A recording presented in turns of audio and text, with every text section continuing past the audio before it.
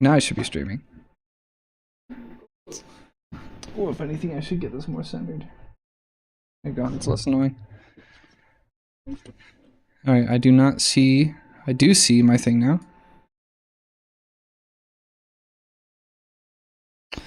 Oh, I think I have a filter on, don't I?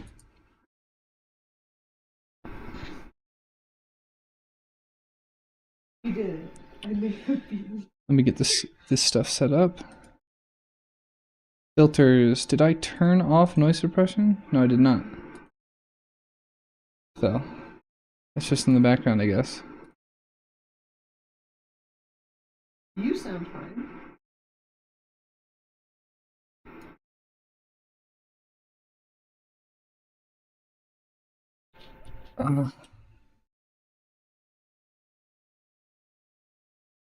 Well, that's annoying. You can wait.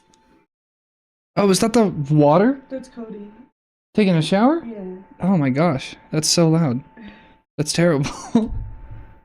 Okay. Properties.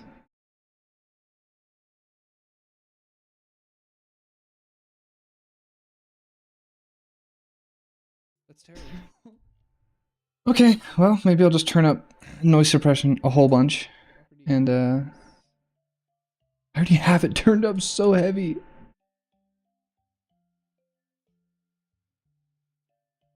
Noise removal plus room echo removal. Maybe I'll go maximum. Noise suppression a whole bunch. And, alright, I've turned it up a bunch. I already have it turned up so heavy. Okay, sorry, chat. You're gonna be hearing my echo.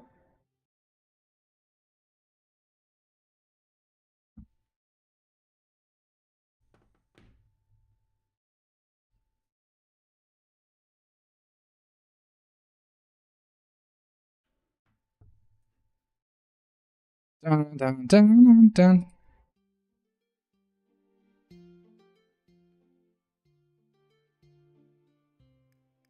Let me see this in comparison. What happens when I do read aloud? How are the audio levels? Dun, dun. Eliminate racial Oh, that's so loud. and Oh, I'm gonna die. Oh my god. I'm turning everything down massively. So I just have the game. I have the game too quiet now. Oh, that's so loud. Oh, I'm gonna die. Oh my god. I'm turning everything down massively. So I can't remember any of the buttons. I don't know what's going on. Oh. No, I'm not restarting. I refuse. I've never gotten this far in this game. I can't remember any of the buttons. Oh wait, no, I accidentally opened the store. Why? I don't remember how to play. Yeah, just exit. Let's see. How do I run? Oh my god, I don't remember anything. Oh, I just used an arrow. Oh wait, no. Arrows aren't consumable in this game.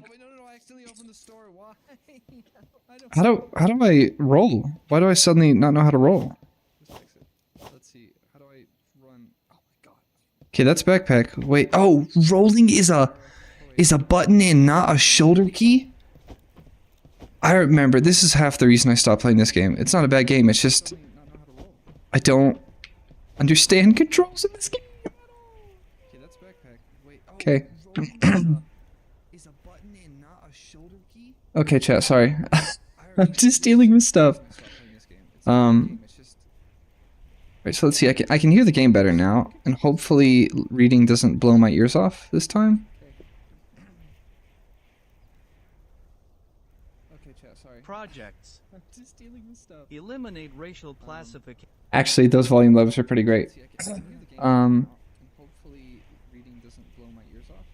Okay, I know you've been hearing the echo in the background. I'm going to now listen for the audio levels. Okay, if that's anything like real life, then that's actually pretty good. And I'm going to go ahead and get started. Okay.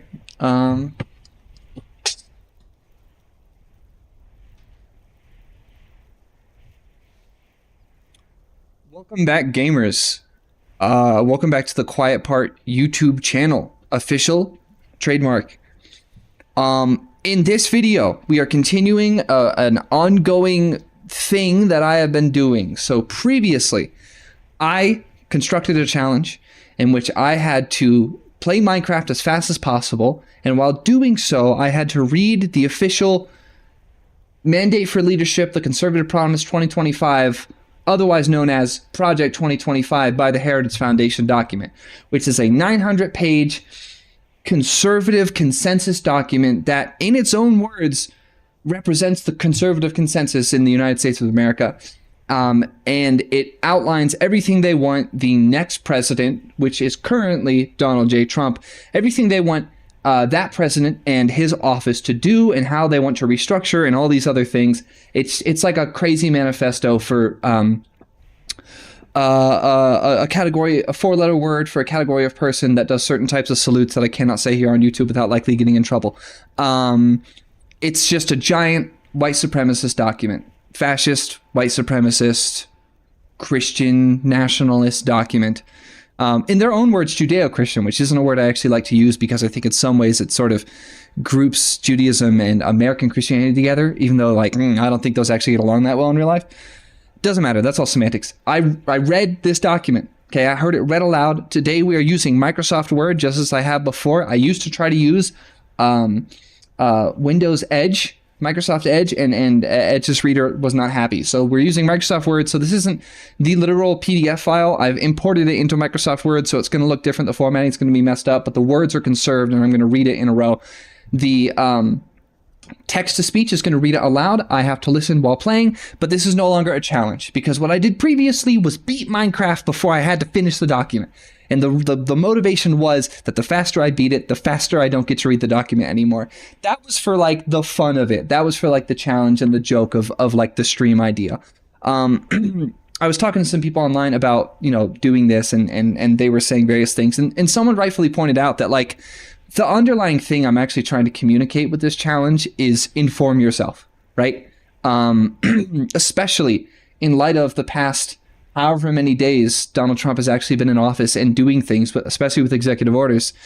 It has never been more apparent why people should try to educate themselves on the politics at hand instead of relying on news, instead of relying on these establishment old legacy media systems. Inform yourself, read stuff yourself, take it seriously. When they put out a 900-page document that has actual words in it, yeah, they're trying to make you not read it. They're hoping you don't. It's for someone else. The point is you should read it because you're not supposed to, all right? That is the underlying punk promise of the Quiet Part YouTube channel. If you're new here, please get subscribed. Follow me for my crazy hijinks. The point of this channel is to say the quiet part out loud. The point of this channel is to broadcast and talk about and discuss and consider things for my personal development that I'm not supposed to know and I'm not supposed to learn about and you're not supposed to talk about and you're not supposed to consider. That means things get controversial. That means we're oftentimes talking about niche things. But niche things that have been made to be niche, even though they fucking shouldn't. Like this document. So I was on, I believe, page 559 last time. And we are looking right now at, I don't really know. I'm not seeing the page headers suddenly. 558. So we're just going to restart at 558 just so I can remember what the last thing I saw was. There are no strings this time around. I do not have to beat Moonlighter. This is my old save file. I'm just playing it casually, and I will stop playing many times just to focus on reading, because the underlying thing I'm talking about here is that you should inform yourself, and I'm trying to put that into practice for people to see, that you should actually sit down and read these things yourself instead of relying on other people to interpret it or contextualize it for you.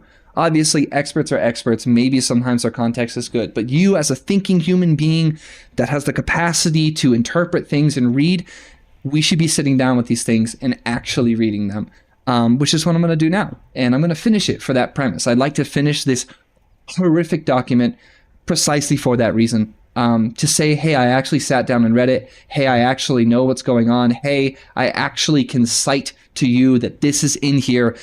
This thing purports that it is the conservative consensus in the United States of America, which obviously I know more moderate conservatives will say, no, this is fringe, whatever. That this document has predicted everything I have seen for the past 10 days or 6 days or how many days Trump has been in office. It's like a checklist. It's not a joke.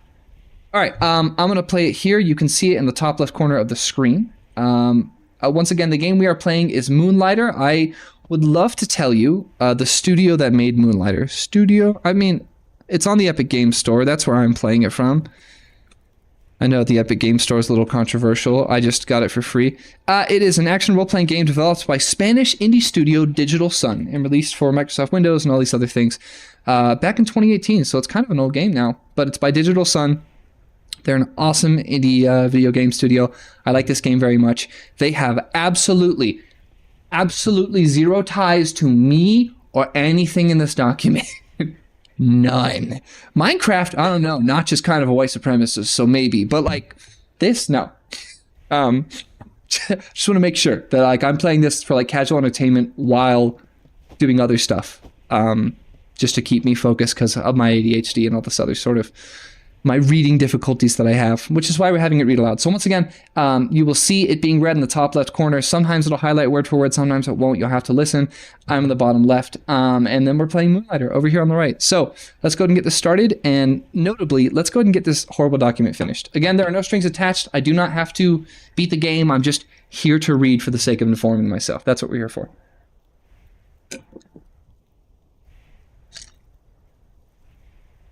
Collapsing manufacturing we sector go. employment and a decrease in All right, I don't even remember how to play this game. to the massive expansion of an increasingly radical human resources Okay. bureaucracy. I literally don't remember anything in this video game. I think I'm just going to open my store and then immediately sell everything to give myself a fresh start. And workplace changes that the agencies were developed to manage. But the agencies have failed to respond. If I remember correctly, this section of the document is about the Bureau of Labor. So this is going to be talking about labor relations and all these things. I'm sure it's going to be anti-union the entire time, which is not surprising at all. And under the Biden administration, that administrative state has imposed the most assertive left-wing social engineering agenda in the agency's history and ratcheted up regulatory costs on small businesses and other productive industry. The agency's authorities have been abused by the left to favor human resources bureaucracies, climate change activists, and union bosses, all against the interest of American workers. Needed reforms. So if you want context, here is how this game works. You run a shop where you go into dungeons and you collect items and then you sell the items for profit at the shop. And those are the vibes. Managerialist left-wing race and gender ideology, every aspect of labor policy I don't remember any of this. with which to advance race, sex, But so the gameplay loop in this game is conservative and religious going into the dungeons in the town, bringing back items and selling them to build your shop and expand your shop, while exploring the game and trying to go through the dungeons. There's a plot to it and a narrative that I can generally follow, but I don't remember that well. Race theory trainings. The Biden administration has pushed racial equity in every area of our national life. Uh-oh, they're bitching him out. Good old critical race theory that they don't actually understand the concept of. Under the guise of DEI and critical race theory, which categorizes individuals as oppressors and victims based on race. Non-discrimination and equality are the law. It categorizes identity qualifiers, tying them to the history of those categories. It doesn't actually tie individuals to that. You know what? Not that even I know what critical race theory really is, other than like their own definition of it, which they themselves contradict all the time. All critical race theory training, CRT. Direct DOJ and EOC to enforce Title VII. The President should direct the Department of Justice and Equal Employment Opportunity Commission to enforce Title VII to prohibit racial classifications and quotas, including human resources classifications and DEI trainings that promote Critical race theory. Again, based on their own definition, they contradict it all the time. Like even their own, I assume it's like a very bad, no, I am not taking any quests because I don't remember how this game works, low-key. Can then be used to support a charge of discrimination under a disparate impact theory. This could lead to racial quotas to remedy alleged race discrimination. God. The Office of Federal Contract Compliance Programs, OFCCP, also has a right to the data EOC collects. Crudely categorizing employees by race or ethnicity. If I didn't make it clear enough for any potential first-time viewers, I lean very punk, anti-establishment, anti-hierarchical. Those are my politics. My politics are guided by the philosophy of punk, the philosophy of egalitarianism, and the philosophy of environmentalism and sustainability. I'm kind of growing and learning from one of my positive influences, a YouTuber by the name of Andrewism. There's this word called conviviality, which is kind of like this more inclusive concept of living sustainably in context of your community with and for each other. So like, I know the word communalism is like a political thing, like it's like actually like a political like thing. Like the word communism means something, like socialism means something. There's also the word communalism. I'm not sure, like I literally follow communalism, the political like system or cultural system, but the idea of community at the center of morality and policy is definitely something that I generally lean with. So by virtue of being punk and all these sort of things, I hate bigotry. I hate any level of exclusion. I hate any anti-human practices. And those sorts of things. So I hate this document, just to be entirely clear. I consider it evil. I don't think I actually know what critical race theory is. The way they defined it earlier, you can look if you try, just look for it in here. Then again, you'll see it 1,000 different times throughout this document. They describe critical race theory as like an understanding that the history of race has had meaningful outcomes on groups of people, and the United States should understand and operate in context of those objective realities. There's nothing to me that seems unusual about that logic. Like, not in the slightest. So, these guys just either don't understand the topic themselves, or worse, I don't even know. The President and DOL can force a huge swath of American employers to comply with rules and regulations based on novel I think like the thing that sexual orientation and gender identity theory. it's interesting that they call sexual orientation and gender identity a theory.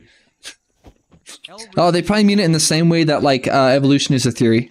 Like, oh, it's just a theory. That's not what a theory is at all. By simply rescinding EO 11246. So these guys' logic is completely based around the idea that, you know what? So, by the way, this first run I'm doing in this, I intend to die in this first run going into the dungeon. I intend to die because I don't remember how to play. I don't remember any of the buttons, and I expect to die a bunch by virtue of that. Let me see. That's that. Ooh, that's fun. Here's the thing. The right has this idea that historically DEI policies supposedly created by Obama, which maybe they were, I don't know. These things that they call DEI oftentimes aren't even what they think they are. And they think that what's going on is like companies are literally like, you're not black, get out. Like that's like, they actually think that that is happening. And employer fires. Yes, you should not be able to fire someone based on their sexuality or gender. Are they going to disagree with that? Which they would, but other such as bathrooms, locker rooms, and dress rooms. Dress codes? These guys love bitching about the nanny state, and then they're like, dress codes. We need more dress codes. And use the term transgender status rather than the broader and amorphous term gender identity. Restrict the it is amorphous. That's that they just don't comprehend that sort of thing. Should restrict Bostock's application of sex Either way, right-wingers actually genuinely think that like the libs have made it such that businesses can fire you for not being black. That's not what's happening. And if it is happening, that's more so like an actual problem with that individual business as opposed to like a federal law. Right? That would get pressed in the Supreme Court in a millisecond, and it would likely lose in the Supreme Court, notably.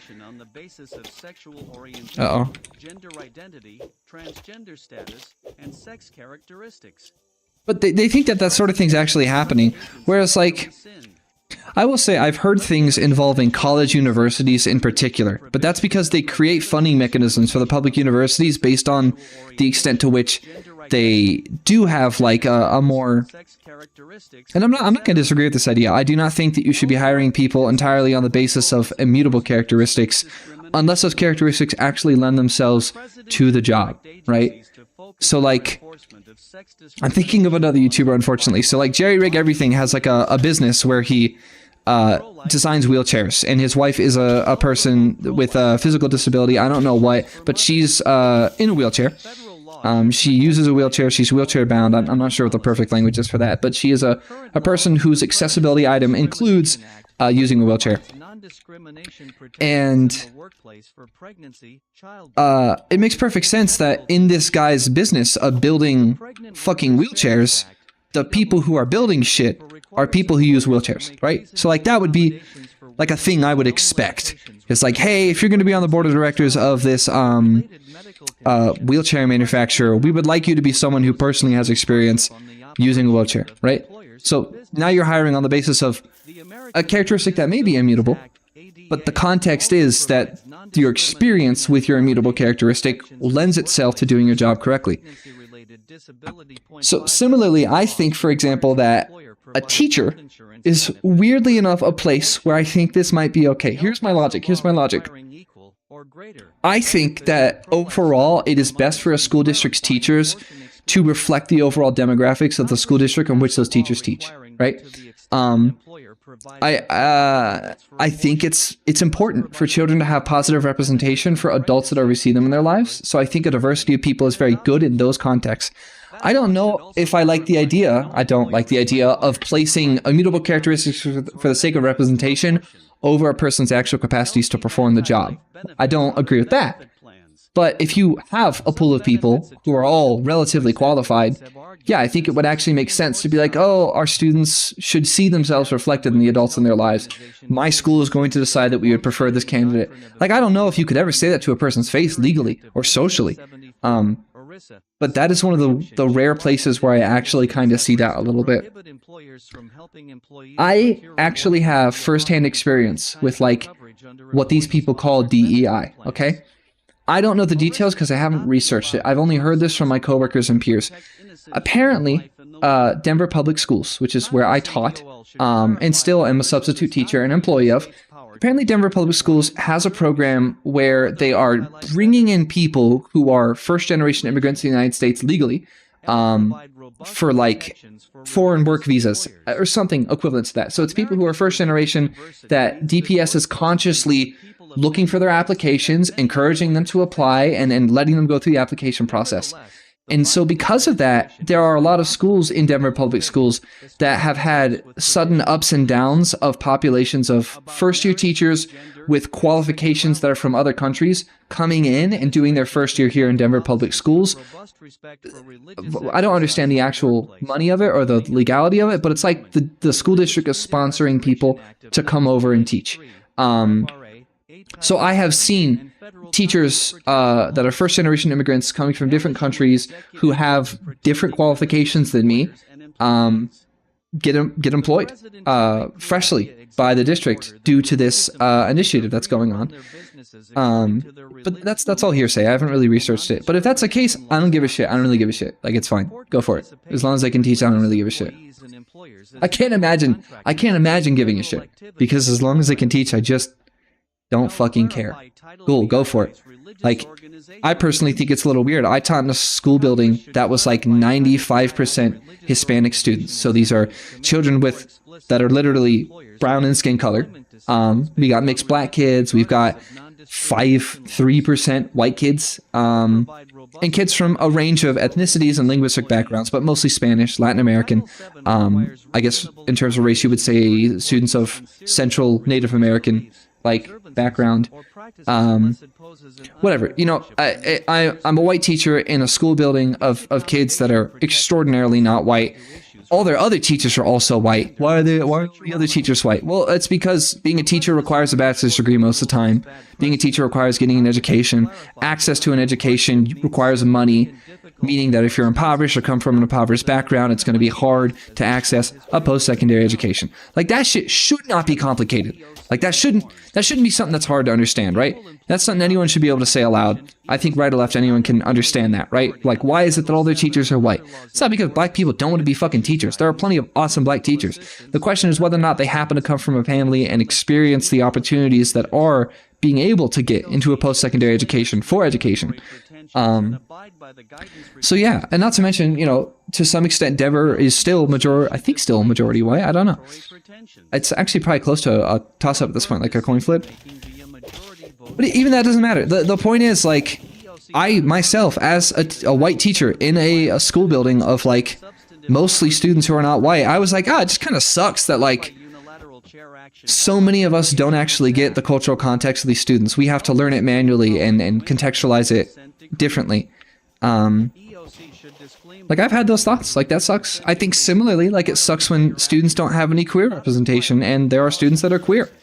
Or linguistic representation, or fucking gender representation, or any of these things. I think it's important for children to see themselves in the world and the adults around them to feel empowered that they can be themselves.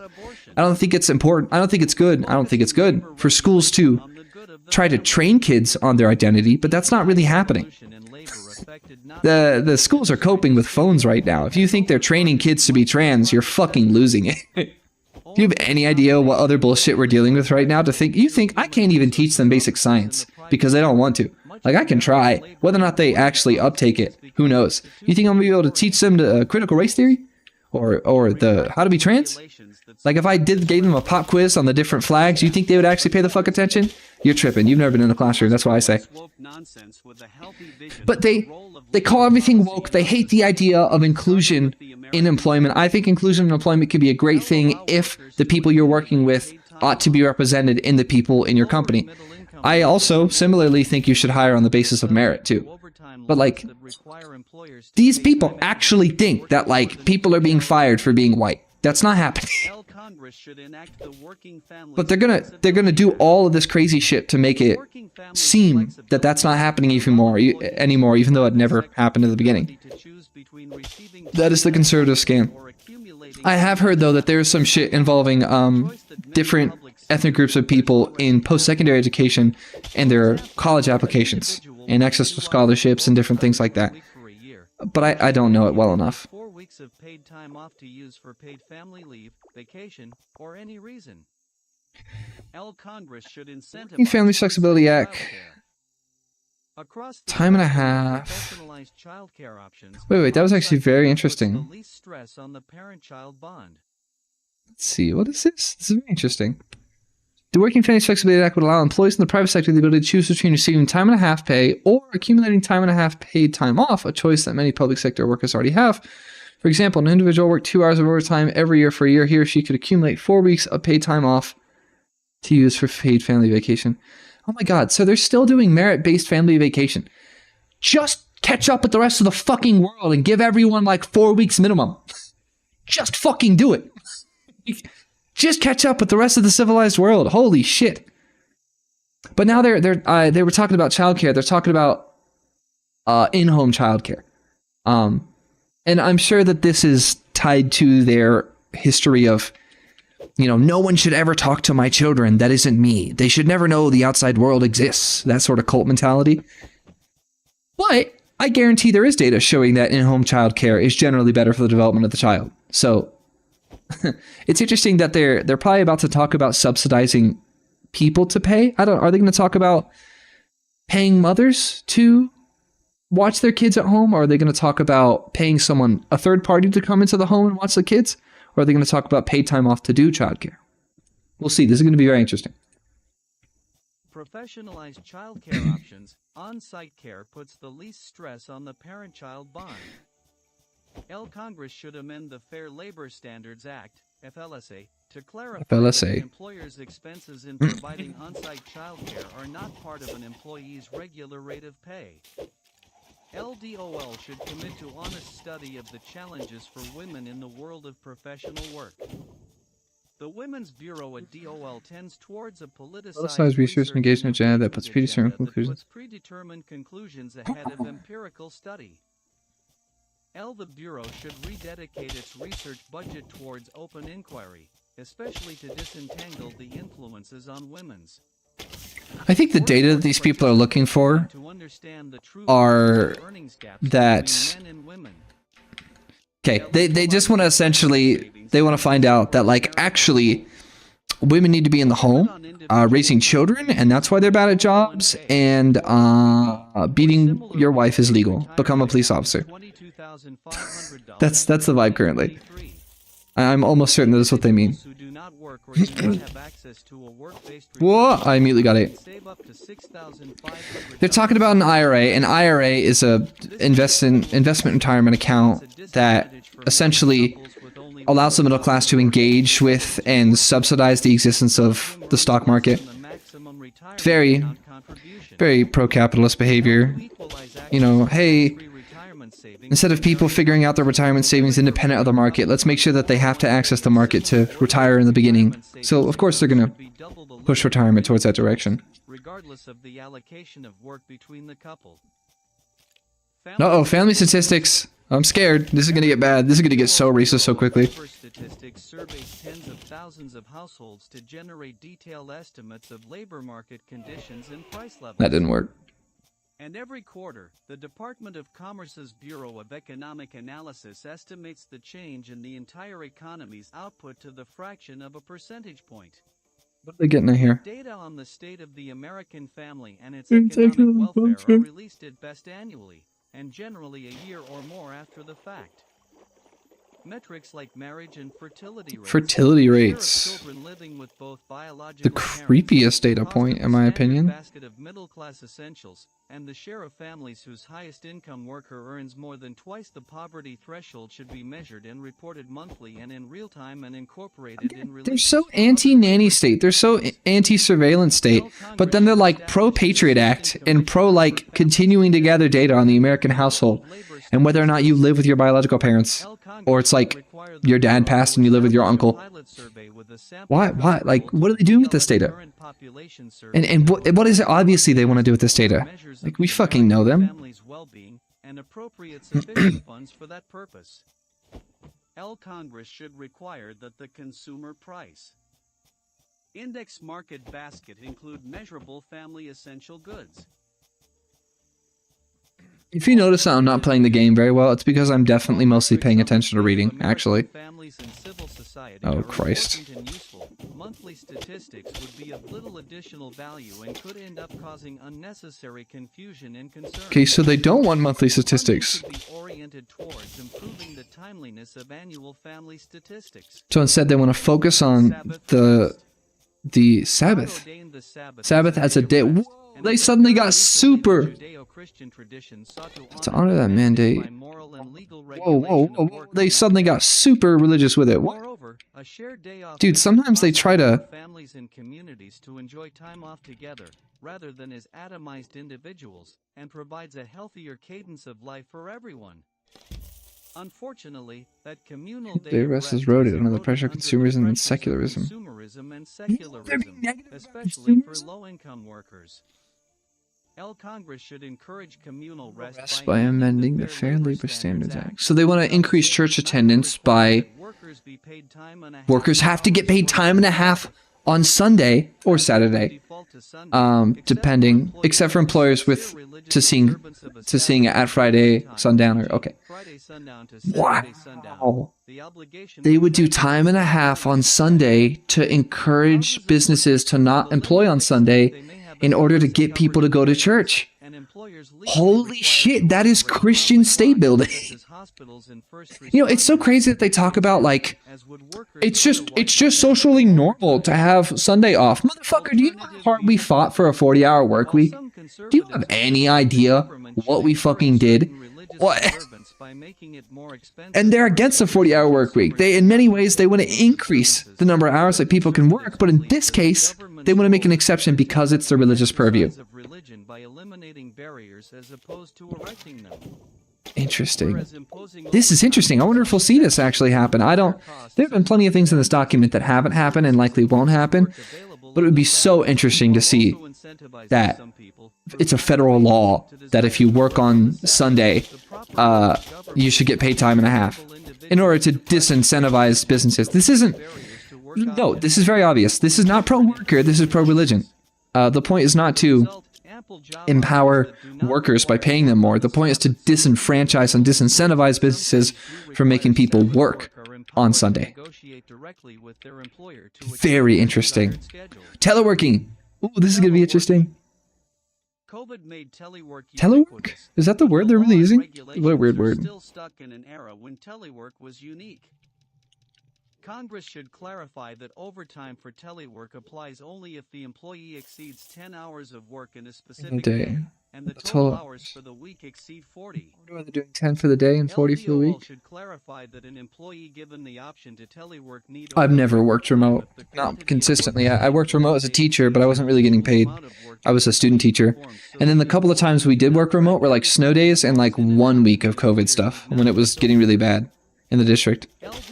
That was in like 2022. Home office is not subject to OSHA regulations, and that time to set up a home office is not compensable time or eligible for overtime calculations. Lots of people are getting tax breaks for having home offices and all this sort of stuff.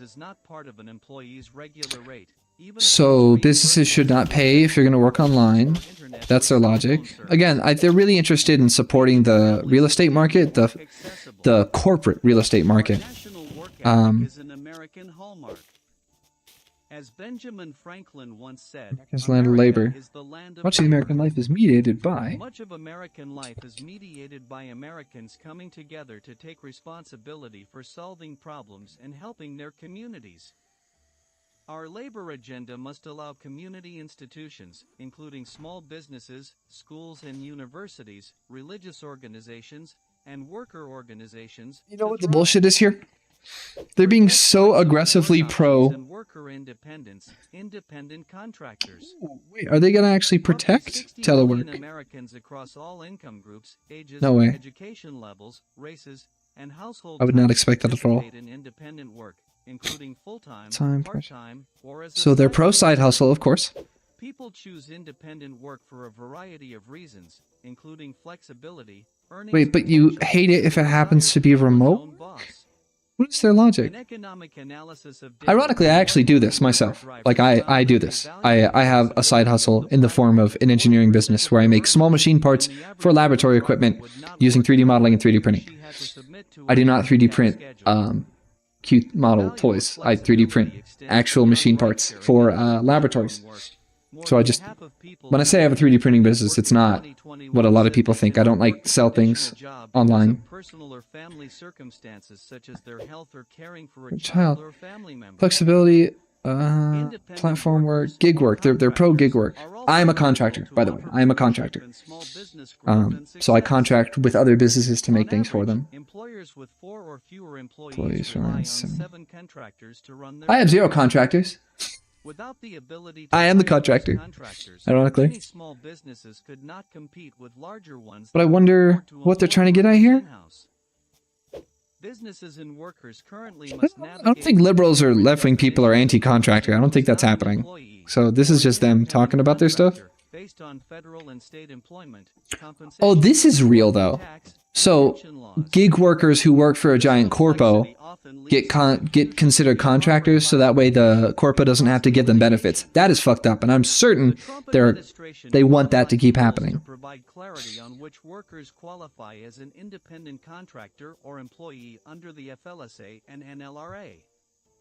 The Biden administration Increasing costs for the employer improves income for the employee. So they're reinforcing once again that they are pro-employer but not pro-employee.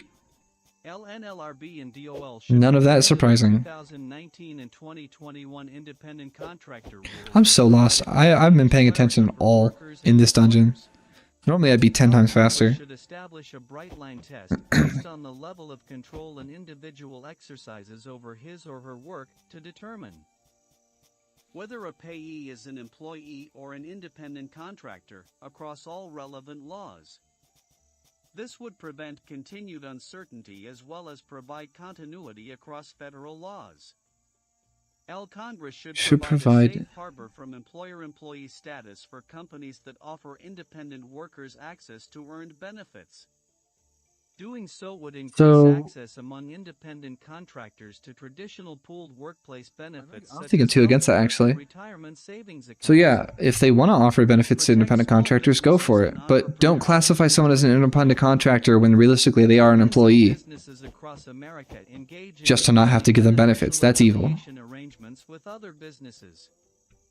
These arrangements include janitorial services, staffing firms, construction contractors and subcontractors. Oh, there's our blue collar. Services, and many other vendors. So funny. They say they're the party of blue collar, but then they actively fuck over anyone who's actually a blue collar worker. Independently owned franchise businesses, which employ 8.2 million. Dude, I'm so lost. I actually don't know where the end of this is.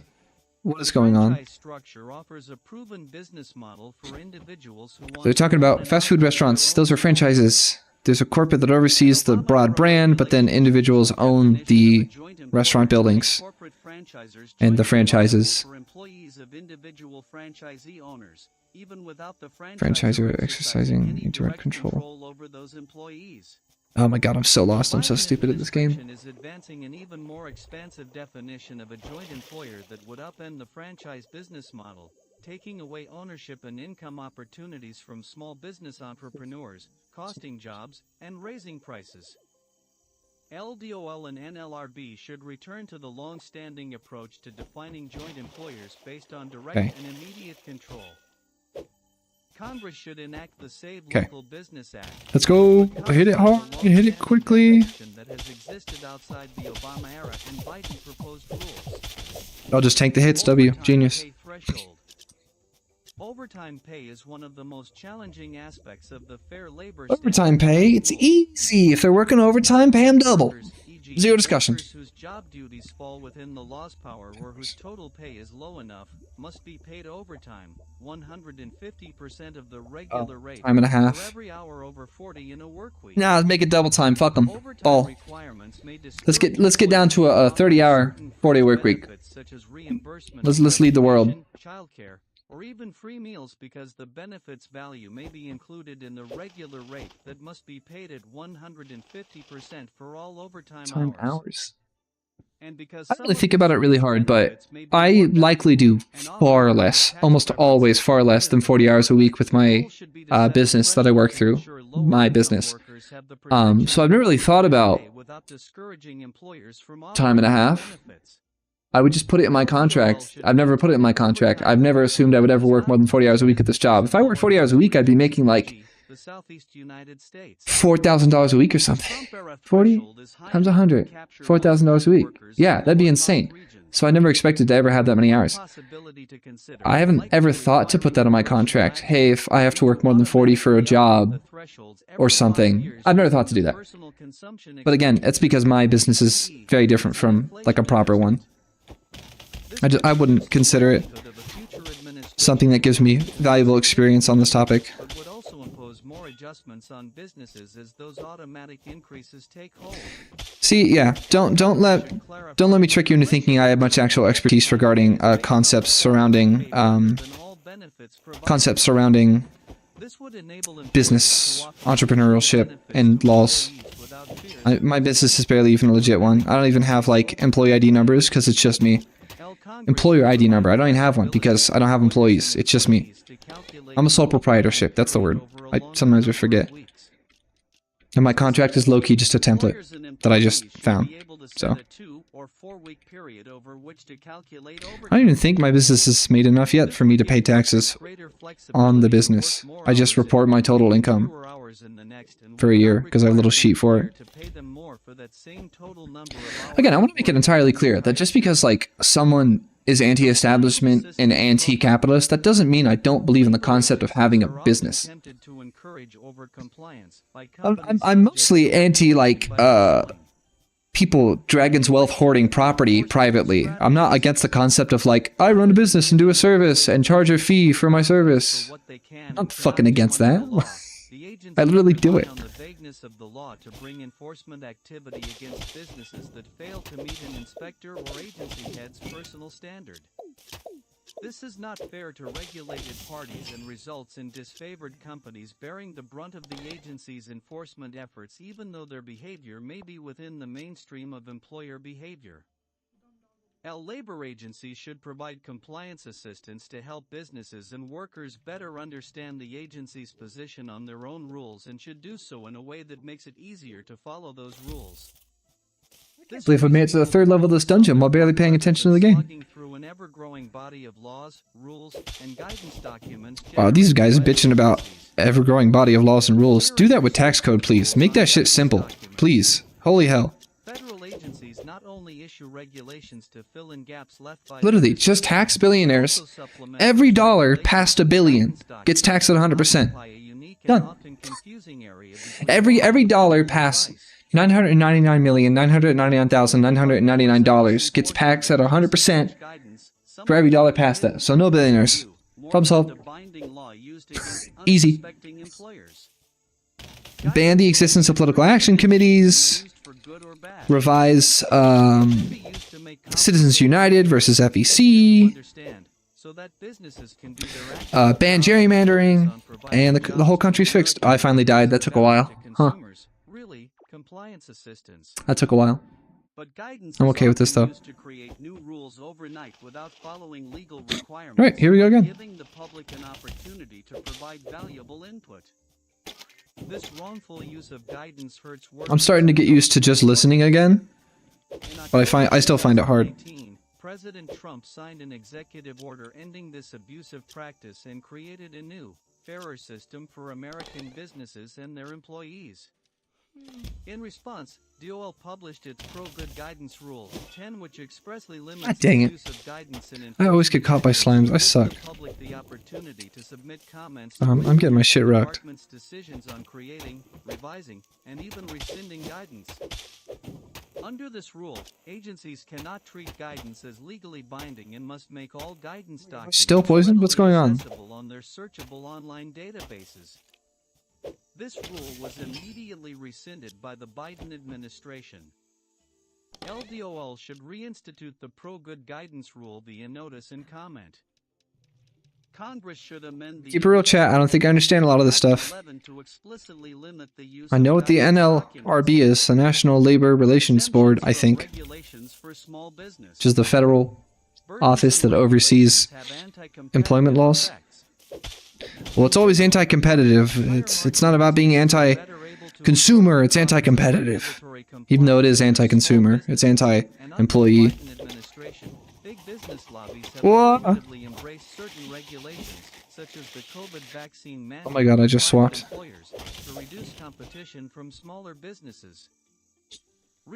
Dude, they love to just slip in shit like bitching about COVID vaccine mandates. They just love slipping that shit in. I'm actually not pro-vaccine mandates. Like, I don't think the government should mandate that you have to get a vaccine. I think there should be expectations for if you want to put your kid into school and your kid's going to get everyone else killed. Okay, then you're not allowed in a public school. Go homeschool. Hey, you're a nurse and you work with immunocompromised people and you're not getting your polio shots, or what's a better example? Tuberculosis, or these basic things that will get people killed. Okay, you can't work here. If you want to go start your own health company and not get your shot, go do it. Like, if they really want to go rugged individualism, then they should be okay with vaccine mandates because it's a private business. But no, that's not actually what they're here for. They just are anti-vaccine because it signals something to their alt-right fanboys, I guess. W. And explore how best to modernize, streamline, and eliminate duplication in the RAP. Apprentices, unpaid internships, unpaid apprenticeships are bullshit. Real apprenticeships should be overseen by a local community's education system. Their school system should organize apprenticeships, and that should be happening at the community level. completely organized, like grassroots. Legacy trades, failing to meet growing industry demands such as in healthcare and technology. Actually, technology demands dropped massively after the crypto crash and the post-COVID crash, because everyone overhired tech people. That the number of job openings filled through apprenticeships could But this was written in 2023, so I don't know if maybe they're just stupid. And that the occupations ripe for apprenticeship expansion could offer 20%. Oh my god, I'm using the bow. I need to stop this. Apprenticeship occupations. The Trump administration expanded apprenticeship options through the creation of the industry-recognized apprenticeship program, IRAP, and more than 130 IRAPs were created. The Biden administration rescinded the IRAP regulations. Why though? Congress should expand apprenticeship programs outside of the RAP model. Yeah, but again, apprenticeships regularly are systems by which you go completely unpaid. I'm generally not chill with that. To recognize and oversee apprenticeship programs. In addition, religious organizations should be encouraged to participate in apprenticeship programs. Should be encouraged? What do you mean? America has a long history of religious organizations working to advance the dignity of workers and provide them with greater opportunity. From the They're saying Christian places are pro-labor. The labor priests who would appear on picket lines to support their flocks. What is this book? What did I just pick up? Forest History 1. Oh dear. Oh no, it's this thing. I hate this thing. Oh, what is this? Is this the thing that pops up if I take too long? I don't remember. I never understand how the stupid ghost thing works. Encourage and enable religious organizations to participate in apprenticeship programs, etc. The ghost thing is back. I still don't understand how it works. I don't remember what the ghost thing does. I feel like it's just trying to make me go faster. If that's the case, I might actually switch to Subnautica just because I can focus on it better. Hazard order regulations. Some young adults show an interest in inherently dangerous jobs.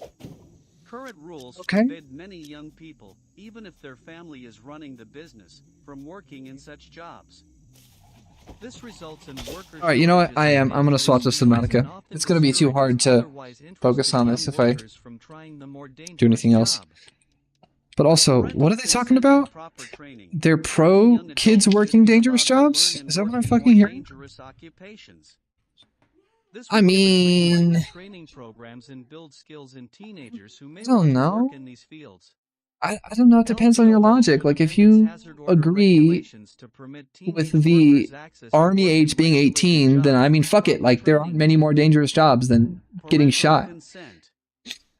So, maybe you could be pro this idea if you're okay with teenagers dying. Personally, I'm not. But then again, dangerous jobs, there are such things as inherently dangerous jobs. There are always going to be jobs that represent danger and require a high level of skill. I'm not against the idea of training up people to be ready for those. I'm not against that at all. Alright, let's see. Do I even have normal Subnautica downloaded?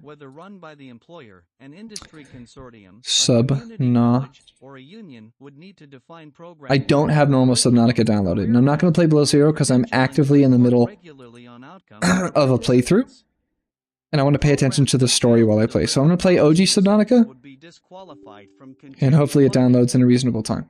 Funding for employer grants should come from existing higher education subsidies. Alright, well, we're in text mode while it's downloading Subnautica 1. Federal BA box. The American labor market continues to experience a glut. A glut of college degrees? You don't want college-educated people in the U.S.? Meanwhile, you don't want highly educated people? Are you saying we produce more high school graduates than suitable jobs need to fill? Was that not the case 100 years ago? How many times has the U.S. produced too many educated people compared to the number of jobs that need their educations? I'm pretty sure that's happened several times. Every time we advance education. Every time we advance education, that happened. So stop bitching about it. Oh, now I'm really tempted to look at data back from the post-Depression era, when a lot of people were suddenly, it was It was like Dewey. Dewey and that other guy, Horace Mann, who popularized common schools. I think it was during the 40s, 30s, 20s? Not the 60s, not the 50s, no way. It was before that, definitely. It was the whole 1890 to like 1930 era, when a lot of people were suddenly going to high school, and we were working on getting people into high school. I'm sure you could have said that we had too many educated people for the number of jobs that required it. Okay, improve the quality of the jobs. Like if you're really a market person, then cool, you're going to turn the United States into a country of people that can do highly qualified jobs. Great, I guess.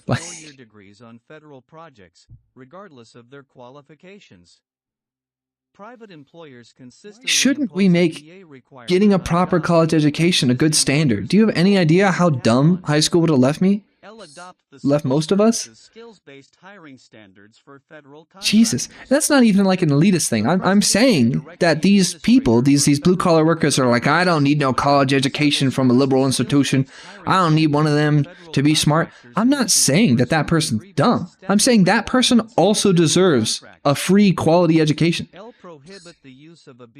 I'm not calling them dumb. I'm saying you just also deserve to get a hella education. Why not?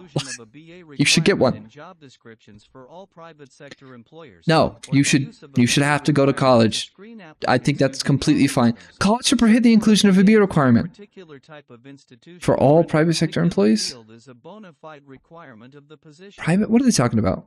Alternative view. While the federal government has a duty to promote economy and efficiency. Wait, I gotta read that again. That's too complicated. But prohibit the use of a BA requirement in job descriptions. Congress should prohibit the inclusion of a BA requirement in job descriptions for all private sector employees, or the use of a BA requirement to screen applicants using algorithms, except where a BA from a particular type of institution or in a particular field is a bona fide requirement of the position. So Congress, they aren't talking about Congress people, right? There's no way. They're not talking about elected positions. They're talking about private sector employees for Congress. Private sector employees in Congress. What am I not understanding? What do I not know about the government structure here? Congress is a group of people, elected officials. Congress is a group of people, elected or appointed officials. It's that category of person. Do they have like office workers? And they have like staff members that they hire, that are hired privately and not... Are they talking about like janitors in the Congress building? Okay, yes, then okay, we don't need to have a bachelor's requirement. Cool. Then again, you know, we are talking about like health safety. Like I think janitorial service people, building engineers actually have a job that involves a lot of health safety stuff. Low key, I feel like they could be educated. Not to mention, do you know how much shit janitors do that isn't cleaning? Do you have any idea how much like building maintenance shit and low key like engineering, electrician, masonry, like they do all this shit that from like 5 different trades. Janitors should be hyped up more, massively hyped up more. No, I guess if we're talking about like a literal janitor in the Congress building, I don't know who they're talking about when they say private sector employees for a federal office. I'm not following that. Sure, yeah, I'm not against saying no to requiring that they have to have a bachelor's. Sure, whatever. So interesting. Ooh, but they are going to talk about... It's weird. We're not even in the general... Well, we are in the general welfare section still, but we're not talking about colleges anymore. But we're talking about bachelor's degrees and their subsidization in this section on labor. Very interesting. I'm going to go get water, but I can still hear. Also, I haven't checked chat. And thus should base decisions on skills as opposed to degrees. It is not the federal government's role to determine whether private employers... Okay, sorry chat, I just now started reading. Chat, I just pulled it up, I haven't been. Thoughts on counter-economics / shadow economy?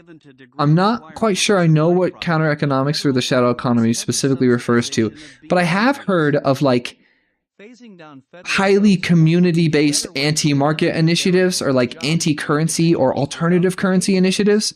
So like I know this is place in Mexico where there's like a community of people that use their own currency to do their own mini market outside of the existing system. I think that's pretty cool and tight. Anything that is decentralized is going to be generally cool to me. Do you have 99 Ranch in Denver? What does that mean? Bad, I don't know what that means. Is 99 Ranch a car? That makes you think it's a car, like a 99 Impala or something. Do I have 99 Ranch in Denver? 99 flavors of ranch. What does that mean? Okay, I'm gonna go get some water, but I am still listening. Chinese grocery store. That's a Chinese grocery store? No. A lot of our Chinese grocery stores in Denver seem to be like individually owned, and they all have like very specific names. So like one of the ones here in Denver, kind of Denver, is called the Great Wall. It goes hard as hell. And then nearby to us, there's a couple of like Vietnamese Asian food stores, but they're all kind of individually owned. Denver has like a very strong Asian population and Asian business owner population, I would say, because there's big bits and pieces of different Asian stores, Asian food places all throughout Denver. Way more than anything I ever saw in Ohio. Way, way, way different. All right, I'm gonna go get water, but I can still hear it. Review employment and training programs to ensure outcome-based metrics. DOL and other federal agencies with jurisdiction over employment and training programs should review their programs and utilize all available tools and authority to ensure these programs contain strong outcome-based metrics. To the extent that agencies have this authority, they should re-evaluate funding for programs that do not meet those evidence-based and outcomes-based requirements. Finally, strong internal policies should be implemented to ensure bad actor grantees are identified and sanctioned expeditiously. Federal Unemployment Insurance Program. In the post-pandemic landscape, the federal government should restore the unemployment insurance UI program. We mostly chains over here, like H Mart and J Mart and Iron Ranch, a couple of brands. However, if you go into New York City, you can find all sorts of local stores. There's a Thai store. We have, I swear to God, we have like 5 different types of Asian grocery stores, chains, locations. It's really diverse out here, which is cool. I wasn't super into, I had super restrictive food habits. It's probably something to do with the autism, low-key, but like I only ate like 4 things before I moved out to Denver, and now like I fuck with Chinese food, fuck with Japanese food, I fuck with all kinds of shit that I didn't used to, and I cook different now too. So, you know, shout out Denver for making me get fucking culture and seasoning.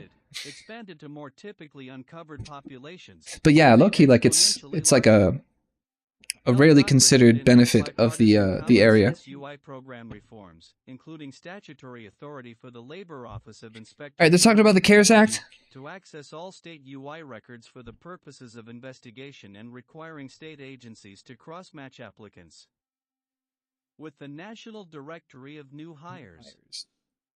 Congress should also develop Subnautica's downloaded. I almost said Minecraft. It's tempting. Maybe I should go try to get that one wing thing that people get in Minecraft. Elytra? There you go. I just remembered. It took me a bit. Data taxonomy standardization. Right, full screen off. Okay. Full screen on. VSync on. Congress should provide DOL with more reasonable enforcement. Okay, huge. For the UI system. Let's see if I can pull DOL can either send a strongly worded letter or revoke the entire Federal Unemployment Tax Act. I don't know where you are, Bed, but yeah, I mean, the more diverse the food, the better. Hell yeah. Absolutely. LDOL should review all actual or planned procurements. All right, let's try this now. Properties. Under the American Rescue Plan Act. Subnautica? 17 for UI fraud Subnautica? No? Is it working? Subnautica! All right, we're playing Subnautica then. That's how I'm going to keep myself occupied while having to read. I love Subnautica. It's one of my favorite games. I'm just going to start a new one and just chill. I'm not trying to beat it. We're not doing that this time. Freaking love this game though. Strengthen its relationship with the OIG and Government Accountability Office, GAO, and support continued development of fraud prosecution with DOJ, the Department of Homeland Security. They're still going on and on about the possibility that people are like stealing unemployment. God. I'm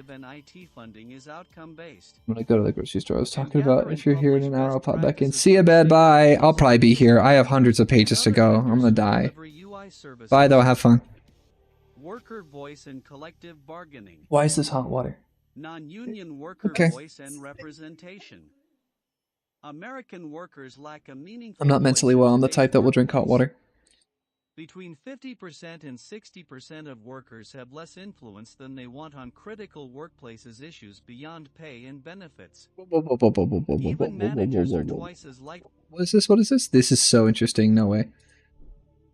Non-union worker voice and representation. American workers lack a meaningful voice in today's workplace. Absolutely. The document has said something objectively right.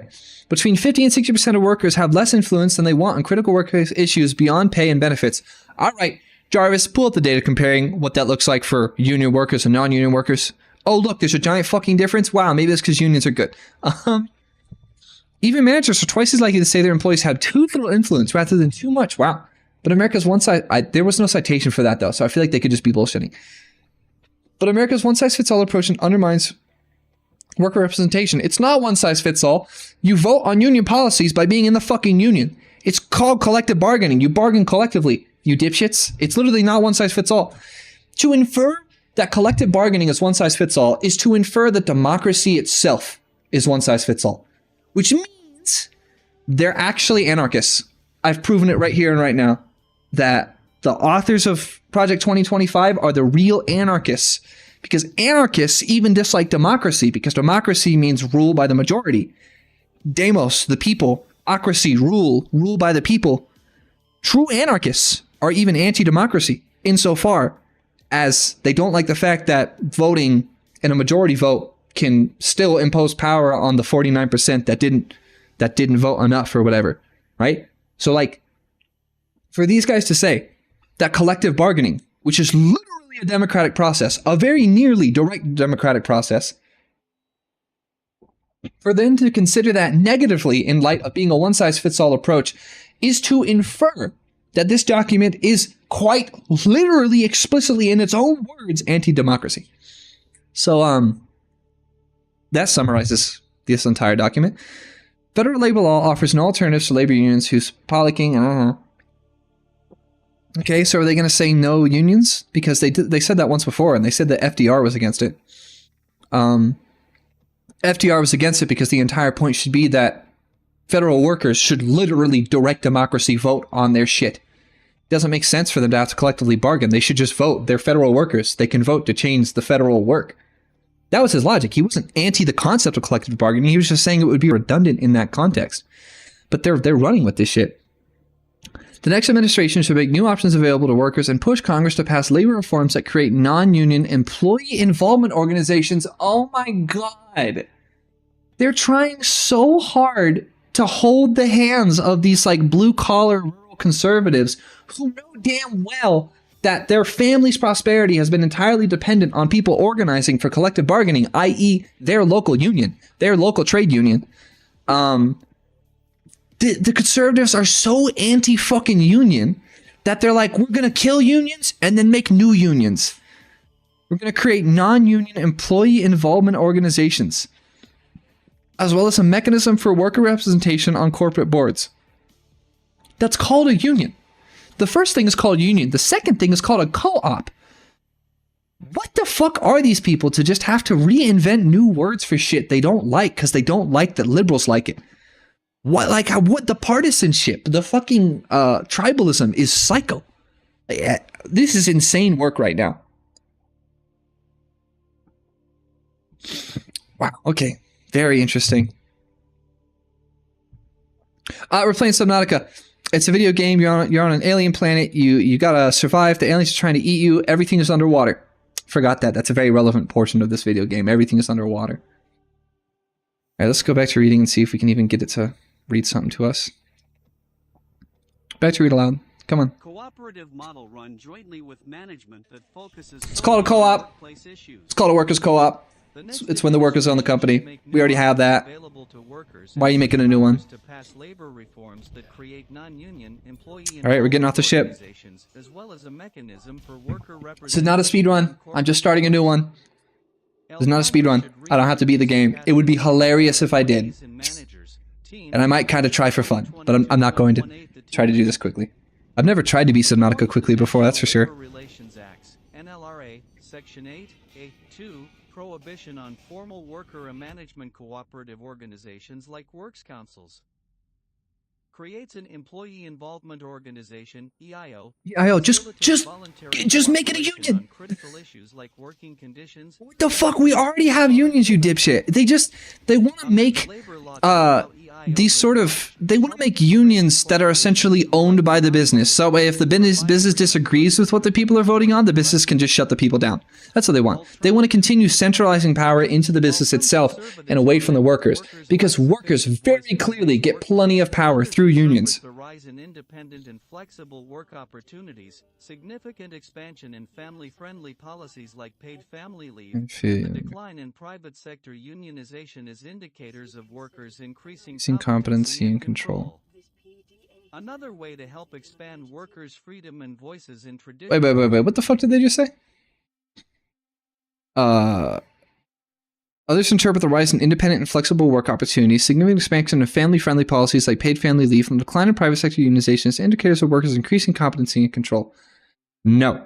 There are documented, explicit, well-known, newsworthy evidence of the fact that most of the giant corporations are extremely anti-union, so of course people are not unionizing as much. They're putting in all this effort to propagandizing the concept of being in a union, to disincentivizing being in a union. They put in incredible amounts of work to make sure that people don't want to be in unions, so of course it's fucking declining. And also, yes, paid family leave is coming up, maybe because the world is moving fucking forward, maybe because the right is obsessed with reproduction, with the concept of cultural reproduction by means of human breeding, literally. Yeah, of course, businesses are going to be pro paid family leave because you literally need it. You can't afford to put your kid into childcare because, yes, businesses are pro paid family leave. Yes, businesses are being pushed in the direction of pro paid family leave because, one, your market pressures. People are not going to fucking work for you because it's a dual income life. Both parents, man and woman, man and man, woman and woman, what the fuck ever, who gives a shit? Trans, I don't give a shit. That's kind of base. Everyone has to do dual income households to raise a child. That's the only way to afford it, unless you already came from money, in which case, fuck you. Not fuck you, but I don't like you. I just want you to know that. I'm kidding. I have a lot of friends who are far wealthier than me. But yeah, almost every household that wants to raise a child or a family or own a house and do the right things to raise a child well and intentionally and afford the child to actually have a quality of life, it's going to have to be dual income. That means both parents work. That means both parents work as much as possible, as many hours as possible. So guess what? Paid family leave is a way to keep people fucking working, to not deal with the root cause of, hey, why is it that every household has to have both parents working for anyone to survive? Didn't the US used to have it different? How do we get back to that? How do we move forward to something better? How about instead of moving back to when like the women were being beat while they did it, how about we move forward to where the man or woman or either partners of any background can like support a household off of one income? How about we fucking get back to that? How about we move forward to something better than that? Yes, paid family leave is moving forward. That family-friendly policy was not one at the volition of the fucking megacorp. It was one because, they literally can't afford to raise families if only one person works. So we need to do paid family leave. Yes, like the world was going to fall apart if they fucking didn't. And yes, private sector unionization is going down. It keeps going down. One, due in part objectively to the fact that unions get fucking corrupt. Absolutely.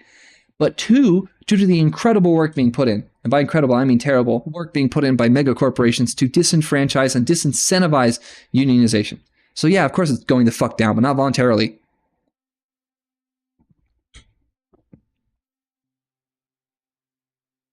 Others interpret the rise in independent and flexible work opportunities, significant expansion in family-friendly policies like paid family leave, and the decline in private sector unionization as indicators of I'm going to have to turn off competency and control. Pretty much any voice volume in this game so that I can focus on just reading. Traditional workplaces is by allowing them to choose who represents them in negotiations with their employer. The Workers' Choice Act 19 would accomplish this by ending exclusive representation so that unions in right-to-work states are no longer forced to represent workers who do not want to join them.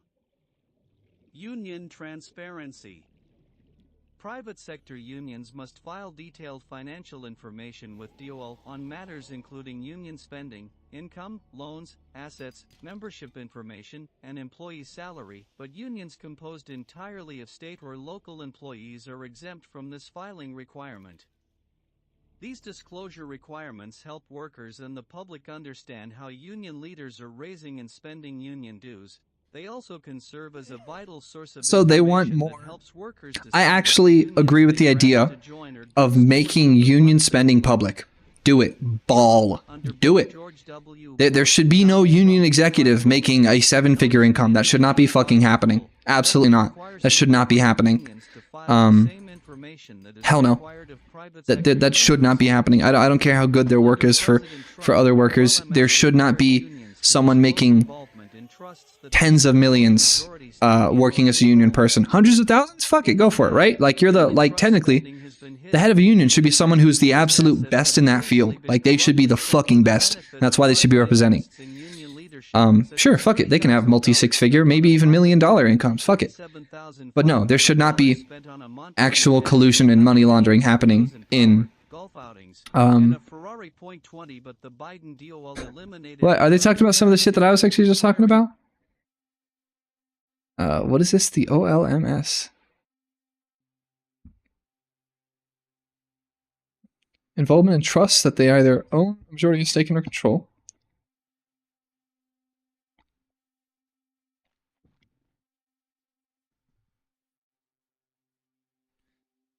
Private party, $37,000 a month, like pen, condominiums for those in power, golf outings and a Ferrari. Well, how are you guys talking about frivolous spending by unions when you put the word President Trump 3 sentences prior, and he's like the fucking icon of spending inappropriately on outings and dumb bullshit.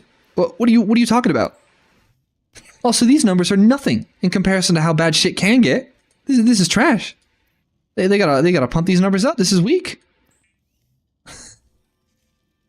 What? Yeah, again, I believe in transparency laws. Unions should literally, because I don't know, I don't care about the case law and logic that I'm trying to put together here, but I think union spending should be 100% public, including the pay for every single member that it works for the union, not employees that are part of the union, but people that work for the union, even if it's a private business. I think because it's a private business that operates in context of being a worker plus privatization thing, I think at that point that's purview of the public. So I think, yeah, absolutely, there should be transparency laws in unions.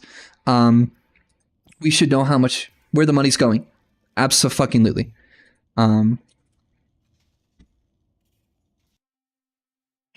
Absolutely, I think that there should be more transparency in unions, and I don't think there should be wealth accumulation in unions either. Union disclosure has historically been underfunded when compared to other DOL agencies.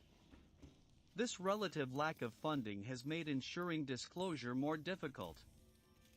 Enact transparency rules. The substance of the intermediate bodies rule should pass into law, either through rulemaking or through legislation. The T1 Trust Annual Report annual filing requirement should be restored. Increase funding levels. Congress should expand the funding of the Office of Labor Management Standards. Duty of fair representation. Unions have a duty of fair representation to their members, yet they too often abuse the duty to use their members' resources on left-wing culture war issues that are unrelated, and in fact often harmful. They don't fundamentally care about union corruption. They only care about unions being used for leftist shit. Jesus Christ. They don't even try to seem like fair. They don't even try. Oops, I accidentally paused it and didn't mean to that time. Of interest and analogous to breaches of the fiduciary duty of loyalty in other areas of law. Interpreting protected concerted activity. In an effort to prevent employers from retaliating against workers who express a desire to unionize, certain activities are deemed protected concerted activity under Section 7 of the NLRA.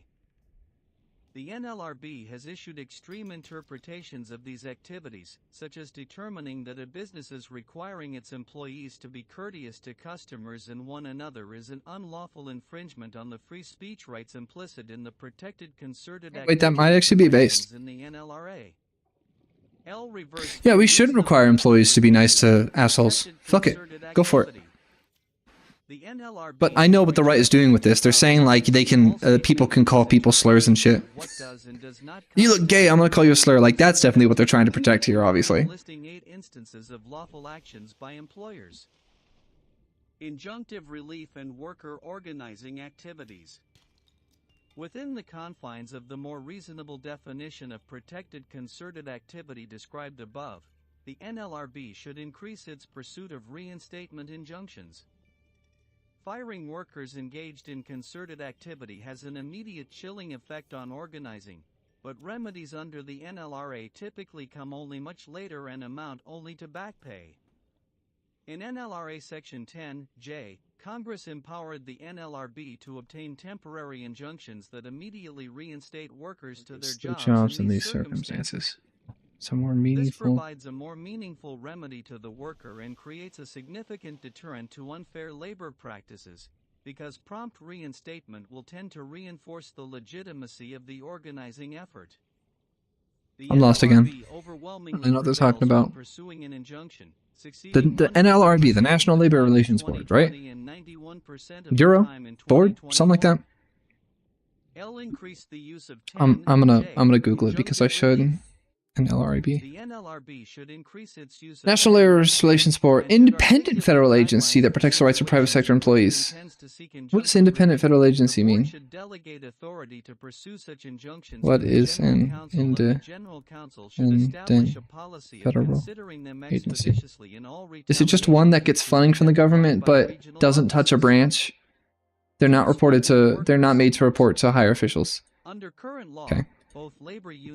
I will say though, union dues hurt sometimes. That shit can be heavy. That can be high. You have to make a logical discussion in your own head of like, will this union afford me better rights, better compensation, or better benefits for the cost of the money I'm giving to the union? That's like a thing you have to.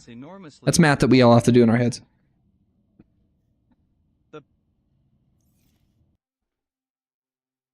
Past decade are not required to file these disclosures. Investigate worker centers and require financial disclosures. DOL should investigate worker centers that look and act like unions and bring enforcement actions to require them to file the same financial disclosures. Office of Labor Management Standards Initiative. Currently, the Office of Labor Management Standards, OLMS, may investigate potential employer malfeasance. What the hell does the word malfeasance mean? Damn. Any complaint by a worker or union, but may not do the same with regard to potential union malfeasance. If OLMS has evidence that a union may be violating the law based on information available to the agency, such as annual financial disclosure reports, Super lean back. information developed during an audit of a union's books and records, or information obtained from other government agencies, it should be permitted to open an investigation.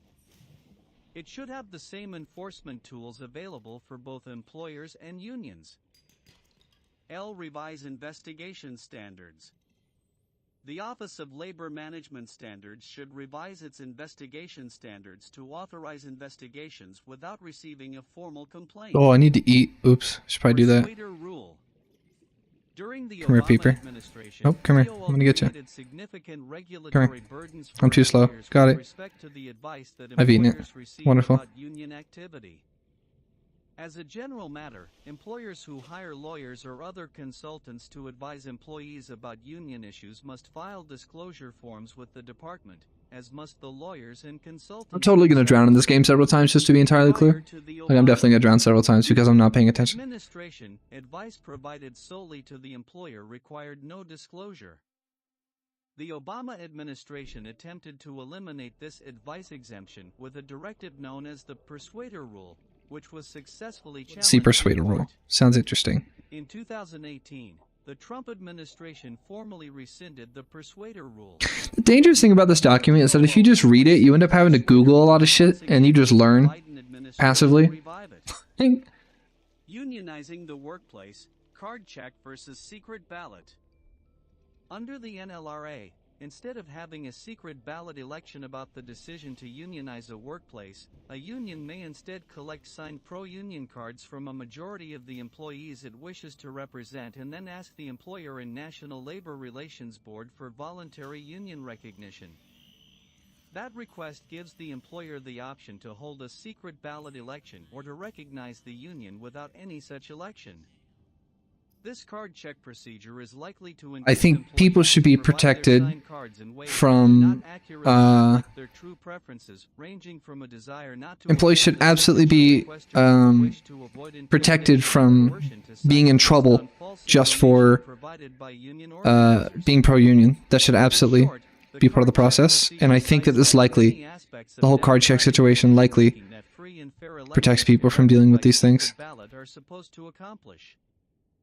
Notably, again, the whole secret ballot thing, I'm pretty sure its history is so that way people don't get in trouble for being pro-union. Legal theory that card check decision-making is required under the law, basing this theory on an old NLRB case, Joyce Silk, even though the Supreme Court has repeatedly rejected mandatory card check recognition.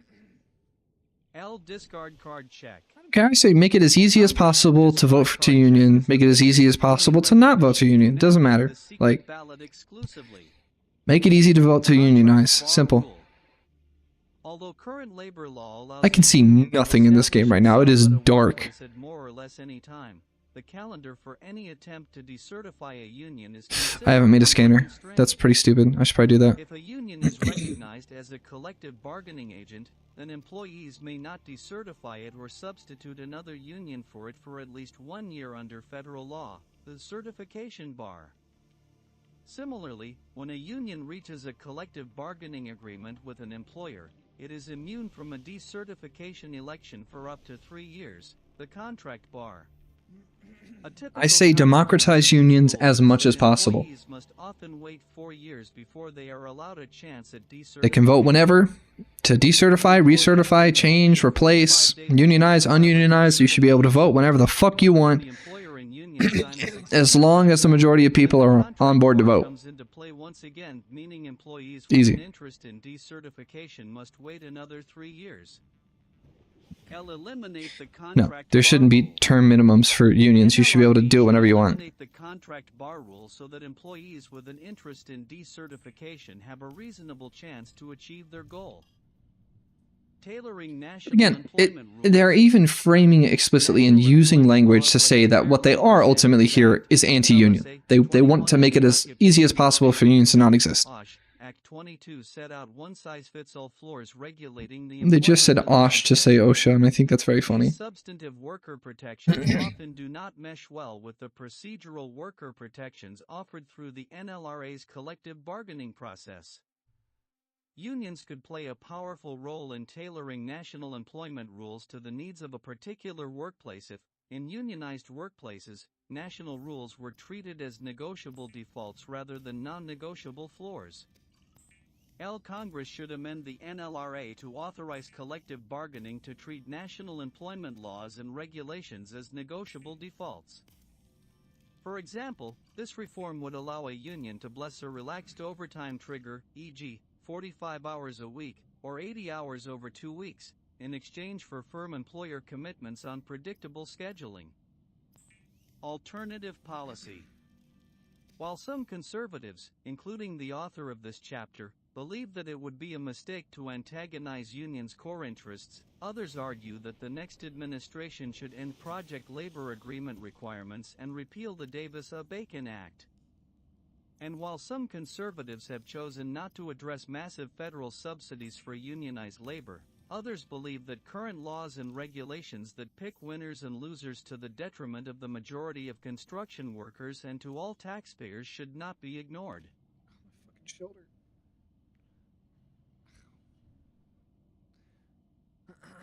Project labor agreements, PLAs, are I have no problem with the federal government subsidizing the existence of unions. Why not? There are a few reasons It makes the American economy stronger and supports families. There are many reasons that even when You know what? I said that ironically, but like that is very literal. construction projects have declined to use Unions are very good for families. Among the consequences, the majority of construction firms and construction workers are not unionized, and their temporary forced unionization results in large-scale wage theft. Construction companies are significantly less likely to bid on projects with PLAs. On God, they definitely said wage theft in context of the Construction costs by business 10% to stealing 30%. wage, right? They're not talking about, Davis-Bacon Act 23 requires federally right? Because technically on paper, the largest source of theft in the United States is wage theft. It's ways in which businesses do not compensate their workers. Construction labor in the relevant area. However, both the Government Accountability Office and the Department of Labor's Inspector They're not going to clarify if it reflects wages up or down. self-selected, statistically It should be as high as anything can bear. Fuck the market. It should be as high as the people deserve for the work they do for their community. The Fuck off. Davis-Bacon Act redistributes wealth from hard-working Americans to those that benefit from government-funded construction projects.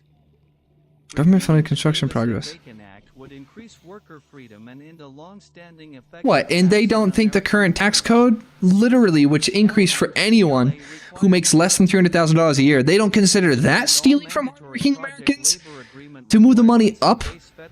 They turned gravity off. They flipped the pyramid over. It was never going to trickle down. They're having it run up.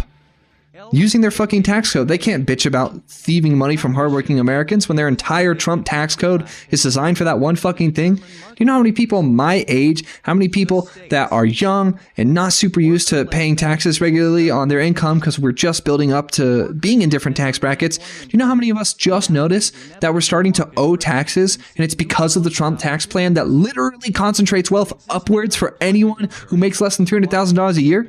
Who the fuck do you think is doing hard work? What do you consider hard work? The outdated system Fuck. failures during the COVID-19 I don't think people who are making millions of dollars a year, because yes, there are probably people making less than $1 million a year who are out in the field doing the hard work, physically lifting stuff, manual labor, shit like that. I'm sure there are, but I'm talking millionaires. They're not out there doing the hard work. This is ridiculous. For granted that unemployment benefits must be administered by government agencies, but other Western market Do you have any idea how hard it is to get unemployment? Do you have any idea how hard people have to fight? I've heard how substitute teachers who will get fired for like no reason because they work in right-to-work states, they'll try to apply for unemployment. It's impossible. Like there's just no hope of it. It's so hard for people to actually get unemployment. State governments already administer unemployment benefits and have broad discretion over their programs. Existing statutory language in the Social Security Act 24 does not prohibit non-public organizations from administering the program. I just cured a peeper. I'm an idiot. I just cured a bladderfish. Further, the administration What an can idiot. replicate state-level experiments in welfare programs So and stupid. empower state officials to adapt UI to local conditions and needs. L approved non-public worker organizations as UI administrators. DOL should approve, pursuant to Need Section food, unfortunately. 303 Peeper, A2 got one. of the Social Security Peeper. Act, non-public I will worker end you. organizations Come here. as Come hither. administrators. Come DOL on, offer you waivers for fiend. suitable So hard to alternatives. catch during the daytime. DOL should offer waivers from the standard requirements imposed on unemployment compensation by Section 303A and Section 303D. Alright, I need to find of the Social fragments. Security Act to states that I'm gonna head propose towards suitable here alternatives. and hope I can find some. L require Oh, cool, a fragment. organizations to That was easy. comply with restrictions on I need the political Sea Glide, and then I need the Sea Moth ASAP, and then realistically I could probably beat the game with those two things. Any public I just need funds death upgrades. requirement that an organization comply with restrictions on political spending is applied to 501. Actually, I don't know anything about speeding this game. I'm not even gonna try. I'm just chilling. I'm just gonna enjoy it. The federal laws governing labor management relations have barely changed in generations, and reforms on the federal level have been almost impossible to get through Congress. To modernize labor law, the Congress should pass legislation allowing waivers for states and local governments. To encourage experimentation and reform efforts at the state and local levels, Congress should pass legislation allowing waivers from federal labor laws like the NLRA and FLSA under certain conditions. State and local governments seeking waivers would be required to demonstrate that their reforms would accomplish the purpose of the underlying law, and not take away any current rights held by workers or employers. In addition, waivers would be limited to a 5-year period, after which time they could be modified, canceled, or renewed. Excessive occupational regulation. God, what are they going on about? Occupational regulation, most typically encountered as occupational Isn't there a button to auto swim? There is. employment and wasted Huge. resources, and artificially increases consumer prices. It is a significant You cannot complain about artificially increasing consumer prices when you are the party of pro-tariff.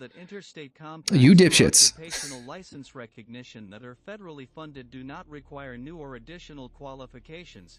That is, It is so obvious when a conservative is cosplaying like a blue-collar trades family, because you ask them what a tariff is, and one, they have no fucking clue, and two, they think that it's going to help. You talk to anyone who grew up in a steel family, an oil family, any fucking family, glass families, you talk about anyone who works in an industry, and an industry that involves scale, manufacturing, and procurement, and you talk about tariffs and everyone freaks the fuck out, because that's bad. It's really, really fucking bad. That cost is going to get passed on to the consumer. That's how tariffs work. It charges the American consumer for importing to disincentivize, in Trump's mind, disincentivize people importing from other countries. But that will be passed on to the consumer. And anyone who's worked in a fucking manufacturing business knows that. That's why everyone tries to procure right before the tariffs kick in. Everyone tries to like hoard resources ahead of time, so that way they can wait out the fucking period of time where there are tariffs. Savings, ESG, and pension reforms.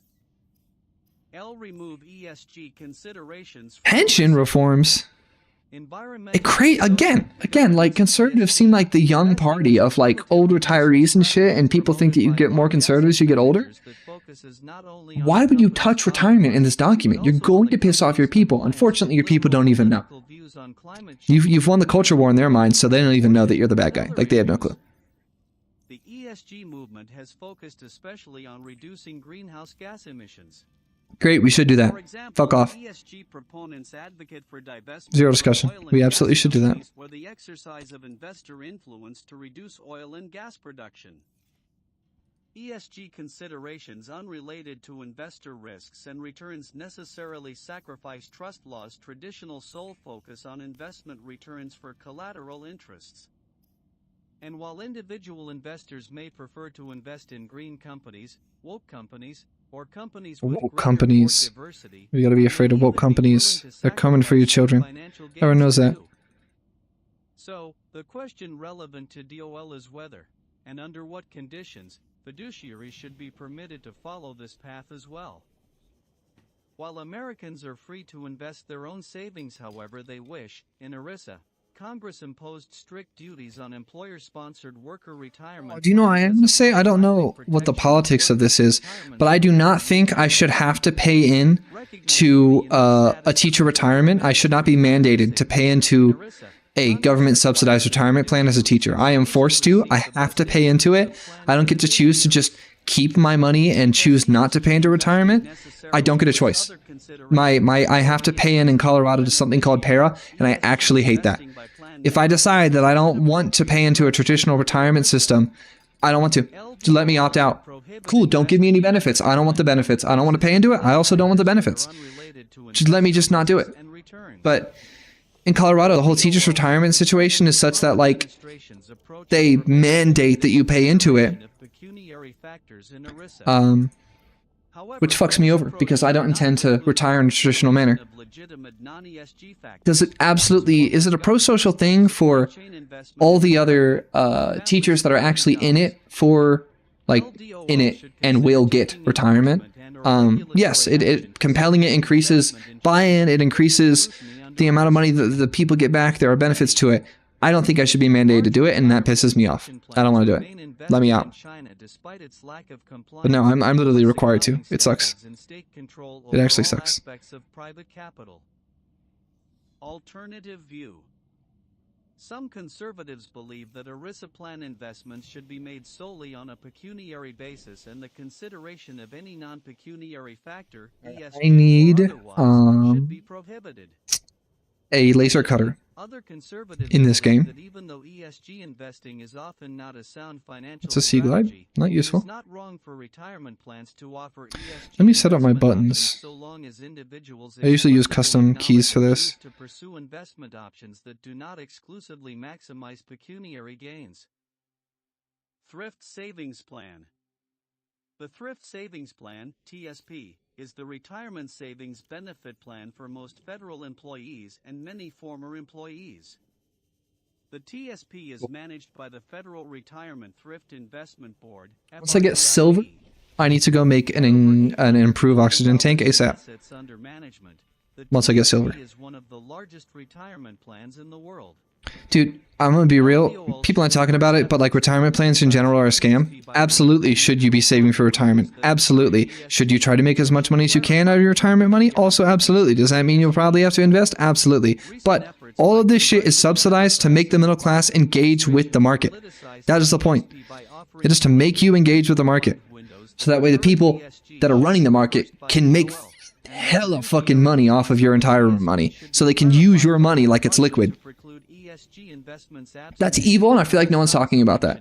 I don't know enough about it to like be, so like I'm probably never gonna make a video on, you know, how that happened because I just don't know enough of the history. But I know what's going on. BlackRock. Did you say BlackRock? These managers have demonstrated a public commitment to use the funds they manage to advance ESG. The federal government should follow the lead of multiple state governments in removing their pension funds from fund managers such as BlackRock and State Street Global Advisors, and contract with a competitive BlackRock is goddamn evil. that will comply with its fiduciary duties. Are they saying BlackRock is bad? Are they saying BlackRock is bad? There's no way. Enforcement actions against BlackRock and State Street Global Wow. Advisors for their violations of fiduciary duty while managing the TSP. 2025 said fuck you BlackRock. That's huge. Good job. I'm right with this. Fuck BlackRock. But also fuck the entire concept of having to pay your own retirement and also having to engage with the stock market. And what the reason I'm bitching about stock market is because Roth IRAs and these other things involve engaging with the stock market in order to get dividends on your retirement money. Which again, that just gives more liquid money to the people running the market. No, fuck that. That's corrupt. And I hate that people are forced to have to give themselves a chance of having enough money when they retire by putting their money into a market-based system for their retirement. Yet the FRTIB has repeatedly approved the investment of TSP funds in Chinese military companies and state-owned Finally happened. enterprises. Under the 6, 5. Oh, there's no way I'm gonna die. 4, 3, 2, 1. Am I dead? Oh, I died. However, under the Shit. Biden administration, the I didn't get anything. I just got. available a wide range of investments in China. Was it all my gear? LDOL should exercise Yep, pretty much everything. oversight of the Right, back at it. FRTIB to Time number 2. prohibit investments in Let's go a different China. direction this time. Congress should We'll go this enact way. legislation prohibiting investment of the TSP in China. Pension reform. Uh-oh, more China. They cannot go Pension plan more than 10 pages without mentioning China. Residents of states that responsibly manage their public pensions. God, they hate China. Pension plans for state Good and God. local government employees should not I mean, be now that I look responsible back on it, I for remember how, like, do not do explicitly racist sounding Trump was towards all Chinese people, low-key. so I remember that. aid to states can effectively But, like, be used to free the degree to which this document wants us to go to war with China is crazy. And it makes me genuinely feel confident saying that in the next 4 years, tensions with China will absolutely heighten. But also, I honestly feel somewhat confident saying that we're going to go to war with China over something. I don't fucking know what, but it's going to be something. discount rate on Maybe it won't be like a World War level war, but like it's going to be something. aggregate, These plans were underfunded. And there's no way that it's not happening. It has to. $501 trillion as of fiscal year FY 2021, even though the plans reported underfunding of This is huge. That was a giant number, and I should pay attention. Although the federal government does not impose funding rules on public pension plans, these plans should be required to disclose the fair market value of plan assets and liabilities using the Treasury yield curve as the discount rate on an annual basis. In the aggregate, these plans were underfunded on a market basis of $6.501 trillion. What does this mean? Underfunded.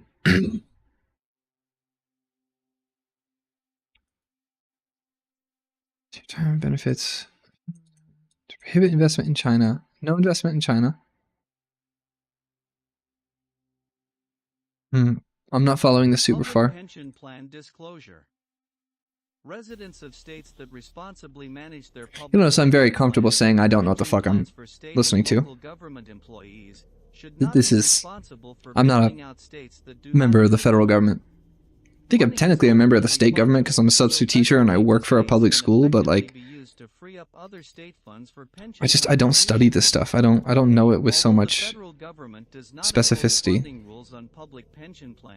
These plans should be required to disclose the fair market value of plan assets and liabilities, using the Treasury yield curve as the discount rate, on an annual basis.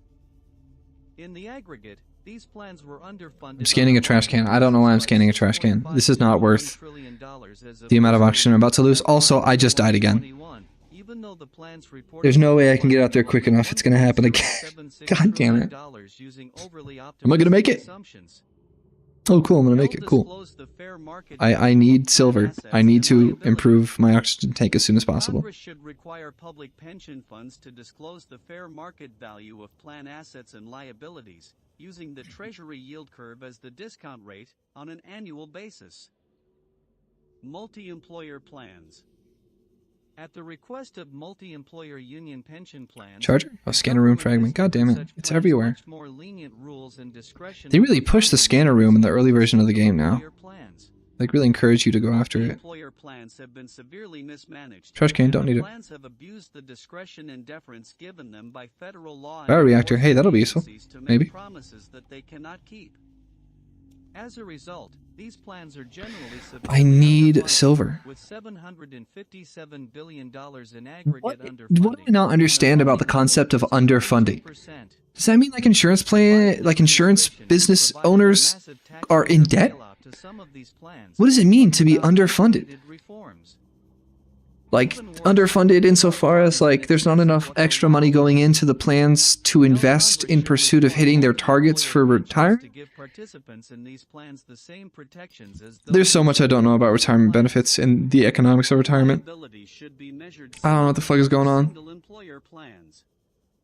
Workers should be able to earn benefits at any employer in the plan, but liability should be divided CMOS fragment, huge. employers. Instead of the current illusory joint and several liability under which no one is ultimately What's funny is when I play this game myself, I almost play it like I'm on hardcore, where if you die once, you lose the entire game. Because when I play it myself, I usually just try to never die at all. Impressively so. Pension Benefit Guarantee Corporation. The Pension Do this for Benefit fun. Guarantee Corporation, PBGC, ensures benefits for private sector pension plans, with separate single-employer and multi-employer insurance programs. Oh dear. The PBGC's annual report must be submitted on time, and with timely data that uses fair market value principles to calculate the PBGC's God, do they love the word fair finances. market value principles. The PBGC has been submitting portions of statutorily required annual reports many months late and using out-of-date data. And PBGC's data dang on it, this plans doesn't is go to the right almost thing. 5 years old. These problematic practices I have to actually make it copy my difficult stream for itself. Congress to become aware of serious problems in the insurance programs, which received a bailout of over $85 billion in the 2021 American Rescue Plan Act. Okay, let's try this again. PBGC should use existing statutory authority to protect workers, retirees, employers, and taxpayers by closely monitoring and taking appropriate remedial action with regard to badly run and underfunded multi-employer union pension plans, including termination where appropriate. The PBGC's refusal to use such authority helped cause its multi-employer program deficit to go from less than $500 million in 2008 to over $65 billion in 2017. Congress should increase the variable rate premium on underfunding and eliminate the per-participant cap in order to appropriately take into account risk and limit the degree to which well-funded pension plans must subsidize underfunded plans. Reform should back to the game. proportionally reduce the fixed Wait, let me bring up per-participant chat. premium to ease the burden on well-funded plans and also increase premiums on multi-employer plans to Okay. match single-employer plans. Improving access to employee stock ownership plans. Employee stock ownership plans, ESOPs, Again, are it's a all risk-covered about employee involving retirement savings plans that employees allow with the employees market. to receive compensation But the in market form of is equity literally for employer business. just an arm These arrangements of the allow oligarchs. employees to That's it. formally participate as The investors in stock other market employers' is not businesses built or for rights. individual consumers. Like, And yes, it are also people aligns getting with dividends? employee Not dividends, incentives technically, by giving but are employees people a greater seeing financial stake in the positive success return of on their investments in their employers. retirement accounts that are With over hooked half to of the all existing stock businesses market? owned by business Absolutely. owners over the But you age of compare 55, what ESOPs also I get out provide of advantageous a retirement securities investment plan opportunities compared to a that fucking support millionaire, local and it's a businesses joke. and regional Probably not economic even a millionaire, development. multi-millionaires, like 100 level Finally, ESOPs millionaires, can hundreds enable of $1 million greater investment business returns owners and for shit. employees. The money is being However, centralized, ESOPs have to date aggressively strict rules centralized. under ERISA that recognize their unique An structure investment and is literally benefits. just a way of This has to encouraging be the middle class to considered as a prop up the barrier stock to market. employers considering adopting ESOPs. So that way these people can capitalize on it, literally. Clear regulations for ESOP valuation and fiduciary conduct. DOL should make it easier for employers to offer ESOPs by providing clear regulations for ESOP valuation and fiduciary conduct that encourages the participation of employee beneficiaries in corporate governance, while recognizing the importance of financial diversification for retirement security. Oh my god, I have so much titanium. Conservatives believe What am I gonna that do it with is all these important ingots? I have for like 10 now. American families to have control over their savings and to be able to hold diversified assets.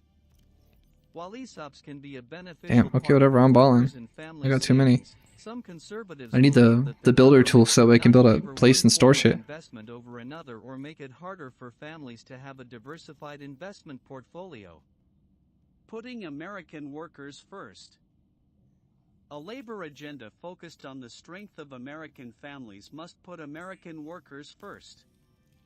As the Okay, family what are they talking about now? necessarily puts the interests of Oh, its members immigration first, visas. so We're too the back United to States H-1B, must put the H-2A. interests of American workers first. They're back on their bullshit. Immigration.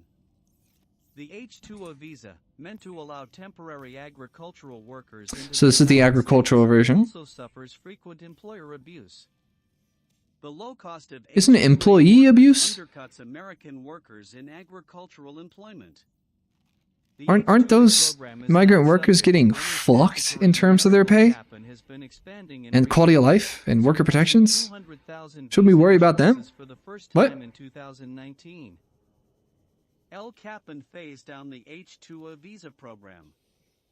Congress should immediately cap this program at its current levels and establish a schedule for its gradual and predictable phase-down over the subsequent 10 to 20 years, producing the necessary incentives for the I need industry to invest in to build a raising rebreather. productivity, I need including to through capital investment in get silver so I can build a better oxygen tank, and then I can start diving deeper in order to get the builder tool, the laser cutter, and then the plans for the sea moth.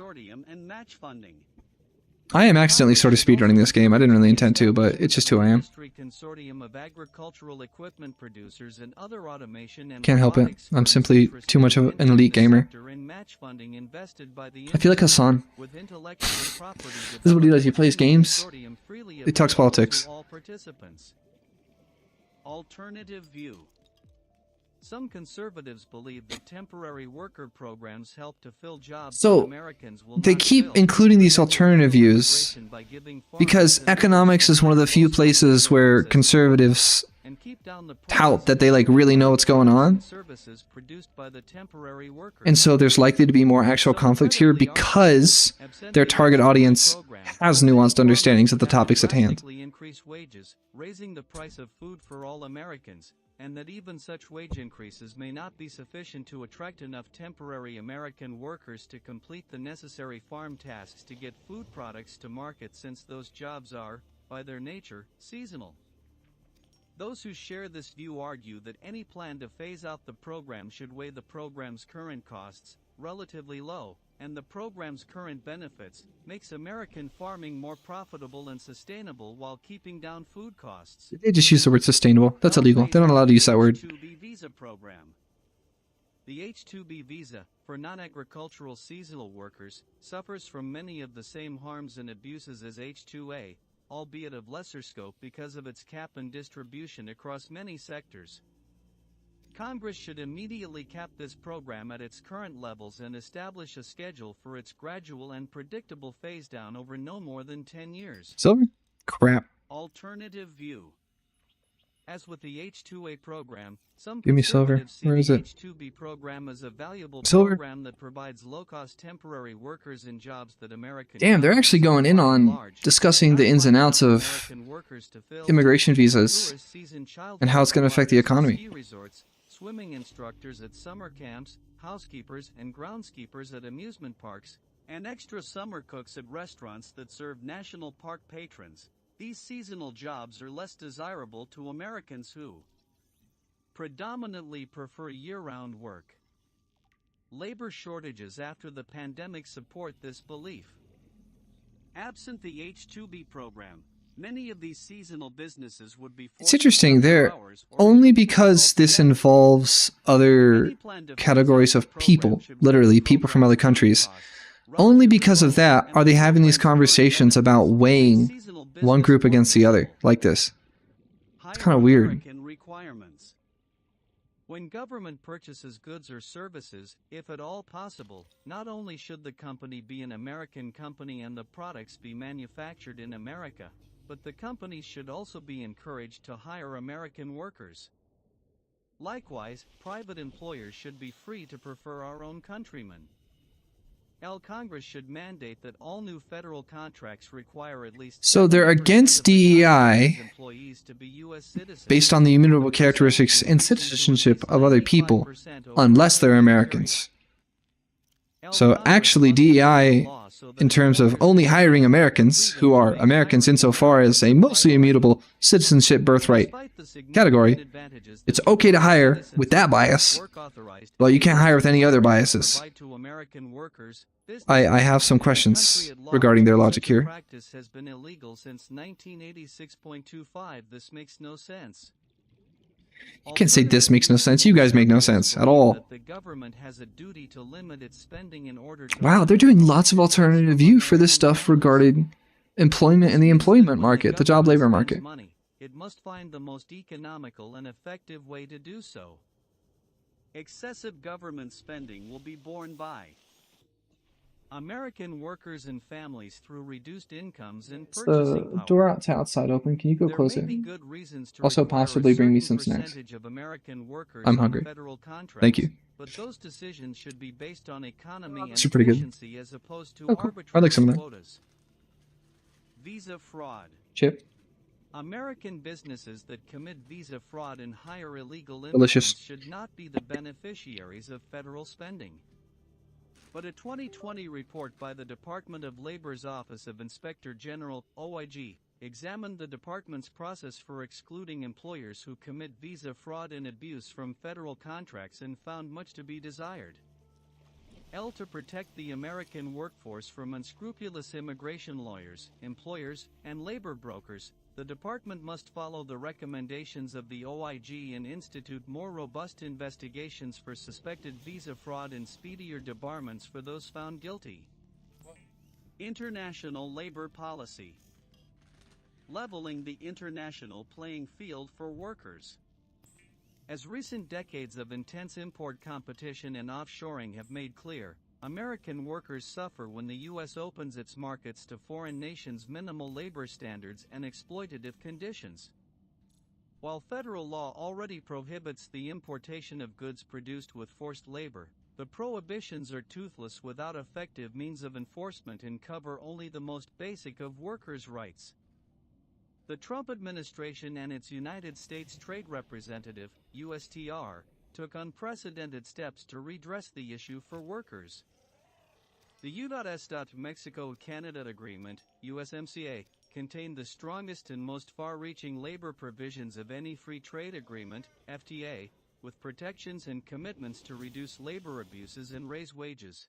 You know, I am going to pause for a second. I'm going to go get more water, and I'm going to talk more about employment law and the job market, I guess.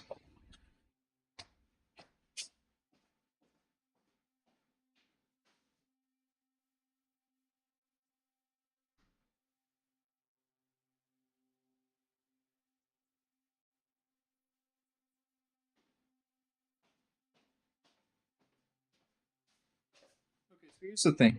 Talking to an audience of 0. Here's the thing. It's complicated, right? You take, for example, the reality that much of the things that Americans have are garnished on the cheap labor that takes place in other countries that involve lower qualities of life for the people engaging in that cheap labor. There's propaganda that the labor, everyone's being abused and it's all sweatshops. And then there's the reality that that is also actually happening. It's complicated when you talk about the fact that American farms, which feed Americans and feed people, forget the word Americans, honestly. Our farms feed people. People need food. And many of those farms in certain parts of the United States, particularly as I understand the South, rely on immigrant workers that are here on visas. I've heard that the workers get paid like shit. I've heard that their quality of life is terrible as workers. I've heard that their safety is in jeopardy. And I've seen videos documenting these things for these workers. And it's complicated, right? If we kick out all of these people who are working these jobs that people apparently don't want to work for cheap and low quality of life, and we replace them with American workers that have full American treatment, how is that going to affect everyone else? What's up? One sec, let me mute my mic.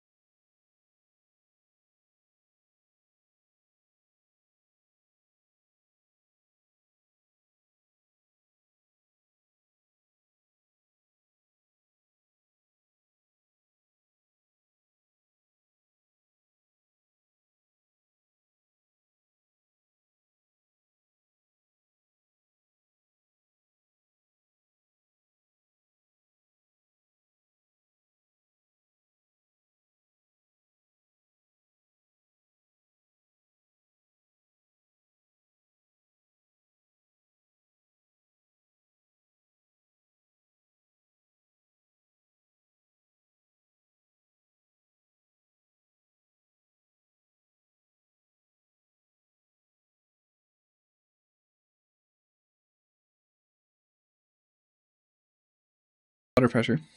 Chat, I apologize. I am now back. Apparently, we're having utilities issues. We're having utilities issues with a variety of things. Also, I just noticed that I had desktop audio turned off. That would mean that it hasn't been reading the entire time, and I apologize if that is the case. But I have most certainly been hearing it be read aloud so far. I'm going to go back in stream and make sure that you were in fact hearing it. Though I'm not going to go back over it if that was the case. It would just be my little goof up. Okay. Okay.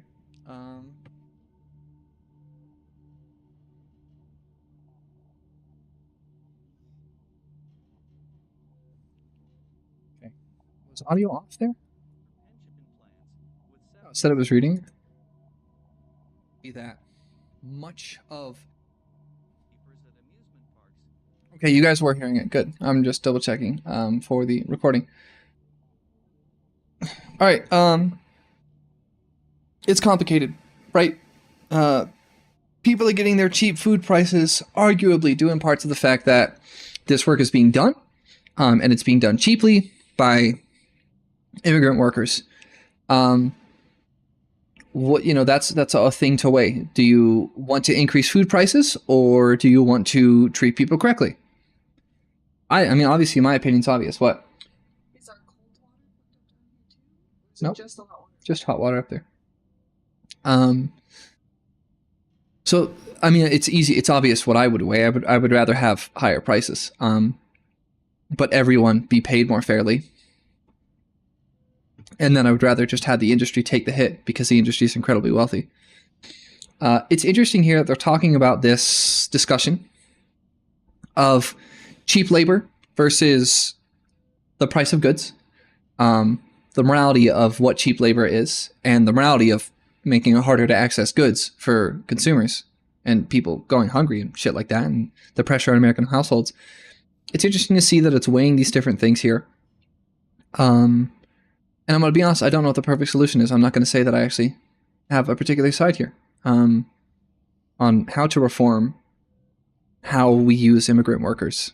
And also the fact that at a globalist sort of scale, we rely deeply on cheaply subsidized labor in China, cheaply subsidized labor everywhere. And I don't know. We should rise the tide and lift all ships. And if that means that prices go up in one place, we should figure out where money is being hoarded in our economy in order to free that money up for people that actually need it. Rather than trying to say that we're at a permanent economic impasse in that there will always be some dying person somewhere being mistreated in a slave factory. I don't think that is how the world should have to be. I think that's a very lazy perspective that there is no way to fix it. I'm certain there is money somewhere being hoarded by a certain group of people that we could probably free up and have absorbed the costs of globalizing the world with workers that have good rights and goods that are produced reasonably. I think that is entirely possible. But I don't have like a perfect solution or position that I'm going to take on this. It's too complicated for me. I don't really know where to stand, but I will think about it as I continue to read. Also established new modes of enforcement. For future FTAs, the USTR should replicate the labor provisions of USMCA, especially the provisions to The Aurora blew up. eliminate all forms W. of forced or compulsory labor. Protect workers' rights to organize and participate voluntarily in a union without employer interference or discrimination. Create a rapid response mechanism to provide for an independent panel investigation of denial of labor rights at covered facilities. Shift the burden of proof by presuming that an alleged violation affects trade and investment, unless otherwise demonstrated. For future authorizations of Trade Promotion Authority, TPA, the President should urge Congress to create mechanisms for supply chain transparency. Institute a general prohibition on forced labor conditions. Investigate foreign labor violations that undermine American workers. The United States' embrace of globalization has exposed American workers to unfair competition from nations with cheap, abundant, and often exploited labor. American workers have, as a consequence, seen their earning power erode. While negotiating stronger trade agreements with robust labor provisions should be the primary tool with which to regulate international labor competition, the federal government can also take steps to identify the worst labor abuses and rule breakers. DOL's Bureau of International Labor Affairs, ILAB, plays a critical role in monitoring and enforcing the labor provisions of U.S. trade agreements and trade preference programs, as well as investigating child labor and human trafficking violations. The next administration should focus ILAB investigations on foreign labor violations that do the most to damage American workers' earning power, specifically regimes that engage in child and forced labor, fail to protect workers' organizing rights, and permit hazardous or otherwise exploitative working conditions. Alternative/additional view.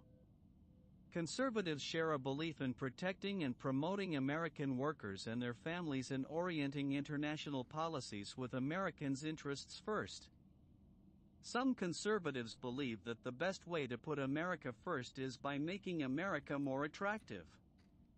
In addition to restrictions imposed on other countries, removing existing barriers to American manufacturing, employment, and commerce can help American workers, entrepreneurs, and families. Organizational agenda. Budget. Reduce the agency's budgets to the low end of the historical average. The Trump administration's FY 2020 request, $10.9 billion, would provide a workable target for spending reductions for DOL, for example. Spending reductions should occur primarily in the Employment and Training Administration, ETA. Focus health and safety inspections on egregious offenders, as other inspections are often abused and usurp state and local government prerogatives. Personnel maximize hiring of political appointees. At its best, the Trump administration Department of Labor worked with up to 150 political appointees. That is still a tiny percentage of the I department. just made a locker. God damn it, that wasn't even on purpose. Political appointees should be God damn it. maximized in order to improve the political accountability of the department. Appoint new EEOC and NLRB general counsels on day one. The Biden administration broke significant precedent by firing the EEOC and NLRB general counsels despite their term appointments. The next administration should do the same and expand on the Biden administration's new precedent by refusing to acknowledge terms in other offices, where applicable, and installing acting or full new officers immediately.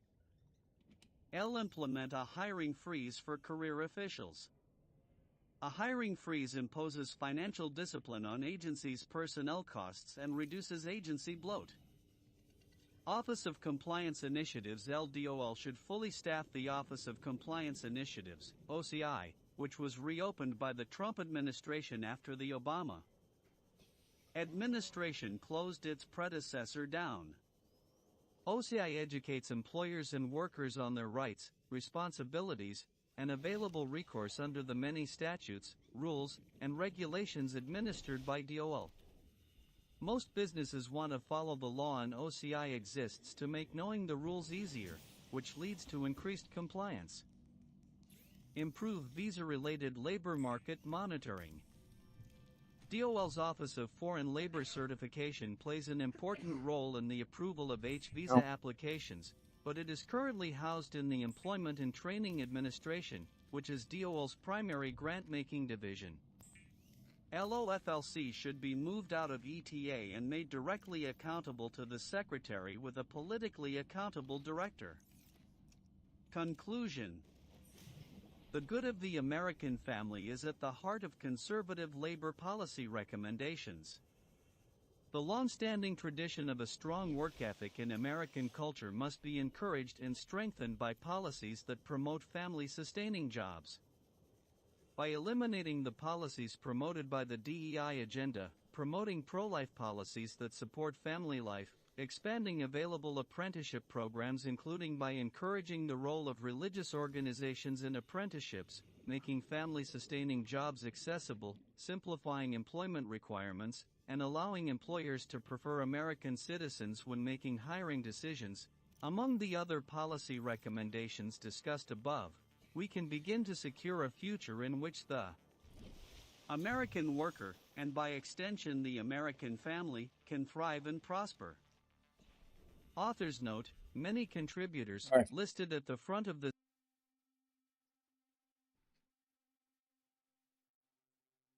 Okay, that is the end of the Department of Labor. Now we are on to the Department of Transportation.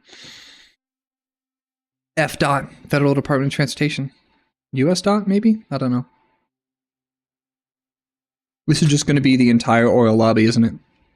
This is just going to be a centerfold, fold-out Playboy picture of the oil lobby schlong down the throat of American conservatives. and affordable as well as dignified, accessible, and family-friendly. Therefore, public transportation. We're putting in trains. We're putting in fucking bike lanes. Hell yeah. Trucks, tankers, and trains to keep our supply chain Trains. running in cars. Trains. No, I'm talking about public transportation. Want to go. For people. 140 years ago, Adam Smith recognized that connections were a bedrock of society because they stimulate specialization, innovation, and capital investment. In the following decades, America's growth was made possible by transportation. Trains. Ports and Almost entirely by trains. then roads, canals, and Almost entirely trains. pushing westward to create the Trains. nation we call home. More trains. Yesterday. Access to transportation is part of what made our country great. The U.S. Department of Transportation, DOT, with a requested fiscal year, FY 2023 budget of $42 billion's big. $42 billion, one was originally intended simply to provide a policy framework for transportation safety, rulemaking, and regulation. However, it has evolved to believe that its role is to deliver the world's leading transportation Oh, it's a little dark. system, I can't see anything. to select individual projects and allocate taxpayer funds in the actual planning, developing, and building of Oh my god, I'm in the transportation place that has murder. Such Aren't a I? role is held more appropriately by transportation asset owners, primarily states, municipalities, and the private sector. So they want the private sector to In oversee. addition to providing a infrastructure. safety and regulatory framework through its 11 subcomponents, known as modes, the department has become a de facto grant-making and lending organization. DOT provides approximately $50 billion in discretionary and formula grants, known as obligations, annually in areas ranging from transit systems to road construction to universities, and has lent or subsidized more than $60 billion since the Transportation Infrastructure Finance and Innovation Act, TIFIA, Program 3, now managed by the Build America Bureau, was created in 1998.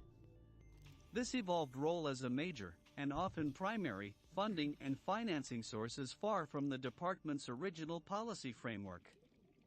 It also removes incentives for state and local officials to ensure that investments are worthwhile, because federal money removes the need to get public buy-in to build and maintain infrastructure projects as funding becomes someone else's money. Despite the department's tremendous resources, congressional mandates and funding priorities have made it difficult for DOT to focus on the pressing transportation challenges that most directly affect average Americans, such as the high cost of personal automobiles, especially in an era of high inflation, unpredictable. Okay, they're going to talk about why we should subsidize car manufacturing air, aggressively, sea, I'm certain. and infrastructure spending that does not match the types of transportation that most Americans prefer. Americans prefer cars because in the 1925 Highway Act, we essentially killed trains. Is it 1925 or 1926 or 1924? Let me pull it up. Give me a sec. Watch out here. I actually have a very minor amount of historical context. 1925 Interstate Act? Interstate Act? Federal Interstate Act? Ooh, let's see. Interstate Commerce Act? No. 1925, the Federal Aid Highway Act established the first interstate highway system in the United States. Okay, Why do Americans prefer cars? Because in 1925, we essentially said, fuck you trains. We put everything into cars so that way we could innovate as a car manufacturing country. Okay? We put all the chips into cars. Why do Americans prefer it? It's because it's the only fucking thing available. We're not taking trains anywhere because the entirety of the car industry got aggressively subsidized and effectively put into law under the 1925 Federal Aid Highway Act. So yeah, there's a reason that they prefer cars. It's because we force them to. We pushed the entire economy and our industries, like literal Henry Ford shit, to prefer cars. And general counsels. Are there aspects of the structure of the United States with how expansive and wide it is and complicated its physical, like geographical structure is? Is there like reason that maybe cars make sense? Absolutely. Should we have more trains, like actual transporting people in their communities' trains? Absolutely. We should definitely have that going on. America Bureau that functions as an infrastructure bank. The Office of the Secretary. Oh my god, I need 3 fragments of this. There's no way. Financial management, the General Counsel, Policy, the Office of Research and Technology. There's no way I'll find enough. Government Affairs, Administration, the Office of the Chief Information Officer. Small and disadvantaged. This guy's ugly. Utilization, Get public out of here. affairs, drug and alcohol policy and compliance, and civil rights. The modal administrations include the Federal Aviation Administration, FAA. They're talking about the FAA. By transportation, And I'm stuck. first ports Oh my and god. transatlantic shipping, then roads, canals, and eventually railroads Trains. pushing westward to create the nation we call home. It Access cut to off the transportation is part of screen. what made our country great. Federal Highway Administration, FHWA. Federal Railroad Administration. What just happened? It lost a bunch of stuff.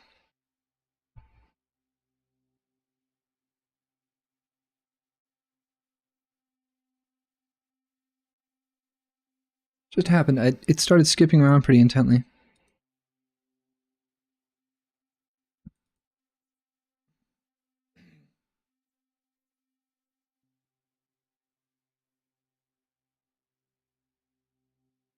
Making process.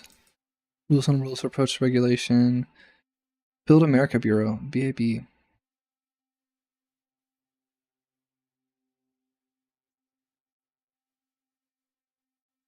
It's providing a safety and regulatory framework through its 11 subcomponents known as modes. The department has become a de facto grant-making lending organization.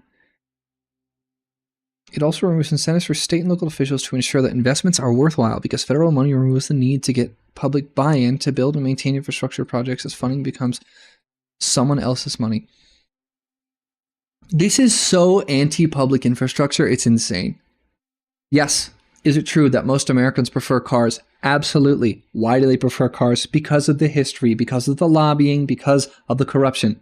That is how things ended up. Why do our cities not consistently have really good train travel? Why does our country not have consistently good long-distance high-speed rail? Why? It's because we're too big. It's because Americans like cars. It's the independence. Do you know what is more independent than having and being able to just hop on a train and go anywhere and guarantee that it's quick? You can hop on, you can hop off. You don't have to fucking build the road. Whereas owning a car requires paying insurance, okay? It requires registration with the state, which is not cool. It requires upkeep and maintenance. It requires that you depend on roads to be maintained, which are far harder to maintain at scale than railroads. Yes, Americans prefer cars. There's a reason for that, though. And there's plenty of evidence from experts, from data, from history that we should be investing in rail in the United States, high-speed rail, as a mean for transporting commuters. That should happen. Is it going to get buy-in from the public? No, because the public doesn't know what it's like. We have not given it to them. Okay, so if you apply that logic to other shit, that's like saying, which the right might say, for example, like, oh, we shouldn't keep developing vaccines. The public doesn't know about them. Like if during World War I, when we discovered penicillin, fucking piece of mold in some dirt somewhere or whatever. I don't know. The guy accidentally discovered it. Might be a fungus. I don't remember.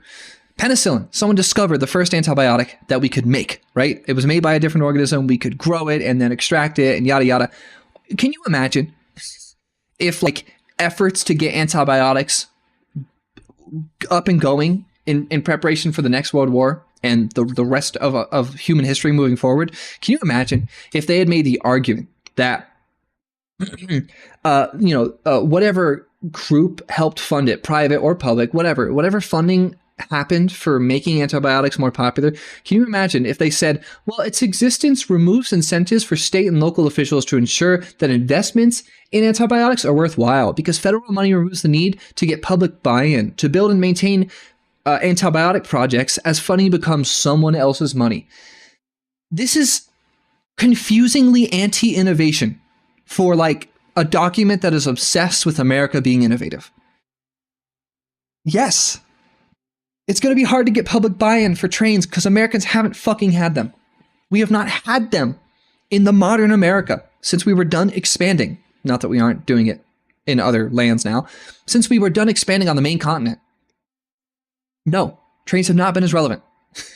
That is because we did things. There was lobbying. There was an industry to support. There were federal and local acts and all kinds of money and corruption and agreements that made it so we pushed cars instead of trains for commuting.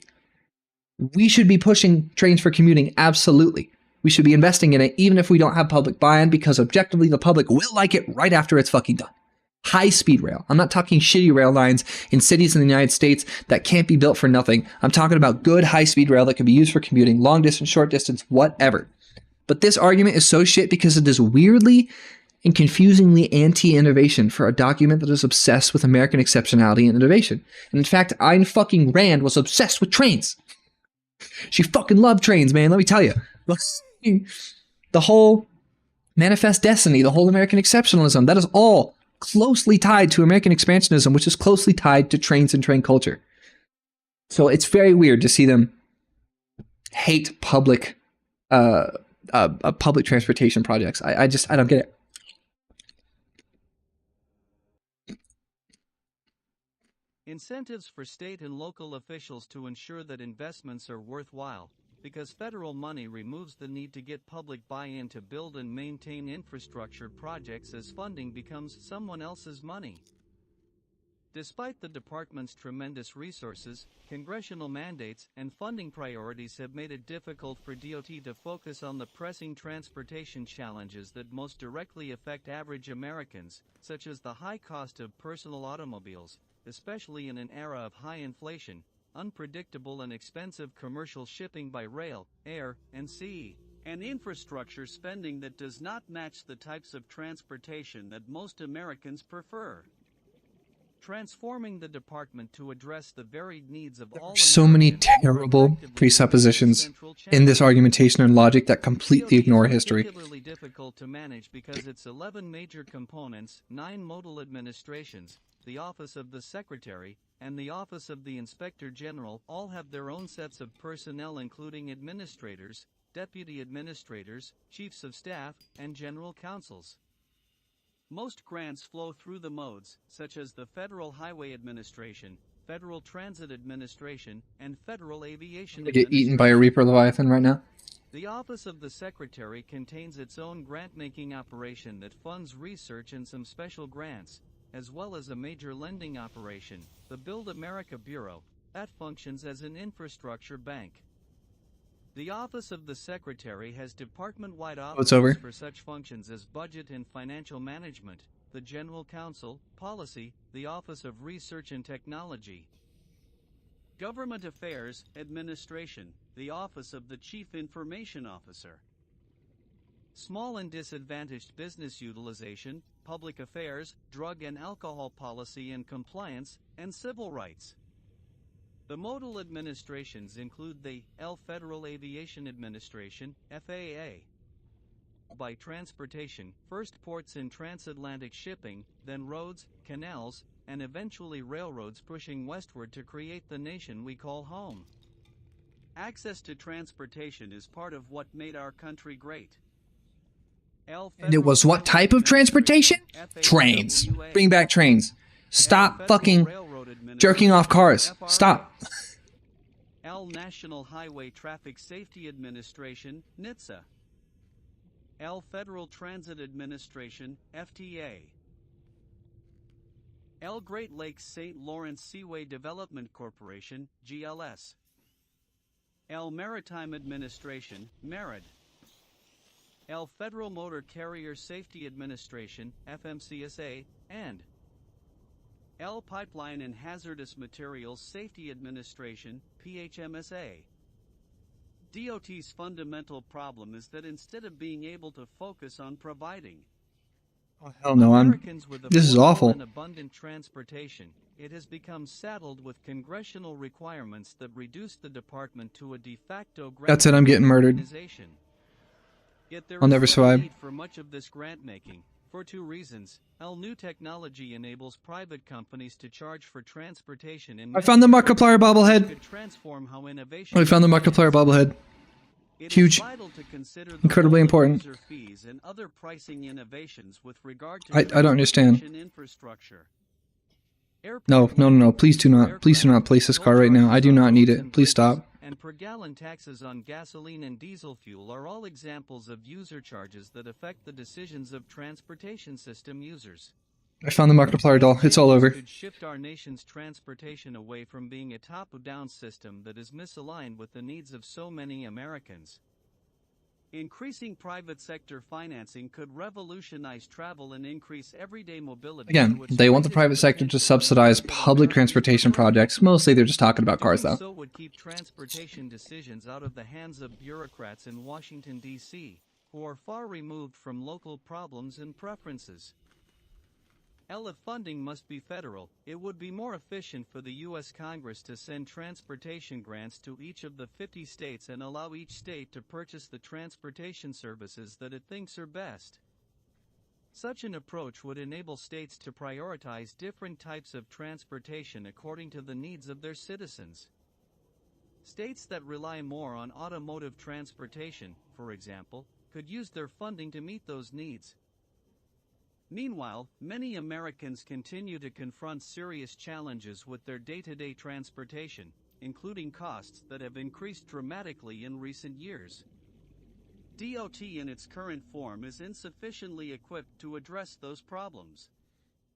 Oh my God, I'm at 200 meters. It's over. Processes should be abolished, and funding should be focused on formulaic distributions to the states, which know best their transportation needs and are incentivized to think of the long-term maintenance costs. Thermal plant fragment? I am out of my depth right The now. number of grants should be consolidated.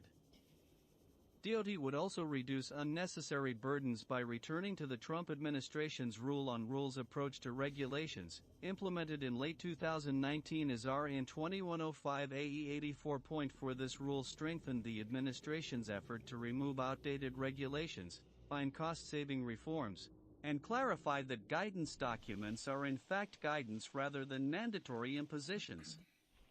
The Biden administration unwisely moved away from this reform, and the next administration should revive it without delay. Goodbye, car. I'm sinking you into the ocean, much like my disposition towards actual cars in real life. Build America Bureau, BAB, resides within the Office of the Secretary Hilarious. and describes itself as responsible for driving transportation infrastructure development projects. Goodbye, in the car. United Fuck off. States. This Is it a Tesla? It was not a means that Tesla, the right? Bureau Like, I'm serves as the point of just contact for joking. There's no distributed way. funds for transportation Where is it? projects Did it just and fall out of subsidized existence? Okay. 30-year loans. For higher quality projects and in certain circumstances, these government loans may disintermediate the private sector from providing similar financing, albeit at higher costs. At certain times in the economic cycle, and for many lower quality projects with more dubious economic return, similar loans from the private sector are simply not available. Should the BAB continue to exist and potentially disintermediate the private financing sector, it must maintain underwriting discipline and continue best practices of requiring rigorous financial modeling and cushion for repayment of loans in a variety of economic scenarios. In addition, the BAB should ensure that these loans do not become grants in another form by maintaining the requirement that all project borrowers be rated at least investment grade by the major ratings agencies and that project sponsors remain liable to ensure that all financing is repaid, even in periods of financial stress and economic downturns. L project sponsors should be required to show that projects have positive economic value to taxpayers, and sponsors should guarantee that all federal financing will be repaid through properly structured loan terms. The Aurora hasn't even including a exploded minimum yet. Equity commitment from all project Huh. sponsors. I'm going quick, huh? All projects should also be required I'm to also show not gonna fucking make it. repayment ability in This is a various great interest place to rate be in the game, but environments. good God. VAB should ensure that long-term Am I not gonna loans are make it? There's no way. appropriately with I'm gonna regard eat through to the so much fixing of power just interest coming rates and diving to budgeting here, and especially without a interest fucking on the rebreather like part an of the idiot. borrowers to avoid financial stress or default driven solely by rising interest rates. Alright, it says I'm on page 625. I'm gonna do some math real quick. It says I'm on page 625 of 884 of the actual document, but let me scroll through. How much of the end of this document is all just citations? Really not much, actually.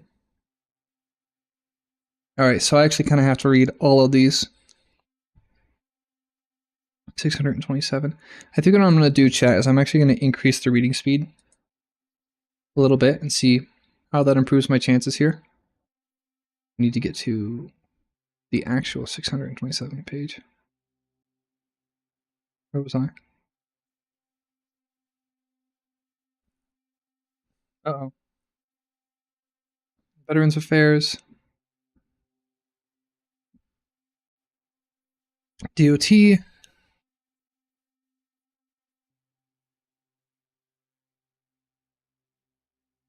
Drake.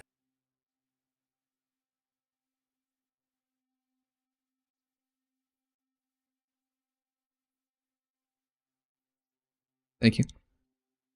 Federal Highway.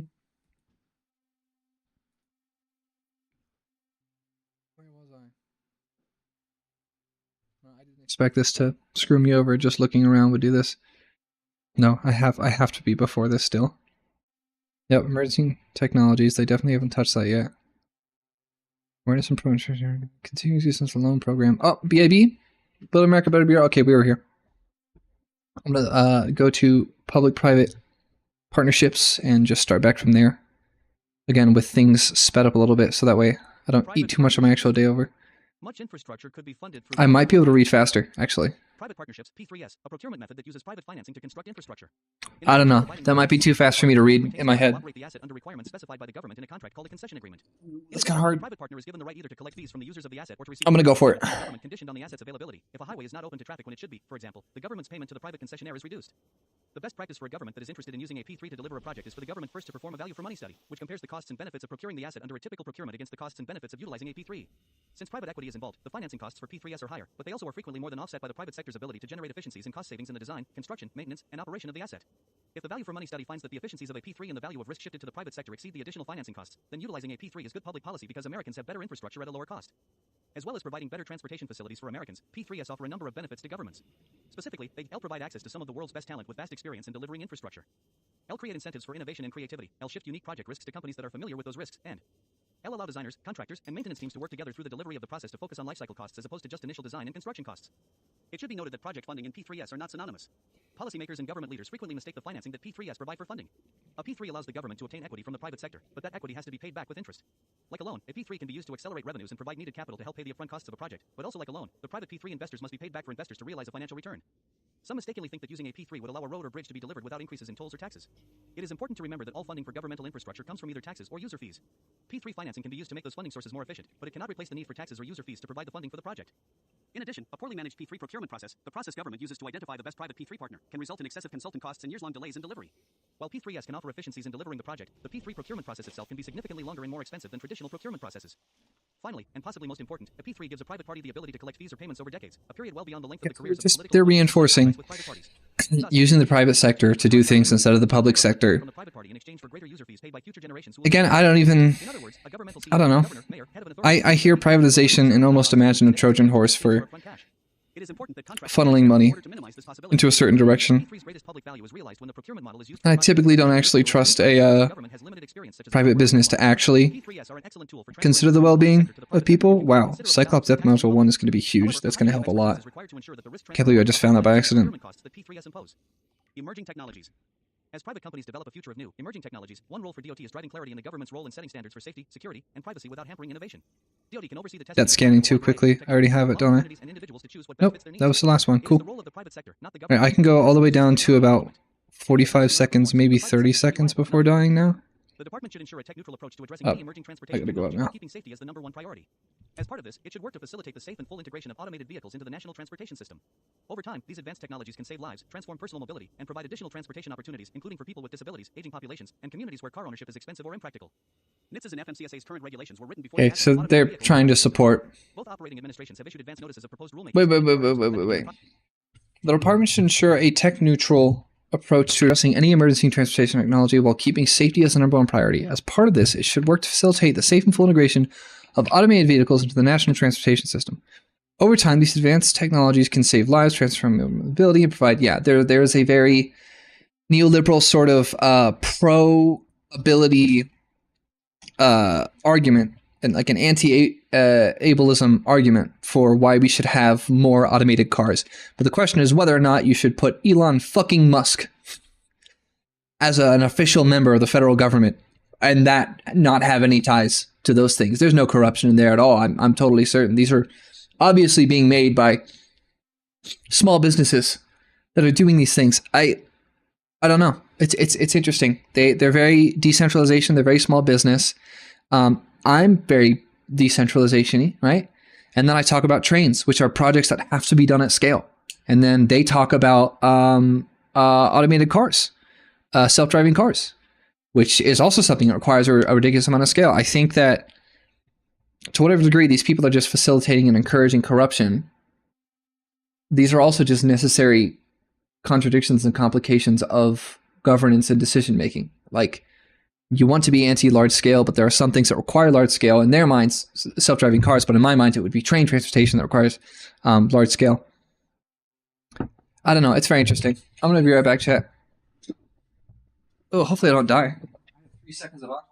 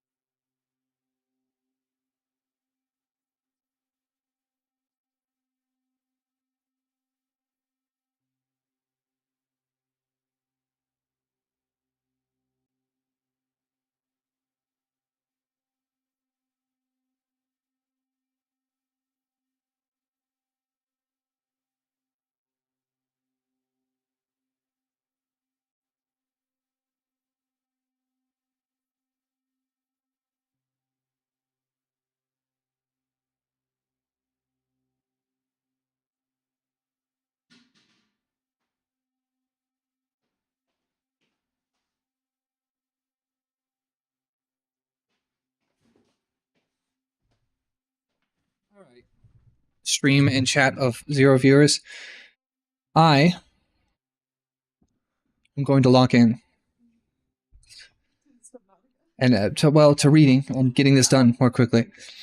I've been distracted several times, but I officially feel ready. I've eaten a little bit, been drinking water. Different things have been taken care of in the house. I'm going to attempt to lock in moderately better. So, it is now time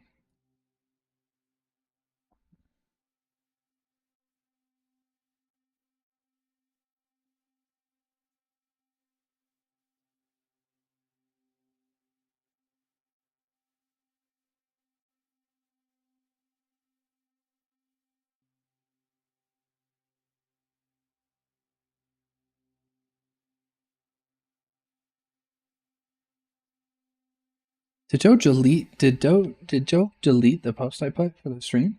I think he might have, but that would be fun. Or did I just totally?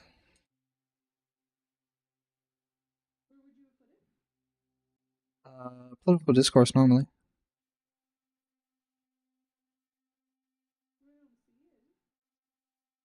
Yeah, I could have sworn I posted it though.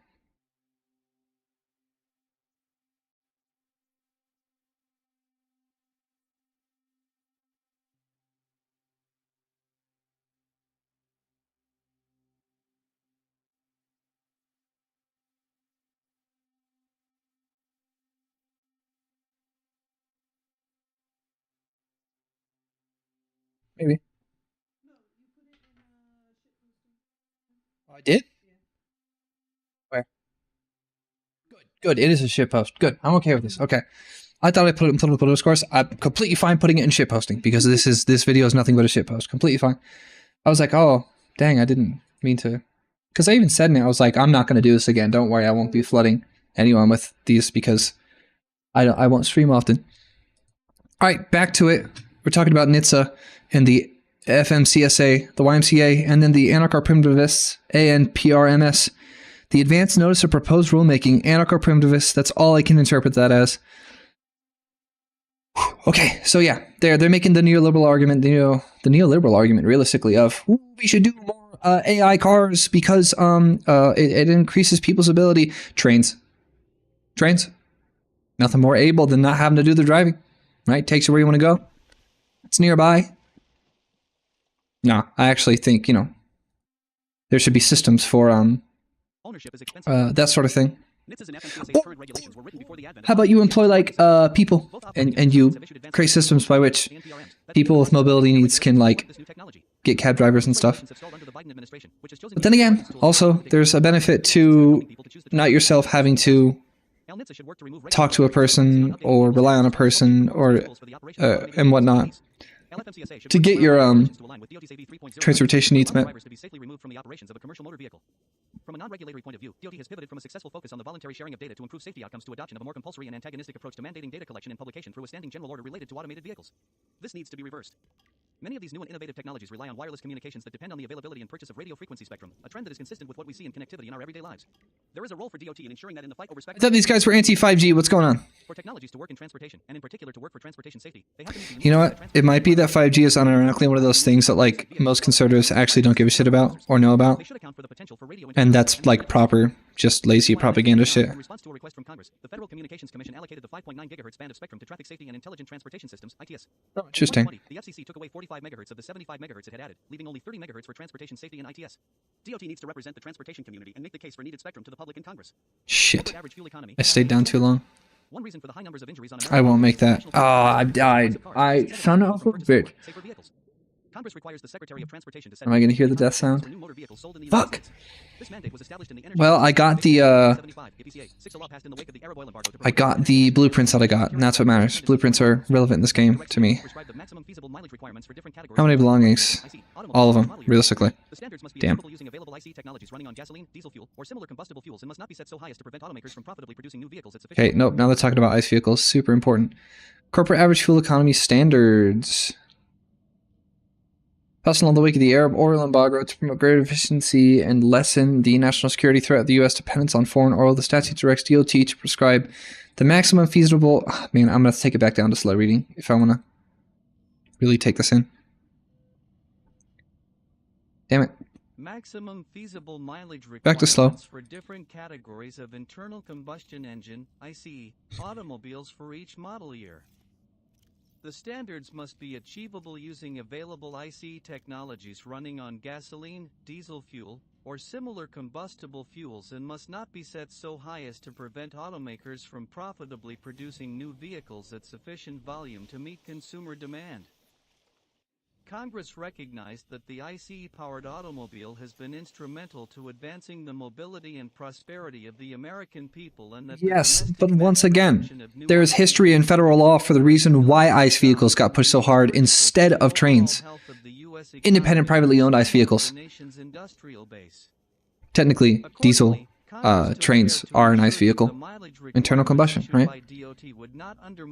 It's just using diesel instead. Auto industry or interfere with the market economics that drives consumer demand for new vehicles. This rulemaking authority, which has been delegated by the Secretary to the National Highway Traffic Safety Administration, is exclusive to DOT. EPCA expressly preempts states from adopting or enforcing any different requirement related to fuel economy standards for new motor vehicles.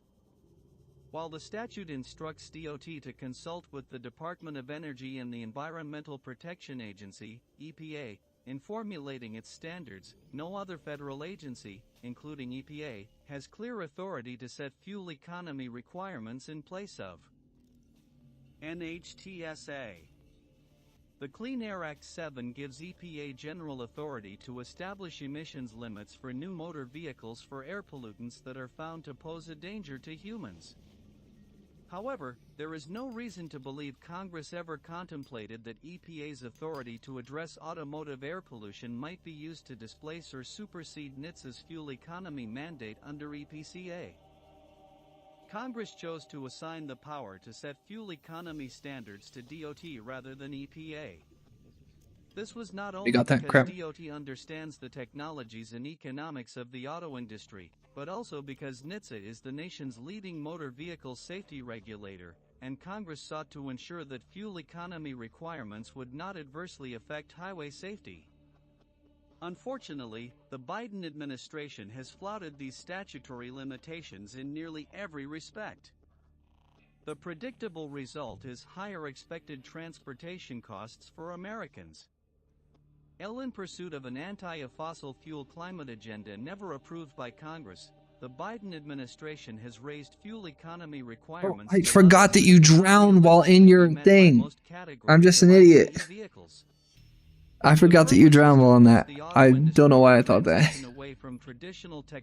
God damn it, I keep dying. I need to stop. I need to focus in on what it is I want to do. Despite a clear and persistent consumer preference for ICE-powered vehicles. Uh-oh, they're talking about electric vehicles. The Biden administration has raised fuel economy requirements to a level that cannot realistically be met by most categories of ICE vehicles. That's the point. The purpose is to force the auto industry to transition away from traditional technologies to production of electric vehicles. Okay, that's cool. We should probably do that. But also, it should mostly be trains. And compel Americans to accept costly EVs despite a clear EVs are no longer that costly. They are rapidly approaching the same price as ICE vehicles. Again, does that involve the mistreatment and exploitation of underpaid workers and indigenous peoples throughout the world for both the mining, manufacturing, production, and shipping of the materials to make those prices go down? Yes, absolutely. Is it also partly due to the innovation of the battery packs? Yes, also. In support of this agenda, federal regulators administer a scheme of generous fuel economy credits that subsidize EV producers such as Tesla at the expense of legacy automakers. Uh-oh! The document is actually being negative Elon Musk for a second here. That is probably why he got so into this. Because he knew that his team was going to betray him. Uh-oh. Interesting. Because carbon dioxide emission levels correspond to mileage and automobiles' powerhouse fuels, these EPA rules are de facto fuel economy requirements that apply. Yeah, this is all good. This is all good. This is all good, general, wonderful shit. We should push towards EVs. And we should get really, really, really damn efficient ones. Like the Aptera. Fuck Tesla. Aptera is where it's at. Aptera is where it's at. Fuck Tesla. As a result of these regulatory actions, automobiles will be significantly more expensive to produce. Cool. We should figure out a way to not make individuals have to pay for these things, and instead, maybe they could take like some sort of. It's like one car in the front drives, and all the other cars are like attached, and like you get to like sit and walk around and like eat and like do work while the car takes you where you need to go. Some might call this a train.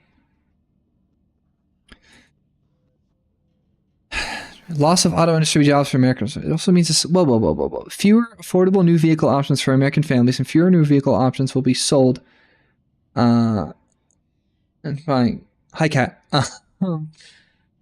Definitely not going insane for this project. I'm definitely going to fuck insane. What the fuck did they just say? Significant increase in traffic deaths and injuries. Okay, so their logic is that there will be more traffic deaths because people can't buy new vehicles. I have never heard such fuckery. American car culture. Do you know what the number one cause of death for teenagers is? You know what the number one cause of death for young adults is? You know what the number one cause of death for most adults is? It's car accidents. It's fucking traffic accidents. What do you mean? We need to have more cheap cars. We need to have more cheap cars. Yeah, do you know what the most contributor to traffic deaths is? Fucking cars. Like it's not bicycles. It's the cars that fucking hit you. It's not walking around on the road. It's the car that fucking hits you. It's like one of the true quiet part things in American culture is that we just ignore the fact that like driving is a goddamn death sentence, and we just are chill with it. We just accept it. And so for them to bitch about traffic deaths while being propped up by the entire auto industry is insane. Like that is talking out of both sides of your mouth if I've ever seen it. All right, back to reading. Dude, for a group of people that are so obsessed with innovation, they're like, ooh, fuel efficiency. Ooh, we can't do it. It's too hard. We don't want to innovate. It's too much work. Please stop. Economy Terrible. standards will generate hundreds of additional. Isn't it innovation to transition to EVs? Like, isn't that innovation? Don't you want that for your corporations? More harmful air pollution. The aging of America's fleet will also have negative consequences for air quality. In addition, the Biden administration's efforts to accelerate EV sales by regulatory fiat work against the national security interests of the United States in contravention. I keep fucking dying in this game. I need to stop dying. Increasing the production of EVs will make the U.S. more dependent on China and other foreign countries. Maybe Minecraft was the way to go, because it was just so easy to not die and like just hide and be safe. Maybe it's just an easier game. If America's power grid is so vulnerable, how about we get fucking renewables to make it more resilient? Oh, you spent an entire section talking about how we shouldn't do that? Dipshits. All of these harmful effects on traffic safety, consumer choice, American jobs. Yes, EVs are a threat to national security interests. They're insane. It's because China is kicking our ass at making EVs. Like every type of battery-powered electric vehicle, China is massacring the United States. And the U.S. takes that as a threat. They're scared. You can't be better at us than anything. They freak the fuck out. Levels that are technologically feasible for ICE automobiles and consistent with an increase in domestic. What do you mean technologically feasible? Shouldn't your free market just innovate around the problem, huh? To achieve these goals, the next administration should reduce proposed fuel economy levels. The administration should consider returning to the minimum average fuel economy levels specified by Congress for model year 2020 vehicles. Levels aimed at achieving a fleet-wide average of 35. Yeah, shouldn't we just compete with China to make better EVs? No. These guys have the cocks of the entire oil lobby 18 inches down their throats. More like 3 inches based on the type of people that represent it, but whatever. It's bad. Any EPA limits on carbon dioxide emissions, even if authorized under the Clean Air Act, must support and work in harmony with DOT standards and must not override them or usurp DOT's regulatory role under EPCA. For example, EPA could regulate air conditioning systems and leave engine standards to DOT. Revoke the special waiver granted to California by the Biden administration.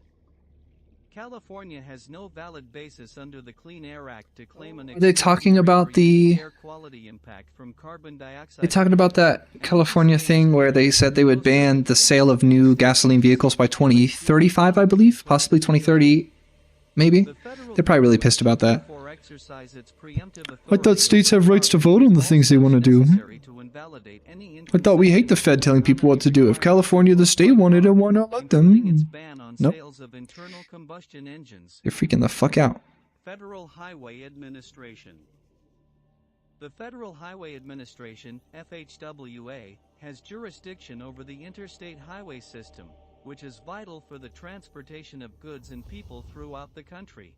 Yes, and it's vital because in the 1920s, we fucking fucked over any alternative. and put all of our money and lobbied hella just for cars. Administrations and Congress have caused the FHWA to go beyond its original mission. The variety of infrastructure Kat, I'm super humbled to hear that you got more interested in like how bad auto infrastructure is, especially for like public safety. After watching that video, that's awesome. How do we lobby for trains with guns? Sorry, that's how, you know, it would have been so funny if back in the day during during the Reconstruction era and during the post what's it called, the post Great Depression era, like that's Reconstruction, right? No, am I crazy? No, Reconstruction is after the Civil War. Post Depression era, I forget what that's called, but like the New Deal era, when people were fighting for a reasonable work week and trying to fight monopolies. It would have been crazy if like someone was like, we need to figure out a way to lobby for workers' rights, and then someone just walked up to them and said, gun. Because that's what they did. That's American history. They literally were like, gun. Like, how do we deal with these sheriffs that have been bought out by the mega corporations and are ruining our lives and our families by monopolizing everything? We lobby, and then someone just turns to them and says, guns. Because that literally happened. Genuinely happened. We went to war for workers' rights. That's how we got them. There were actual guns and like things involved.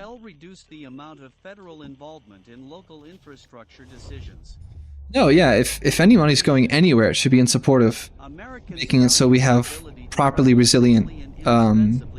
Wow, I've never been under the water during the explosion in this game before. That is crazy looking.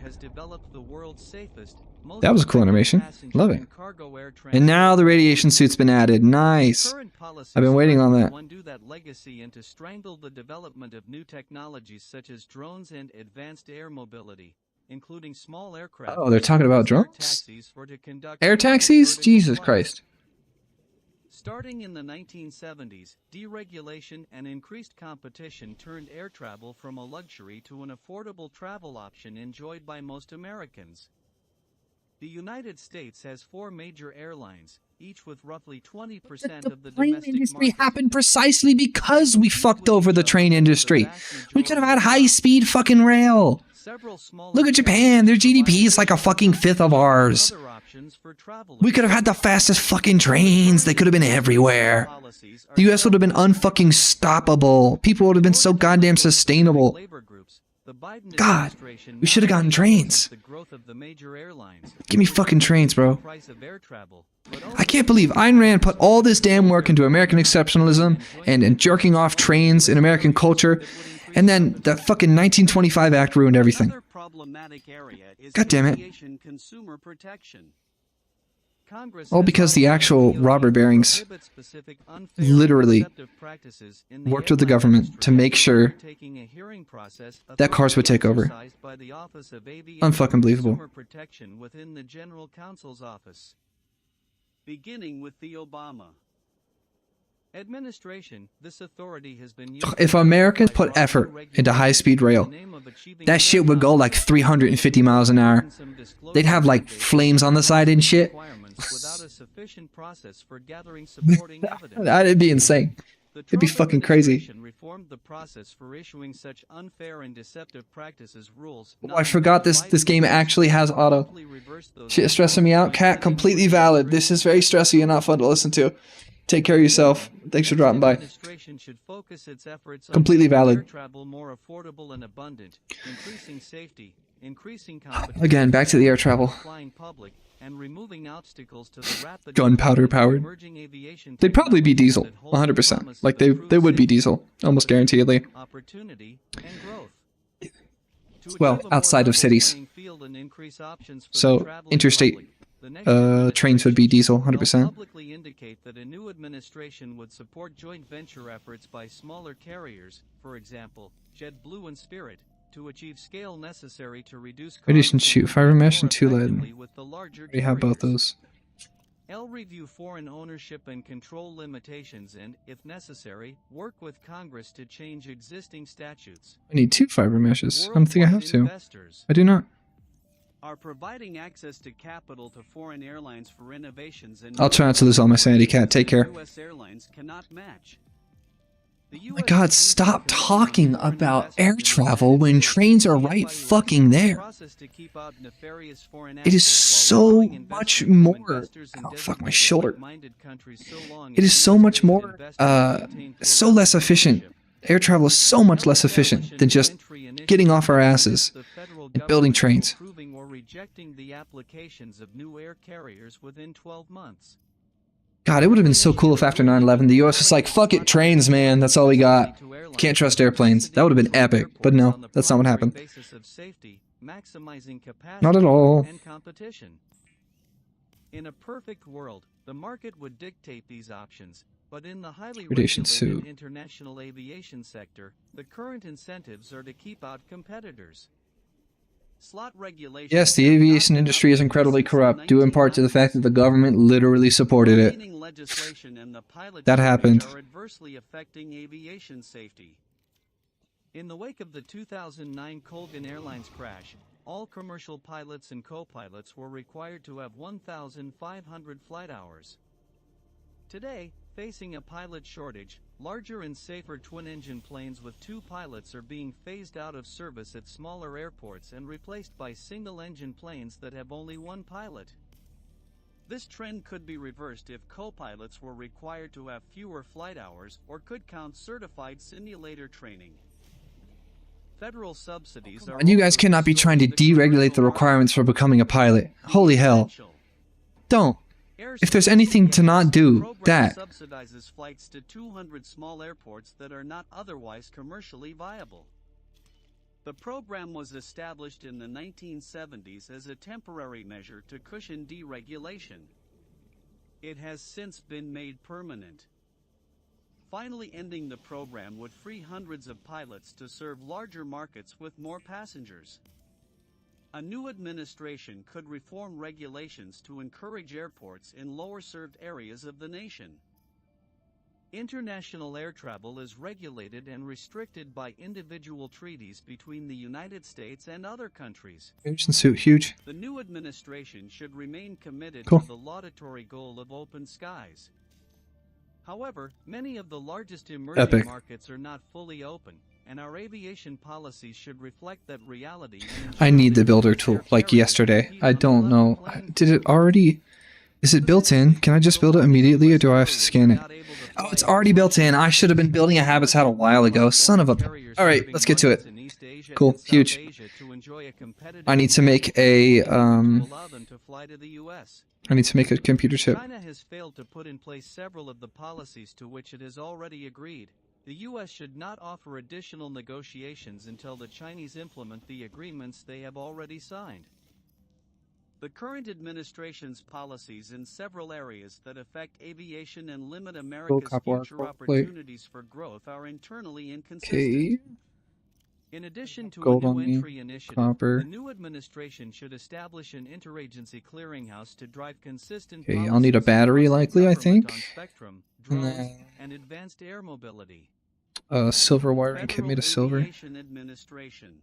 Shit, I only have 1 silver. It's always silver. It's always silver in this game that I don't have enough of. For FI 202 Son of a gun. and an international regulatory footprint, the Federal Aviation Administration (FAA) Come on. is DoD's most The visible. lead there, I'll need it later. Oh, I do have 1 more silver. Form. Hell yeah, I might be able to make it now. Traffic control, Build like a very basic operations account place. For 2/3 of FAA's budget, and the Air Traffic Organization (ATO) is far behind its counterparts in Australia, Canada, and Western Europe in implementing 21st century technology. The Talk about technology in the primary FAA? mission is ATC. Its 2 smaller functions are distributing federal airport grants and regulating all aspects of aviation safety. Traffic control. The FAA was once considered the world's best government aviation agency. Those days are long past. In the more than 5 decades since 1958, when the Federal Aviation Agency, precursor to the Federal Aviation Administration, was formed, there have been notable developments in air traffic control technology, aircraft avionics, and engine reliability. But despite many Avionics is a big word there have game. been few changes in the FAA's funding structure. The FAA is still improperly organized and financed, and the management reforms provided in the late 1990s take it over here. remain largely unused. So we're always in deep enough The water. FAA is 10 years older than DOT. It provides two Wow. separate and Interesting. I didn't know the FAA was older than the Department of Transportation. That's interesting. Most complex air navigation service provider, ANSP, and Pretty cool. at the same time, the world's largest civil aviation regulatory and certificatory agency. The first is a 24/7/365 air traffic service provider. The second is an inherently governmental organization responsible for ensuring that aerospace operators, vehicles, airports, and ANSPs are properly No way. I certified haven't and scanned follow a all base FAA piece yet, so I regulations. can't make. These two different organizations I completely ought to run forgot separately. that was the thing that I would have to do. The FAA I'd have to is get to the only other. modern civil aviation I'd have to get to the island CAA in the world that does not and assess scan support a base piece. services. Holy crap, I forgot. Its funding structure, But I'm just trying to get to the fucking Aurora so I can. process stifles efficiency and Dang. innovation, and I didn't think about the that. FAA does not innovate I might be well. cooked. It spends too much time and money on No, I'll research figure and something out. development, R&D, and is not very good at either one. It should get out of the R&D business and focus on testing, evaluating, and certifying private sector innovation much I've already more forgotten where the hell than it this does today. house I just built was. I have no idea where it is FAA now. workforce needs to modernize. The agency needs safety and There we go, it's over here, certification okay. experts, Let's see not if I can professional remember that airframe every and time. Power plant mechanics, ANPS. It needs to hire people trained to oversee mechanics, engineers, and pilots. It is time to consider promoting the FAA's top executive team from within and requiring strict professional requirements for its top appointees. Organizations such as the FAA, whose sole responsibility is public safety, should be fully auditable and led by experts in their field or industry with oversight from DOT leadership. For 60 years, the FAA was the global leader in aerospace, from general aviation to commercial space, but the U.S. lead has vanished. The FAA's overly bureaucratic, legalistic, Byzantine, and more recently hyper-politicized way of processing regulations. Oh my god, how is the FAA political? Jesus Christ. And procuring new technologies has been eclipsed by foreign CAAs and ANSPs that are eagerly certifying drones and creating environments in which new technologies and new entrants, such as air taxis, can thrive. They just want flying cars really bad? Is that it? They're just really into flying cars. Separate the FAA from DOT, or at a Like, we don't have minimum, healthcare, but these fuckers... DOT from the FAA. Flying cars, that's where it's at. Completely restructure the FAA's What? funding system so We don't that even have the healthcare. aviation system is not held prisoner to annual appropriations or used as a political football to solve non-aviation problems. Require the FAA to operate more like a business. Make the FAA operate like a business. This is that managerial state. This is that capitalistic private sector twist they put on everything they do. In Europe, conventional control towers are being replaced by digital/remote towers with high-resolution cameras and other sensors on tall structures and at points adjoining runways. In Germany and Scandinavia, as many as 15 small airports can be controlled from one remote tower center. Maybe we should just do trains, because they're safer and better. Digital/remote tower. They're just better. They're just built better. Controllers and pilots is widespread. Then again, like, if you compare anything to cars, everything is trash. I'm sorry, if you compare cars to anything, the cars are always trash. Our car safety, our car infrastructure is dog shit and incredibly unsafe, and we need trains. But as of October 2022, it was available in only 7 So of people the like to say, like, 20 airplanes are so safe, they're so much safer than cars. That's not because the airplanes are uniquely safe. That's because the cars are extremely bad. The ATO resists Extremely bad. 20 aging centers into a much smaller number and lacks the funds to consolidate them. The FAA as regulator and the ATO as traffic manager have no plans in place to handle millions of drones and other emerging technologies such as electric vertical takeoff and landing, VTOLs. aircraft. Talking about VTOLs now. I don't even know how VTOLs work. I guarantee they don't. Documented over many decades by the Government Accountability Office and DOT Inspector General. One peer-reviewed study for the Hudson Institute by scholar Robert Poole identified the ATO's underlying problems as including an overly cautious I'm gonna go culture, bathroom. a growing lack of Still listening. technological and managerial expertise, the inability to finance major capital projects with revenue bonds, and overdependence on aerospace/defense contractors. Point 12. All of these problems are interrelated. Because of the ATO's lack of top-notch engineers and program managers, it has become dependent on aerospace contractors, unlike counterparts in Canada and the United Kingdom. Operating within the constraints imposed by the annual congressional appropriations process, and with no bonding authority, the ATO is forced to implement major projects piecemeal over many years. The ATO's overly cautious culture appears to stem from its being embedded in a safety regulatory agency rather than being regulated at arm's length, as are airlines and airports. 3 organizational changes, all requiring legislation, offer the likelihood of dealing with these problems based on the experiences of air traffic providers in Canada and Europe. They could be implemented one at a time or together. I'll separate the ATO from the FAA and relocate it to separate headquarters outside the District of Columbia. I'll shift from aviation user taxes to fees for air traffic services paid directly to the ATO. I'll allow the ATO to issue long-term revenue bonds for major projects. Shorter-term reforms could include implementing user fees for unconventional airspace users, for example, advanced air mobility, space launch, and recovery, and giving the ATO a deadline after which it could not authorize or fund any more non-digital/remote control towers. These reforms would also require legislation. Federal transit policy. The definition of mobility continues to evolve dramatically with the rise of new multimodal concepts, $20 worth of travel milk needs, tea. and emerging capabilities. Dessert thingy balls. These Spam fundamental musubi. changes in the Ooh. way transportation services I should are cook up offered some also spam fried change rice the form sometime of again. our That sounds good. communities. I've only done it once or Usable twice mobility with spam fried rice. solutions, It was good. ride-sharing, and a possible future that includes autonomous vehicles mean that mobility options, particularly in urban areas, can alter the nature of public transit, making it more affordable and flexible for Americans. Unfortunately, DOT now defines public transit only as transit provided by municipal governments. This means that when individuals change their commutes from Yes, urban they're using the buses word to public. That's rideshare or nothing electric scooter, weird. the use of public transit decreases.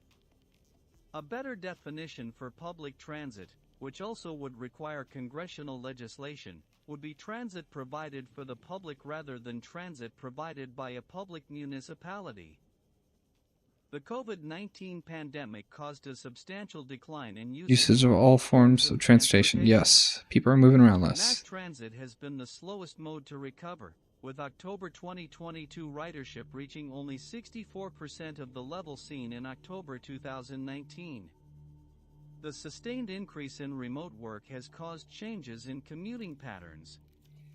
Since facilitating travel for workers is one of the core functions of mass transit systems, a permanent reduction in commuting raises questions about the viability of fixed-route mass transit, especially considering that transit systems required substantial subsidization before the pandemic. Titanium copper. Regrettably, the 2021 Infrastructure Investment and Jobs Act 13 authorized tens of billions of dollars for the expansion of transit systems even as Americans were moving away from them and into personal vehicles. Okay. So listen, the document will talk about how the public agreement towards types of transportation should be the thing that determines whether or not we invest in a certain type of transportation. That's how they argue that we should keep only investing in cars because Americans use cars. But then they acknowledge that during the COVID-19 pandemic, people were using certain types of transportation less. And yet they are saying in their own document that they should defy the will of the people that they literally bowed to earlier in the document and instead just keep investing in mass transit anyway, even though people are moving away from it due to the pandemic and they still haven't recovered. So it's not the will of the people. You literally contradict yourself in your own document. I'm sick of this document. I hate it. 2019. The logic is bad. Increase in remote work has caused changes in commuting patterns. Okay, so that's the will of the people. Bow to it. Facilitating travel for workers is one of the core functions of mass transit Yup. systems. A permanent reduction in commuting raises questions about the viability of fixed-route mass transit, especially considering that transit systems required substantial subsidization before the pandemic. They always need subsidization because we subsidize normal cars a billion times more. Billions of dollars for the expansion of transit systems even as Americans were moving away from them and into personal vehicles. Lower revenue from reduced ridership is All their already logic is driving terrible. transit agencies to a budgetary breaking point, and added operational costs. That is because you guys literally built an American culture founded on private transportation via cars. Grants, CIG, program is another example of Washington's tendency to fund transit expansion rather than maintaining or improving current facilities. The CIG program, which began in 1991, funds only novel transit projects. Mass transit has been the slowest mode to recover, with October 22 originally only 64% of the level seen in October 2019. That's because we have not funded mass transit correctly, or even remotely as much as we have funded private cars. You cannot compare the two things. Compare their subsidization by the federal government and the US government and state governments in general per passenger mile. Do it on a fair ground. Don't be like, well, less people are using trains. That's because they already fucking sucked in the US. Fix them. Fucking subsidize them even a little bit as much as cars. Because cars facilitate transit with the public, they're public transit. Yes. Are they trying to say that because cars facilitate transit for the public, they are trying to include things like ride shares and electric scooters and these other semi-alternative forms of public transportation? They want those to be included. They're not going to include cars because they're going to consider those private transportation. So no, they're not saying that with cars, but they are saying it with other shit. They want other things that are not publicly funded transportation to be considered public transportation. So that way they can look at the ridership and the costs and all this other bullshit. I don't really know how much I care for them playing with the definitions as much as I just care for their lazy fucking argumentation that, oh, Americans aren't using mass transit. They weren't already. You fuckers designed the entire, all of our money and subsidization to be for fucking cars. Of course they're not using trains. The fuck else would you expect? You'd be like, oh, this cheese pizza tastes like cheese. Of course it tastes like cheese. It's cheese. Oh, the country that we like engineered to not care for trains doesn't care for trains. Yeah. Who the fuck knew? You did it that way. Your relationships with car manufacturers literally set it up that way. Why are we acting surprised? Why are you even pretending to be surprised? Because they're trying to trick the American people. That is it. They're denying us our God-given right to trains. Our not God-given right. Our self-governed right to trains. Jesus.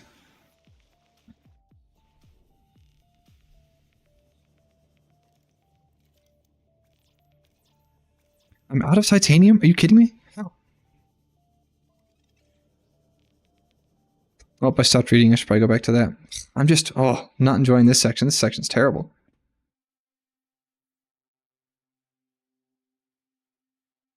In the slowest mode to recover, with October 2022 ridership reaching only 64% of the level seen in October 2019.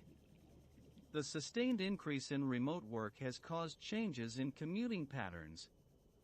Since facilitating travel for workers is one of the core functions of mass transit systems, a permanent reduction in commuting raises questions about the viability of fixed-route mass transit. God, they just want to fuck over trains. Required substantial subsidization before the pandemic.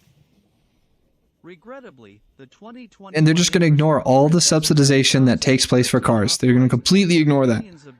For the expansion of transit systems, even as Let's use bike shares as part of their transit when I come back. Most of the big cities in the US that have bike share or scooter share systems, they're all private businesses consistently. Sometimes they'll make agreements with the public government as like contractors or kind of be chartered by like the local governments. businesses of those cities, but they're ultimately all private businesses here. Rather than maintaining or improving current facilities. The CIG program, which began in 1991, funds only novel transit projects. These can include new rail lines, regardless of the demand for pre-existing rail in the area, and costly operations such as streetcars. Because Americans have demonstrated a strong preference for alternative means of transportation, rather than throwing good money after bad by continuing federal subsidies for transit expansion, there should be a focus on reducing costs that make transit uneconomical. The Trump administration urged Congress to eliminate For fuckers that talk about money, they ignore the possibility of investment so hard. Like, if you invest in public transit, it works out. They're just going to ignore all the other countries that have it figured out. They'll talk about how other countries have great airplanes and great airplane infrastructure, but then they'll just ignore that they have way better train infrastructure that is completely sustainable economically in those countries. They're cherry picking so hard. This is driven by generous pension and health benefits rather than by exorbitant wages. Is that a battery charger? I should make that immediately. Iron kit, copper, titanium. I guarantee I don't have enough silver for this. I don't. The next administration can remove the largest obstacle to reforming labor costs. Section 10C of the Labor costs for transportation? Act of 196,414 was initially intended 1964. to protect bargaining rights for workers in privately owned transit systems that were being absorbed by government-operated agencies. The provision has mutated into a requirement that any transit agency receiving federal funds cannot reduce compensation, an interpretation that far exceeds the original statute. Returning to the original intent would allow transit agencies to adjust fringe benefits without fearing a federal lawsuit. It is also vital to move away I need silver from and I need the trust titanium. fund to prop up mass transit. The fund was driven into insolvency and repeated bailouts through decades of transfers to transit without any increase in transit usage to show for it. With the federal government facing mounting debt, the best course of action would be to remove federal subsidies for transit spending, allowing states and localities to decide whether mass transit is a good investment for them. Okay. The rest of this has to be silver. Railroad policy. Nothing else. The Federal Railroad Administration, FRA, is making decisions based on talking about railroad stuff. that are at variance with its safety mission. Instead of basing regulatory decisions on the costs and benefits of the available alternatives, FRA is promoting actions that favor the status quo and inhibit the use of technology to improve railroad safety. We need to expand our railroads, not just focus on railroad safety. Railroads are already safe as shit in terms of commuter rail, but then obviously moving stuff around, freight is a different conversation. On job preservation is contrary to FRA's mission, and it has a deleterious effect on the They're being defensive and focusing on fucking job preservation because you're subsidizing cars instead of trains. You're trying to kill it. FRA needs to I guarantee almost everything they're talking about here is context of freight, not commuters. Guarantee it. with the agency's safety mission. Not that freight rail isn't important. Call for decisions on waivers to be made by its safety board. Appeals can be taken to the administrator. However, FRA has deviated from these procedures as the administrator has injected himself into safety board decisions. FRA needs to review its actions with respect to specific proceedings where the agency's direction cannot be justified. For example, LFRA's Notice of Proposed Rulemaking, NPRM, on crew size is not based on safety considerations. It is designed to reduce flexibility by making it impossible for railroads to operate with crews of fewer than 2 in circumstances where there is no operational need for the second crew member. Although FRA could Dude, you should not be having mile-long trains run by one fucking dude.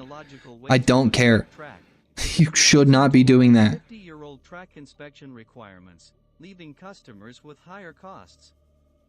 LFRA is refusing to take final action on a rulemaking proceeding that would modernize brake inspection requirements by taking advantage of the ability. to track brake inspections on rolling stock electronically instead of by using paper air brake slips, which would enable extending the interval between brake inspections for trains and eliminating restrictions on the ability to place/remove blocks of cars and trains. LFRA will be proposing certification requirements for dispatchers and signal employees despite the failure of the Railroad Safety Advisory Committee, RSAC, to identify any safety benefit. LFRA is planning to propose emergency escape breathing apparatus requirements for train crews, even though FRA staff long ago concluded that the costs of these requirements would far outweigh their very minimal benefits. It is vital that the integrity Emergency of escape FRA's breathing research apparatus? What are they talking program about? preserved. Trains? Like falling into In water? 2022, FRA switched the What is it? management of the Fumes in Transportation caves. Technology Center, TTC, in Pueblo, Colorado. What are they talking a about? subsidiary of the Association of American Railroads, AR. To ENSCO Incorporated. FRA seems determined to direct research to TTC, even when there are better choices with respect to the research in question, in an effort to support TTC financially and justify its decision to change management at TTC. This change in approach threatens the collaborative approach to research between FRA and the railroads that has existed for decades. FRA should make its decisions on where to spend its research dollars solely on the merits of improving the safety and efficiency of the railroad industry. Maritime policy. The Maritime Administration, MARAD, was established by President Harry Truman in 1908 talking about and was boats now, transferred to DOT likely. in 1981.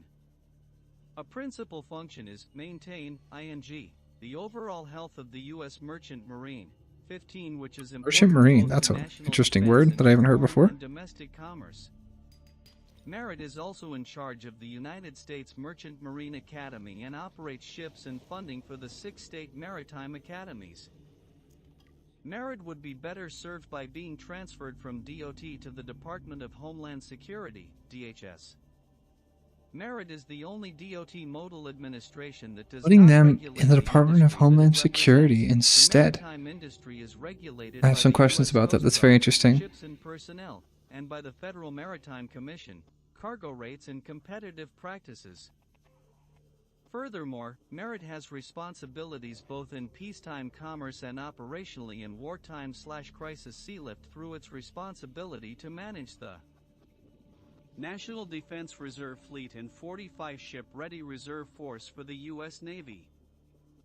These missions are unique to MARAD within DOT. As a result, MARAD's missions and purpose, and therefore its funding Sure, it's pronounced priorities, Mayrad are probably, not well but understood and historically have been minimalized in planning and budgeting. MARAD, including its subordinate service academy, the U.S. Merchant Marine Academy, should be transferred to the Department of Defense, if the Coast Guard is located there because DHS has been eliminated, or to the Department of Homeland Security. In this way, the two agencies charged with oversight and regulation of the maritime sector, MARAD and the United States Coast Guard, would be aligned under the same department where operational efficiencies could be realized more easily. Serious consideration should be given to repealing or substantially reforming the Jones Act, 16, which would require legislation. The economic costs of the Jones Act, which is notionally in place to promote a robust merchant marine, vastly exceed its effect on the supply of domestic ships. For instance, no liquefied natural gas, LNG, can be shipped from Alaska to the lower 48 states because there are no U.S. flagships that carry LNG. If there are genuine concerns about U.S. fleet capacity in the absence of the Jones Act, it would be possible to do so through an expansion of the Defense Reserve Fleet. Another DHS agency, the Federal Emergency Management Agency, FEMA, is a frequent user of talking about FEMA. force shipping during disaster assistance missions. Okay, what's Transferring FEMA? MARAD to DHS would make coordination and requisition of those vessels a smoother and more rapid process. DHS has responsibility for reviewing and approving Jones Act. I don't know anything about what natural gas being shipped on tankers from Alaska is. I don't know the context. That I have no idea. Something's going on clearly, but I don't have any context. I'm not valuable. Both for it. agencies were in the same department. Finally, DHS as a department is experienced in administering and budgeting for the operation of an existing Federal Service Academy, the U.S. Coast Guard Academy, which is similar to the Don't think U.S. it's worth it Merchant to make Marine that. I'm just not Academy in going to. size. There would be increased efficiencies and better alignment of the missions of these two institutions if they were under one single department that has equity in the industries served by these academies. Conclusion: Americans need more abundant and affordable transportation. They need more affordable and safer cars as well as Slow physical quartz and aspects titanium. of transportation such as roads, bridges, airports, ports, and rail lines. They really always put rail last. They do not care. Evaluating which aspects of transportation are contributing to the economic competitiveness of the United States and the Trains. well-being of Americans. If they really care. Or should continue The to be well-being of Americans? Then trains. Holy shit. all too often, DOTs It sure isn't fucking cars that's contributing to the well-being of Americans. Good God. reducing the costs of travel to Americans through increased use of renewables. These goals are not compatible with what should be DOT's purpose, to make travel easier and less expensive. That It will be less expensive in the long run if you fucking invest what DOT in should renewables. provide. Please. How are you so The stupid? preparation of this Chapter. was Yeah. Okay, so we're done with that section. On to the next one. The next section is the Department of Veterans Affairs. Whoa, this is going to be a lot. I don't even know what my heavy, I don't know what my opinions and dispositions are on this. I'm pro-soldier, anti-war. There you go. That'll probably summarize my feelings on this. Pro-soldier, anti-war. The Department of Veterans Affairs, VA, is the primary provider of health care, benefits, and memorial affairs for America's veterans and their families. The VA has the noble responsibility to render exceptional and timely support and services with respect, compassion, and competence. The veteran is at the forefront of every VA process and interaction. The VA must continually strive to be recognized as a best-in-class, veteran-centric one system with an organizational ethos inspired by and accountable to the needs and problems of veterans, not subservient to the parochial preferences of a bureaucracy. Overview. At the end of the Obama administration, the VA was held in low esteem both by the veterans it served and by the employees. Still held in low esteem, even though Trump had a full term. Eroding morale Trump already had a whole four fucking years to fix the VA, and he chose not to. 2014 led to the resignation of Secretary Eric Shinseki and extensive oversight investigations by Congress from 2015 to 2016. By 2020, however, the VA had become one of the most respected U.S. agencies. This significant progress was due in part to the leadership of Secretary Robert Wilkie, 2018. The VA was still hated through that entire time period. What are you talking about? The average public opinion of the VA is that they fuck over veterans desperately and don't do nearly enough.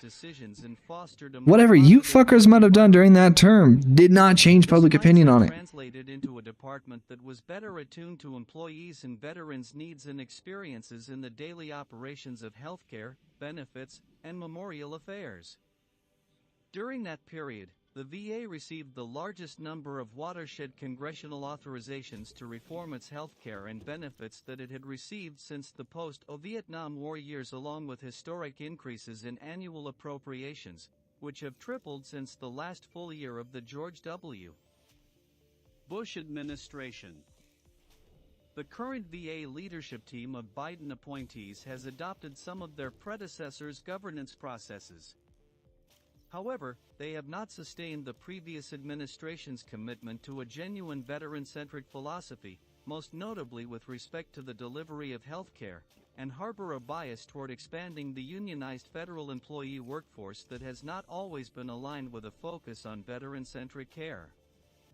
There also is growing concern in Congress and the veteran community that the VA is poorly managing and in some cases disregarding provisions of the VA mission, Maintaining Internal Systems and Strengthening Integrated Outside Networks, Act of 20,182 that codify broad access for veterans to non-VA healthcare providers. Efforts to It is expand crazy disability benefits to how large the biggest populations advertising, adequate the planning biggest point of caused advertisement erosion of for veterans' trust in the military is free healthcare, and then the US also Additionally, the current massively VA hates leadership anyone that focuses asks for very free strongly healthcare. on the social equity and inclusion What? within We departmental advertise it to policy soldiers to trick them into discussions joining that it, will affect only a and small then minority of the veterans anyone used else by who the also is like, dude, free healthcare is For the awesome. first Yeah, we time, should get the that. VA is allowing Immediately they're like, no, access no, no, to no, abortion you're bad. services What? for medical So is procedures unrelated socially to subsidized medical healthcare a good thing or a bad thing, America? Make your Declines the fucking legal choice. authority and clinical proficiency Make your of fucking choice. What is it? Socialized healthcare, good or bad? continuing the grotesque culture of Well, violence it's good against for the veterans, child but and like woman. average people, well, how is it good for them but not good for other people? What is wrong with you? From the department's core Yeah, mission. but like they deserve it. Like other people don't deserve healthcare? What are you talking about, bro? Following the Civil War, state veterans' homes were established Jesus. to provide medical and hospital treatment for all injuries and diseases.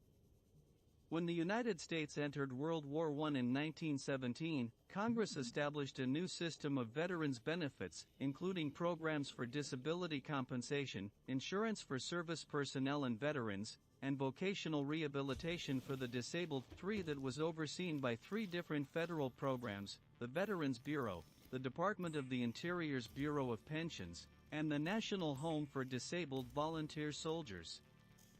In 1921, Congress combined those programs into the Veterans Bureau. 1921 is when we got the Veterans Bureau. Following World War II, a national VA. hospital system, much of which remains operational today, was established to care for millions of returning veterans.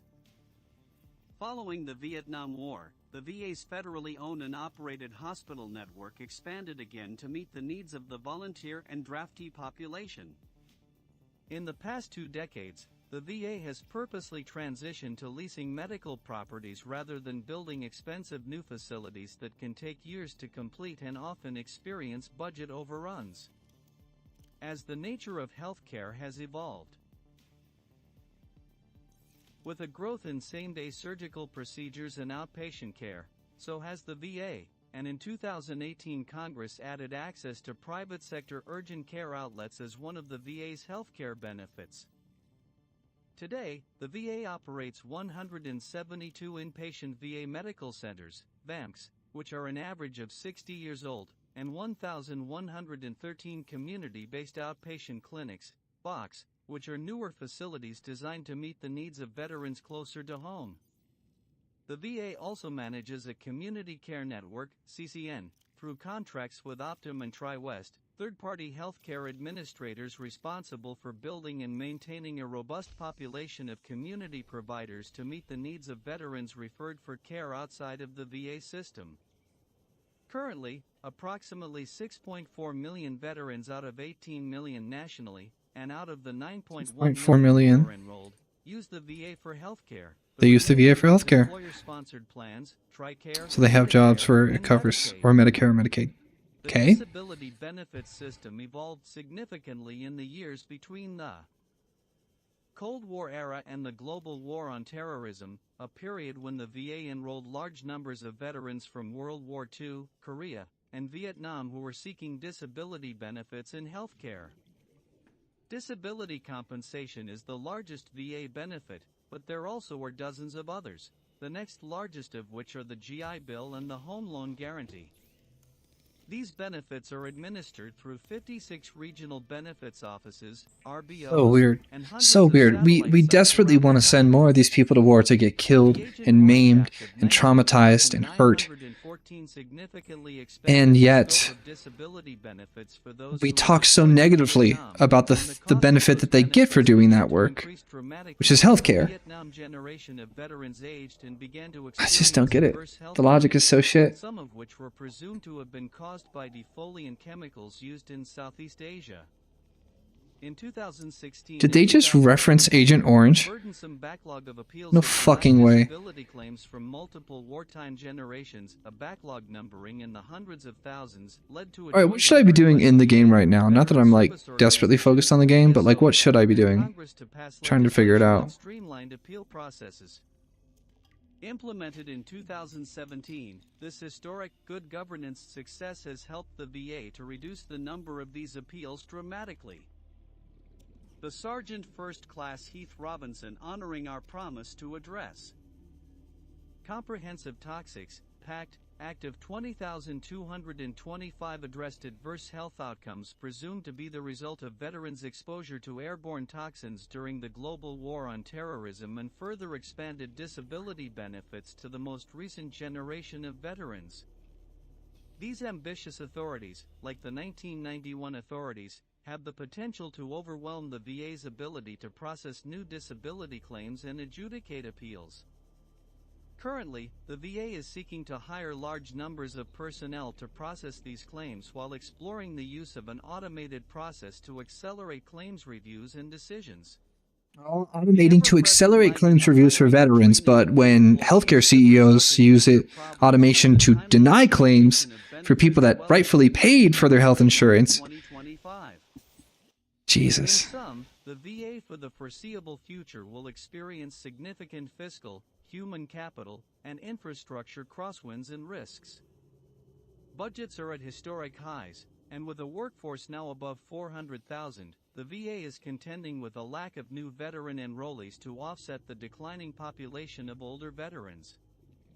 Recruitment of medical and benefits personnel has become more challenging. Veterans are migrating from the northern states to the southern and western states for retirement and employment. Meanwhile, VA information technology, IT, is struggling to keep pace with the evolution of patient care and record keeping. Consequently, VA leaders in the next administration must be wise and courageous political strategists, experienced managers to run day-to-day operations more effectively, innovators to address the changing veteran landscape, and agile fixers to mitigate and repair systemic problems created or ignored by the present leadership team. Veterans Health Administration, VHA. Needed reforms.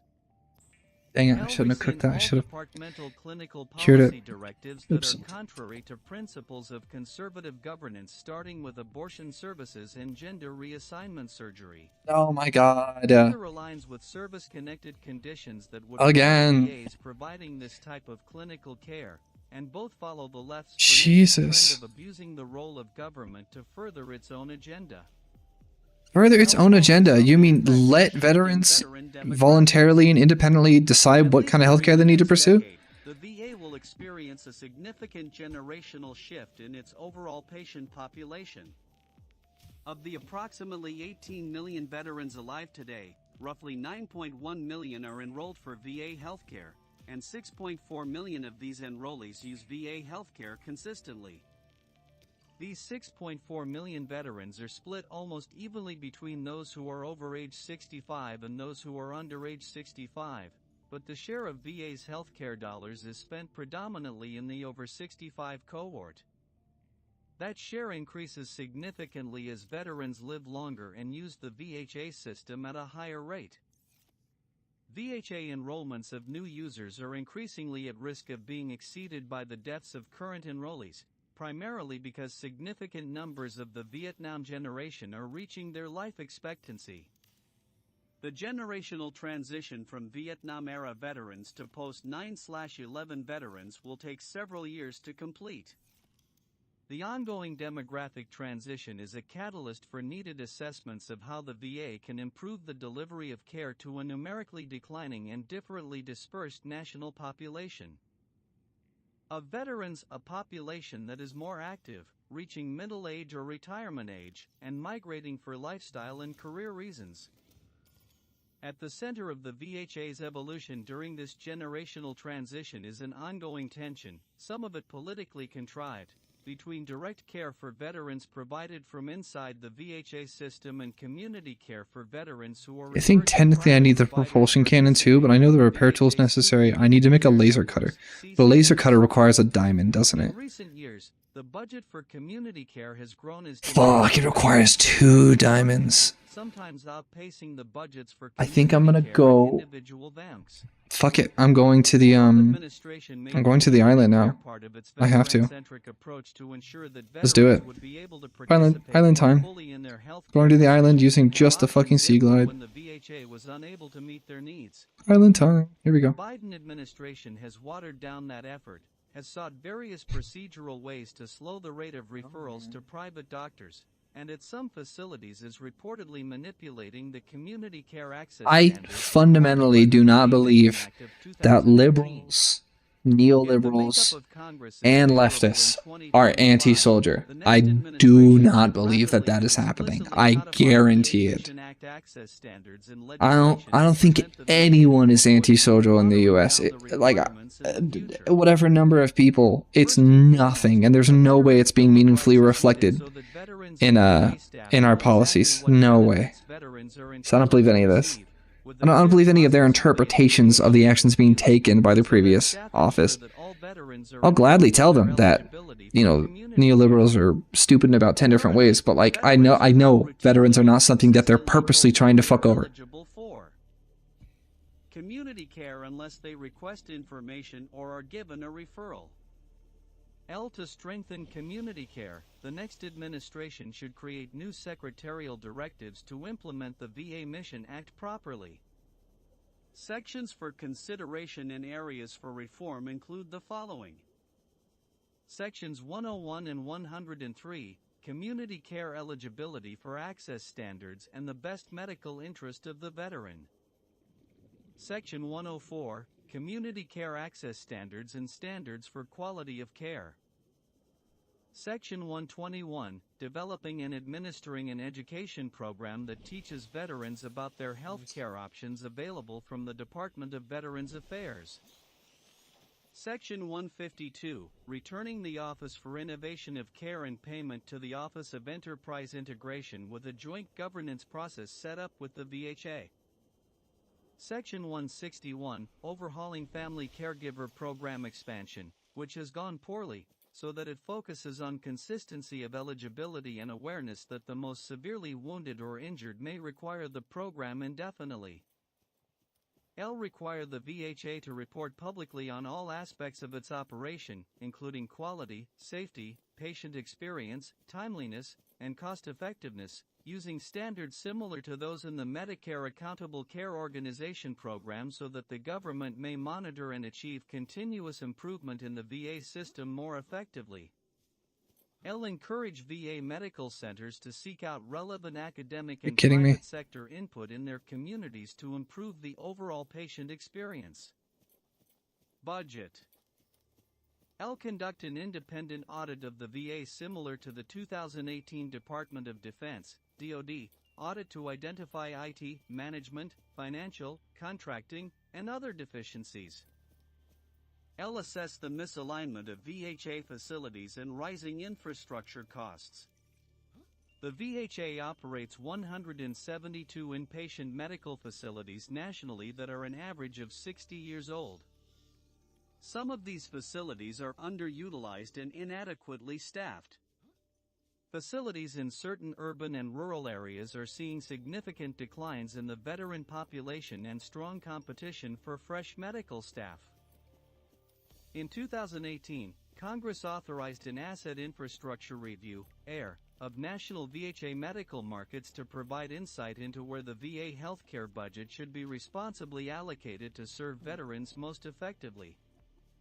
However, the Senate Veterans Affairs Committee lacked the political will to act on the White House's nominations of commission members, and this ultimately led to termination of the AIR process. The next administration should seek out agile, I chose the wrong one. And politically acceptable operational solutions to this aging infrastructure status quo, reimagine the healthcare footprint in some locales, Did you get to that side? or a realignment of capacity through budgetary allocations. Specifically, embrace the expansion of community-based outpatient clinics, (BOCs), as an avenue to maintain a VA footprint in challenging medical markets without. They're just talking about really semantic stuff surrounding the VA at this point that I don't really follow or understand. Facility sharing partnerships between the VA and Treat soldiers well, treat the average American well. Give everyone free medical care. Personnel extend the term of the Undersecretary for Health, USH, to 5 years. Additionally, authority should be given to reappoint this individual for a second 5-year term, both to allow for continuity and to protect the USH from political transition. L. Establish a Senior Executive Service (SIS) position of VHA Care System Chief Information Officer (CIO), selected by and reporting Huge. to the Chief Okay. of the VHA Care System with a dotted line to the VA CIO. L. Identify a workflow process to bring wait times in compliance with VA Mission Act required let's get it. time frames wherever possible. Assess the daily clinical I need a diamond, though. for I need to get to physicians and the medical staff underwater in medical area of this facilities where island. wait times for care are well outside of the time frames required by the VA Mission Act. Require VHA facilities to increase the number of patients seen each day to equal the number seen by DoD medical facilities, approximately 19 patients per provider per day. Currently, VA facilities may be seeing as few as 6 patients per provider per day. Consider a pilot program to extend weekday appointment hours and offer Saturday appointment options to veterans if a facility continues to demonstrate that it has excess capacity and is experiencing delays in the delivery of care for veterans. Similarly, we should regulate most of our medical care such that people can get doctors on the weekends, such that people can have timely doctor's appointments too. Examine exceptions for higher competitive pay. Assess the medical facilities where community care is readily available but referrals for community care are below the averages in other similar markets, referrals expiring are above the average, and or canceled appointments are above the average. Identify reasons and factors and consider possible ways to improve timeliness and responsiveness for veterans. Further explore how to leverage telehealth to reduce personnel costs across the enterprise and serve veterans. Continue to pursue See, yes, expansion of AutoSwim still broadband works. services to remote and rural areas. Assess recruitment and retention in highly competitive medical markets to identify common limiting factors for attracting high-demand, specialized occupations. Consider aggressively recruiting retired physicians who desire to serve veterans. Consider expanding VA tuition assistance in exchange for reciprocal service in rural or understaffed VAMCs. Examine the surpluses or deficits in mental health professionals throughout the enterprise, recognizing that the department needs a blend of social workers, therapists, psychologists, and psychiatrists with a focus on attracting high-quality talent. L. Conduct a high-priority assessment of electronic health record (EHR), transition delays and functionality problems. VA innovation in healthcare for the next 20 years and beyond will rest squarely on the timely implementation of the new VHA EHR in coordination with the DoD's parallel pacing effort. The VA's EHR rollout has been blocked by technical delays at local facilities where personnel have raised safety concerns and infrastructure has not been modernized to accept the new system. Veterans Benefits Administration (VBA) needed reforms. The most evident and ongoing concern is the complexity of benefits, which can lead to confusion for the veteran and, if not mitigated early in the veteran's interactions, long-term distrust of and animosity toward the VA. Wholesale benefits reform is unnecessary and politically a third rail, but effective managerial approaches and technology tools that currently exist in the private sector could be employed to improve existing VBA activities. This problem is most pronounced in the disability claims process, which needs more and better management attention focused on streamlining the procedures involved in processing claims and administering benefits. The VA must improve timeliness of claim adjudication and benefits delivery. Veterans want the VBA to provide timely responses to requests for benefit support, render empathetic customer service and What would I just do? I accidentally went to the document and pressed a button. Alright, I'm gonna keep reading aloud. I'm gonna go get more water. Come on, read aloud. adjudication and benefits delivery. Veterans want the VBA to provide timely responses to requests for benefit support, render empathetic customer service and explanations of those benefits, and deliver those benefits without frustrating delays, weeks, not months. L. Identify performance targets for benefits, report publicly on actual performance each quarter, and use these metrics to drive consistent improvement. L. Develop a new Pilot Express 30 commitment for a veteran's first fully developed disability compensation claim and organize the VBA to complete the first claim in 30 days. L. Hire more private companies to perform disability medical examinations. Delays in completing the examinations could be eliminated with more external capacity. L. Increase automation. Hiring additional staff to process claims is costly, is inflexible, and has yielded mixed results. Attempting to change laws and regulations simply to adjudicate claims would be a Herculean effort given their complexity. The best way to provide benefits faster and more accurately is by using technology to perform most of the work. Technology currently exists in the private sector, but the VBA lacks the expertise to use it. This would be more of an organizational challenge than a technology hurdle. L. Reduce improper payment and fraud. About $500 million is improperly paid out each year.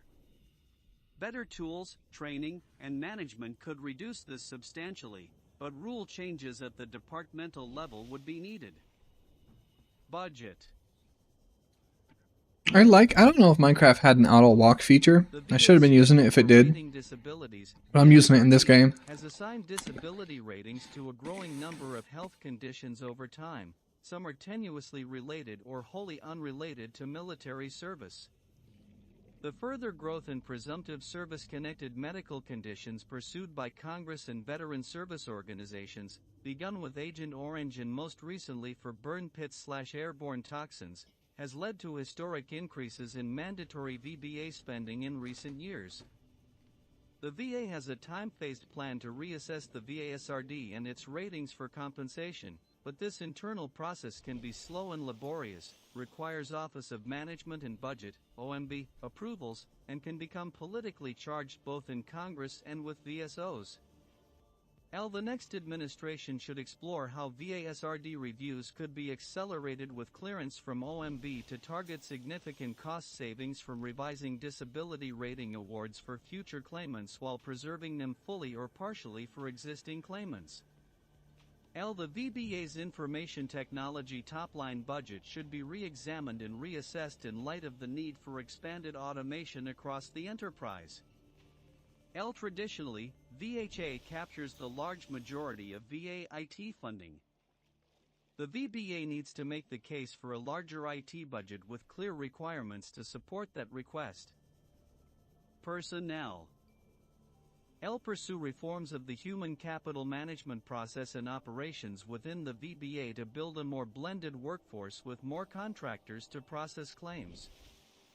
This would free federal employees to perform other duties and be involved solely with the final decision to award benefits. Improve the VBA acquisition workforce.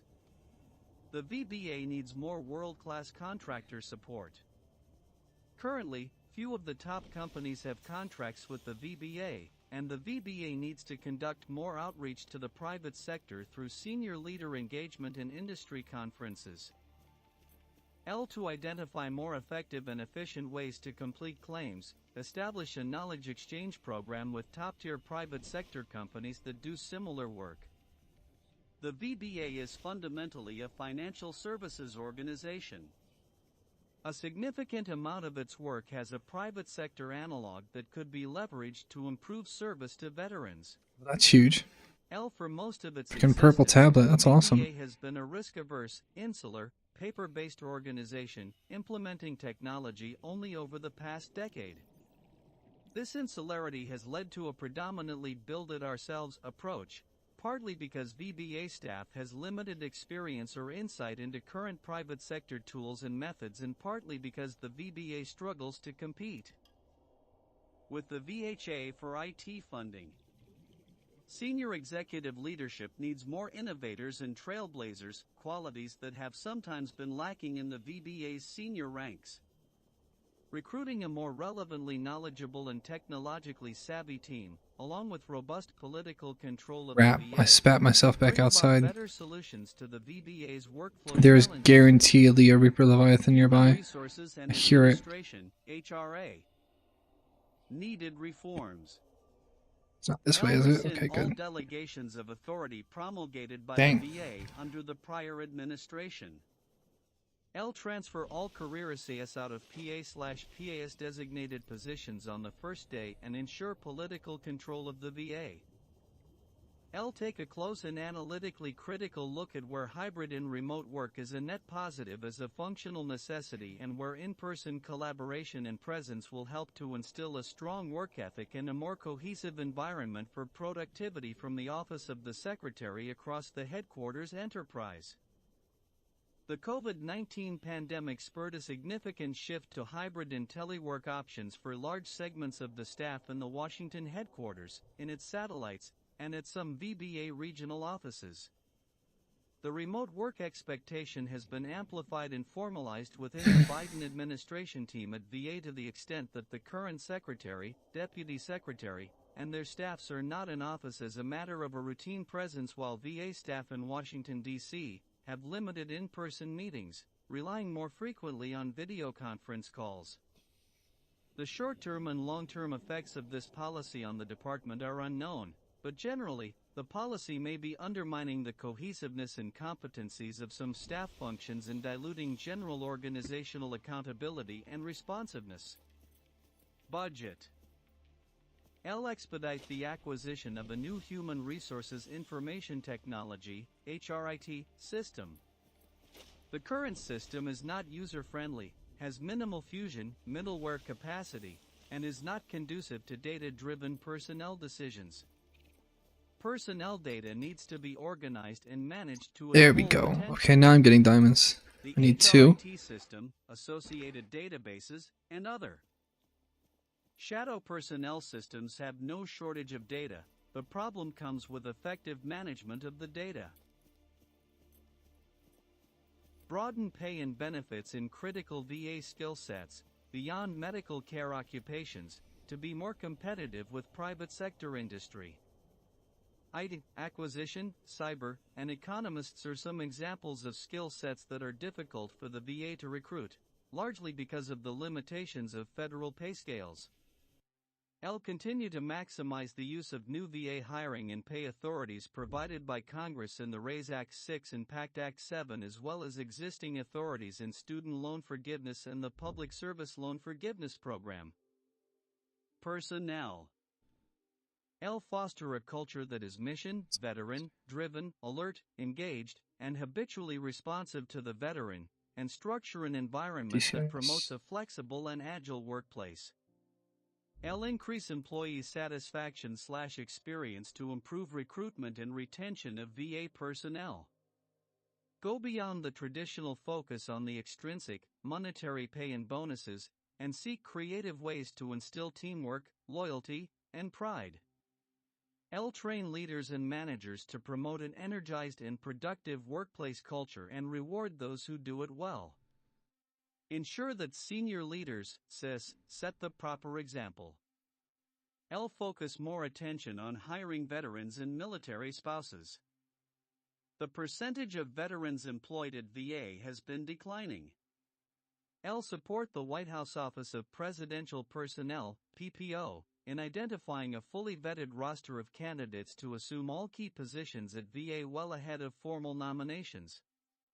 The VA is the second largest federal agency, yet it is authorized a woefully small number of PA/PAS positions when compared to other agencies of lesser size. Congress and the Office of Personnel Management should be engaged on ways to provide authorities for a higher number of non-career PA positions. The White House PPO can be inclined to discount the VA's importance, but given the political attention that VA can generate for Congress and the media, PPO should understand the importance of finding talented political appointees to serve at VA.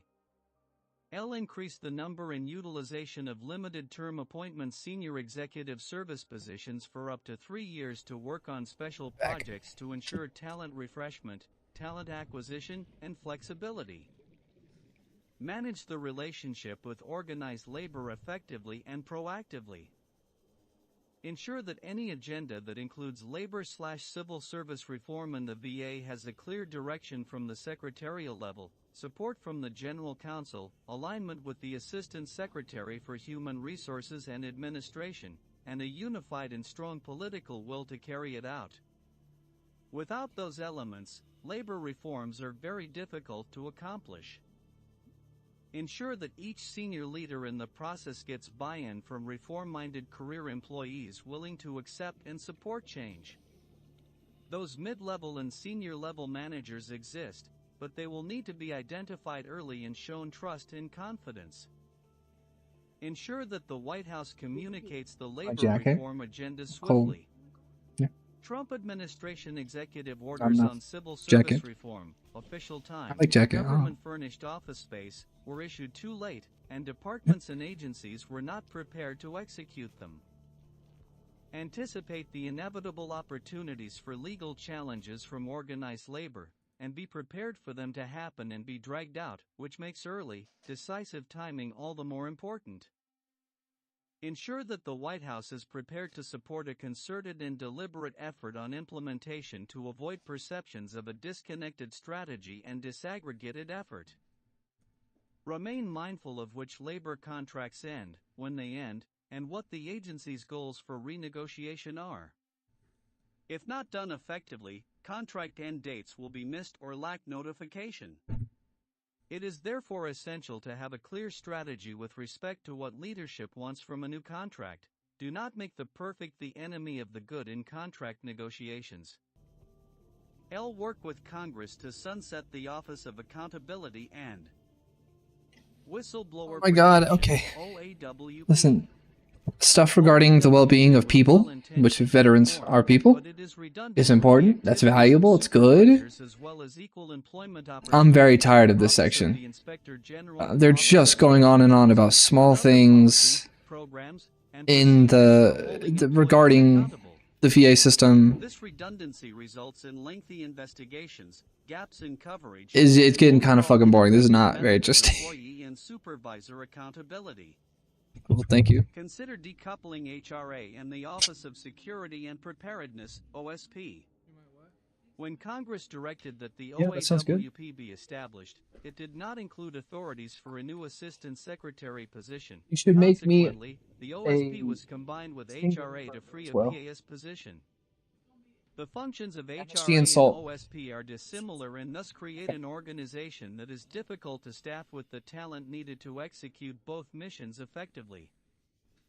Authors note, the preparation Jump the section, thank Christ. Oh, it wasn't even that particularly annoying. It's just not super... Now we talk about the economy? We talked about the economy the entire document. What do you mean? Oh, okay. Alright, I'm gonna rest my brain before we get to this section. I'm tired. I'm so sick of this document. One, I don't know much about economics. 2, I do know that I don't like the concept of economics. 3, consequently, this section's probably going to be really hard for me to understand. 4, the fact that I don't understand economics doesn't invalidate any of my moral principles. 5, let's do it. This is going to suck. All right. Read aloud. Administration must prioritize the economic prosperity of Dude, I might get pretty far in Subnautica while listening to this shitty fucking document. Failed the citizenry by refusing to secure the border, outsourcing manufacturing to China and elsewhere, spending recklessly, regulating constantly, and generally controlling the country from the top down rather than letting it flourish. Damn, they're really popping off. The proper role of government, they're currently crashing out. Articulated nearly 250 years ago, is to secure our God-given, unalienable rights in order that we might enjoy the pursuit of happiness, the benefits of free enterprise, and the blessings. We deserve the pursuit of happiness. Finding the right approach to trade policy is key to the fortunes of every day. Americans. In Chapter 26, President of the Competitive Enterprise Institute Kent Lastman and former White House Director of Trade and Manufacturing Policy Peter Navarro debate what an effective conservative trade policy would look like. Lassman argues that the best trade policy is a humble, limited government approach that would encourage free trade with all nations. He maintains that aggressive trade policies involve an increased government role that future leftist administrations will utilize to push climate change and equity-based activism. Whoa, that's crazy. Focusing more on gross domestic If we product, GDP, prop up trade growth in our policies, median income, then eventually leftists will ruin it for everyone. mistakenly That's believe that US that is an manufacturing and the US actually economy thoughtful, are in decline, when strategic American thought. manufacturing output is currently at an all-time high.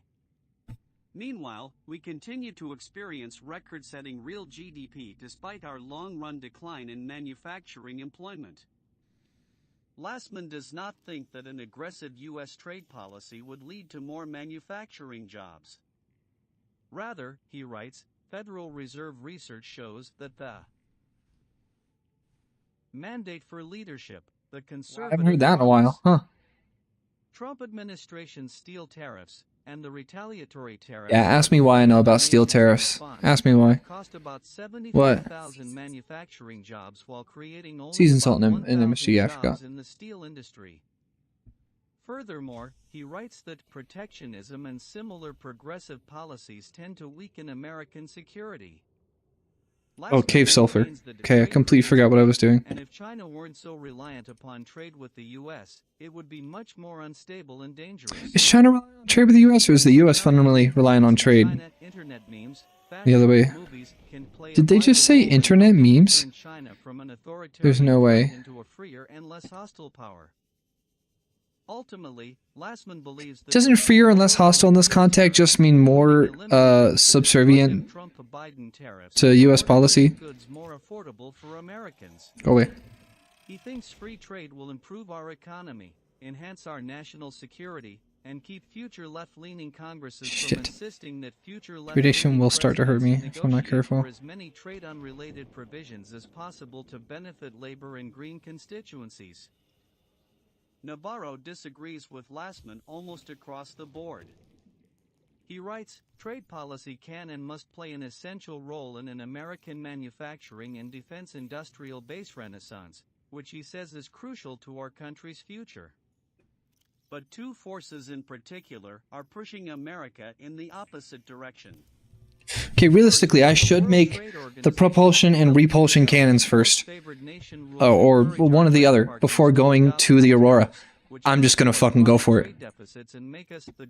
I don't know why I'm pretending to start speedrunning this, but I don't know, it's like habit at this point to just go for it. Tariffs on imported automobiles are 2.5% in the US, 10% in the European Union, and 15% in China.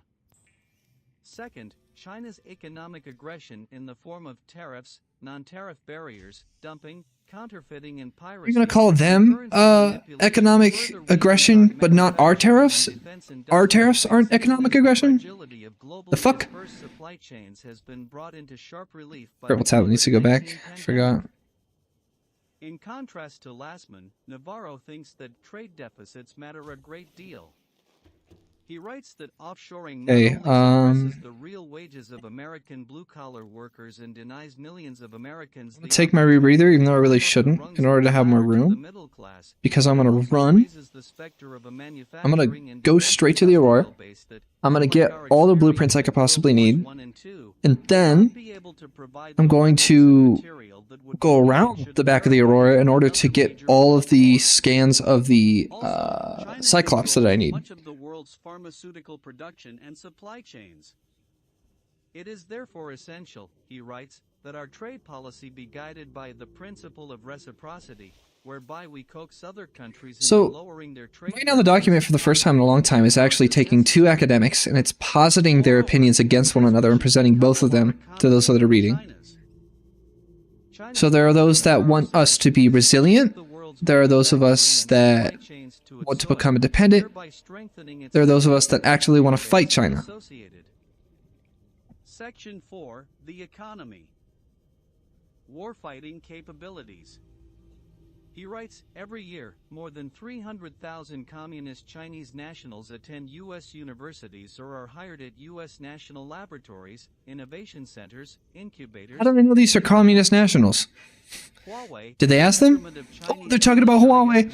I used to have an Honor 8. That was like my first phone that I bought just for me. It was a fucking awesome phone. It was super open. Like, I could do what I wanted with it. It was awesome. China is also engaged in what Warren Buffett calls conquest by purchase, as it uses revenues from its trade services. I have heard that there's a thing where China is buying real estate, yeah, and investing in it. But American companies do the same damn thing and fuck over the consumer. Our current trade policy It's the same thing. allies and adversaries while hurting us, weakens our industrial base while strengthening China's, and shortchanges Main Street manufacturers and workers.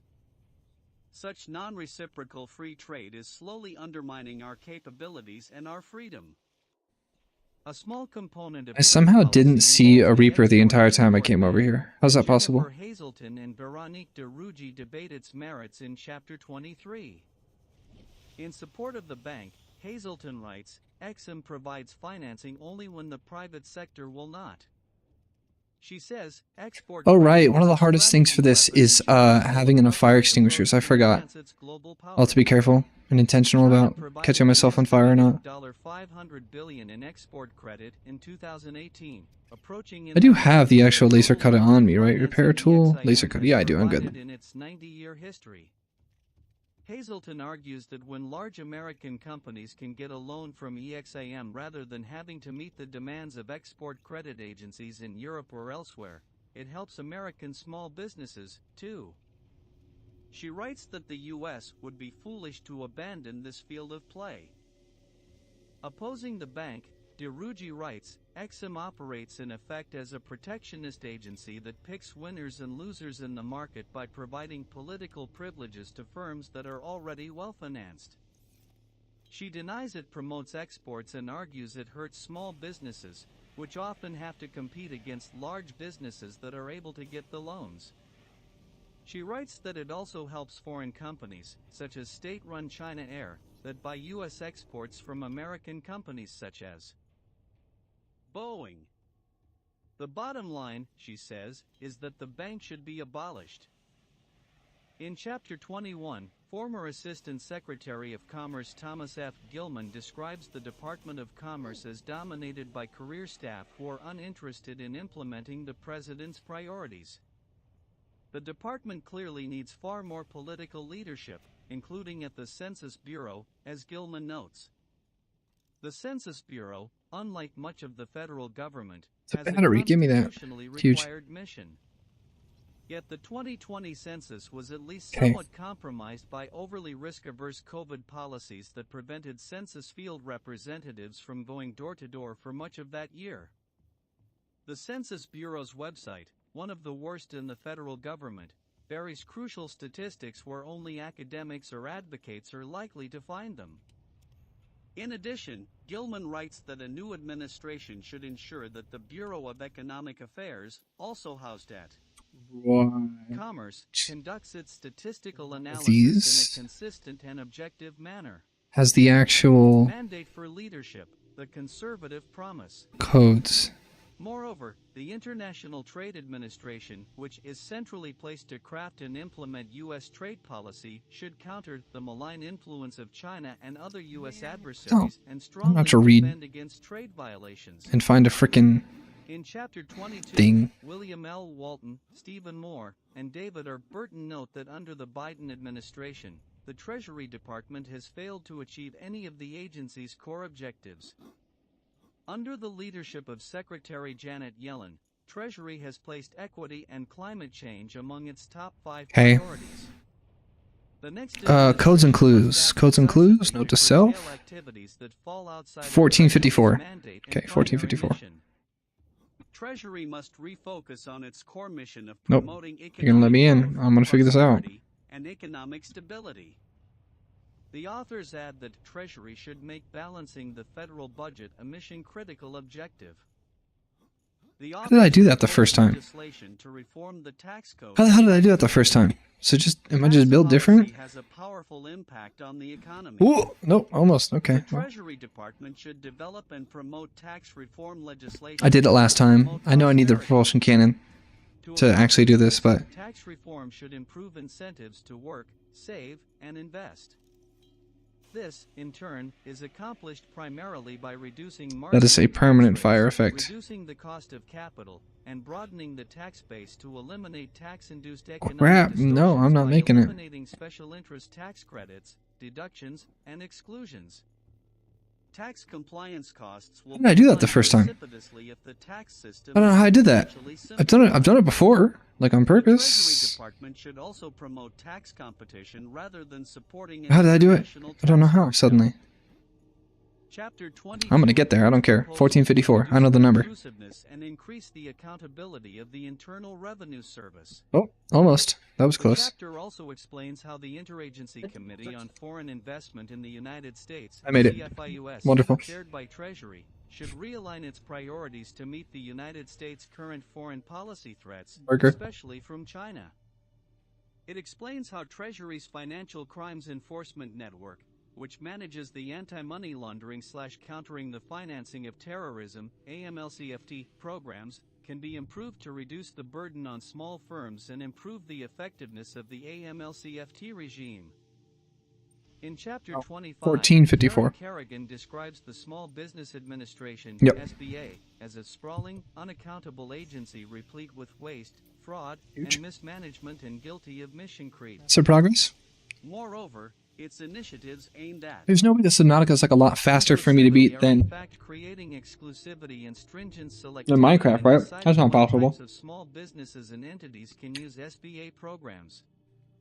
According to Kerrigan, the Office of Advocacy is one of the bright spots within the SBA that a conservative administration could supercharge to dismantle extreme regulatory. Section 4, the economy. Policies in advance limited government reforms that be the promote Cyclops engine done? freedom and opportunity. I need like the captain's quarters or something.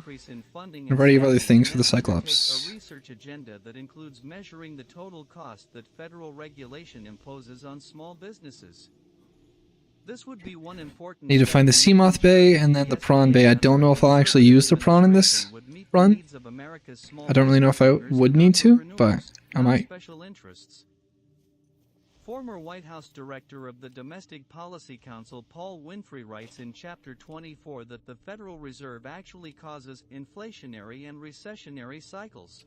Drive room. He says, Okay, I'm gonna go repair the drive core problem with first. Government control of monetary policy is its exposure to two unavoidable political pressures: pressure to print money to subsidize government deficits and pressure to print money to boost the economy artificially until the next election. The Fed has also added a moral hazard due to its history of bailing out private firms when they engage in excess speculation. At a minimum, Winfrey writes, full employment should be eliminated from the Federal Reserve's mandate, requiring it to focus on price stability alone. That'll be huge. I need to make sure I have that on me. It should not be allowed to incorporate environmental, social, and governance factors into its mandate. It should be compelled to Yeah, I cannot lose specify its that. target range for inflation. Its last resort lending practices, which are directly responsible for too big to fail, should be curbed. Its mission and alternatives to the Fed. I'm hearing some technically positive stuff surrounding the idea of not bailing out businesses unnecessarily. Which would provide unprecedented surveillance and potential control of financial transactions, should be rejected. Even more ambitiously, Winfrey suggests that the next administration should think about proposing legislation that would effectively abolish the Federal Reserve and replace it with free banking, whereby neither interest rates nor the supply. I don't know shit about the Federal Reserve, and I'm not going to say I do. I did just hear some crazy shit about cryptocurrency, though. Not sure it was good or bad. And a strong financial system, while allowing lending to flourish. Alternatively, Winfrey writes, the next administration should consider the feasibility of a return to the gold standard. 21 Department of Commerce Thomas F. Gilman. He The Department of Commerce is charged with promoting economic growth, innovation, and competitiveness. Oh, so we talked about the economy generally, and now we're doing that. Need to succeed. Intended to serve with clarity of purpose as the voice of business in any president's cabinet, the Department of Commerce has suffered. That was a sudden jump in section. Capture, ideological drift. I guess that. Oh no, we just started a whole new section. Loving the trim. Are you gonna build a solar punk base in Subnautica? I don't know. I'm just kind of playing it somewhat quickly, but I'm not really trying to beat it in time.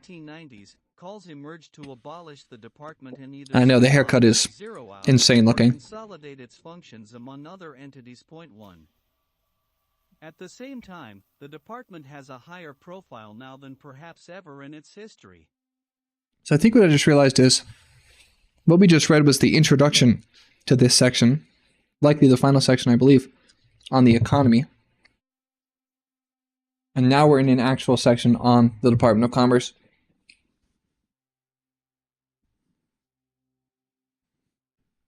Gosh, I need to go back to the gym. Desperately. I very much should get back in the gym more consistently. Let's see, am I missing anything? Or have I done what I needed to in this area? Okay. Oh, back to reading. A shame. I hate having to read this. This stream has no particular goal though, so I don't have to. I don't have to beat anything anymore. I'm just reading it for the sake of reading it at this point.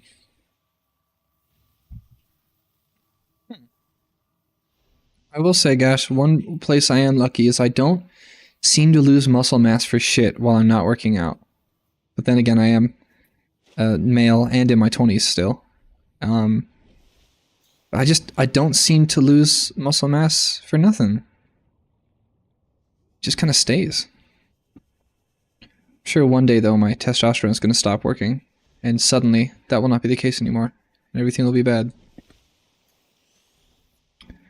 Okay, something's going on. I must have clearly missed something somewhere.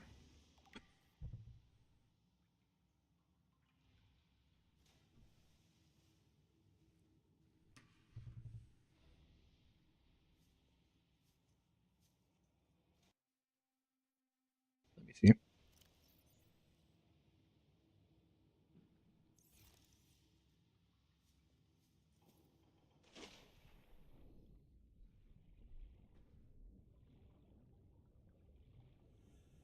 I must be missing something because I'm pretty sure that once you... Yeah, there we go. There it is.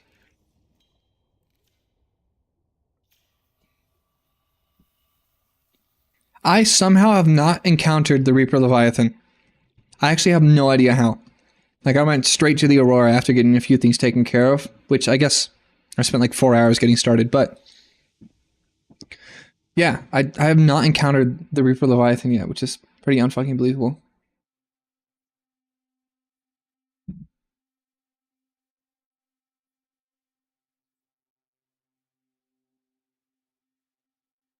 No, they're absolutely supposed to be. They're supposed to be like the whole Aurora. This whole ship is supposed to be guarded by Leviathans. But I don't know. I just went really quickly and didn't see one, which usually I would see one. But I got lucky this time.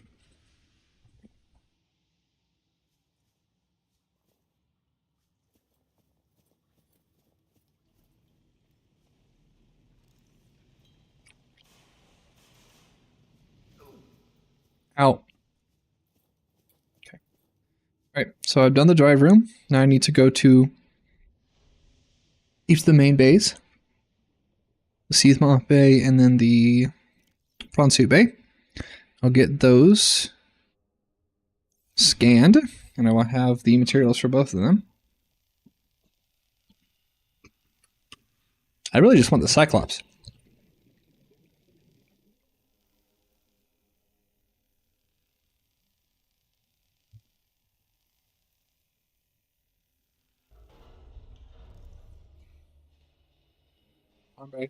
And locker room.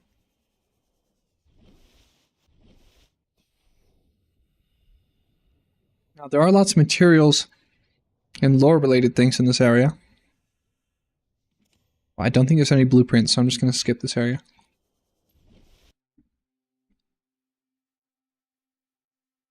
I love Subnautica so much. It's just one of the best fucking games ever. Like, I swear, it's one of the best games. But it's gotten so personal for me too, because when I was teaching science, I made like a conscious effort to involve this specific game into a lot of my biology curriculum when I was teaching biology. So it's super personal to me, like as just something I have so much experience with.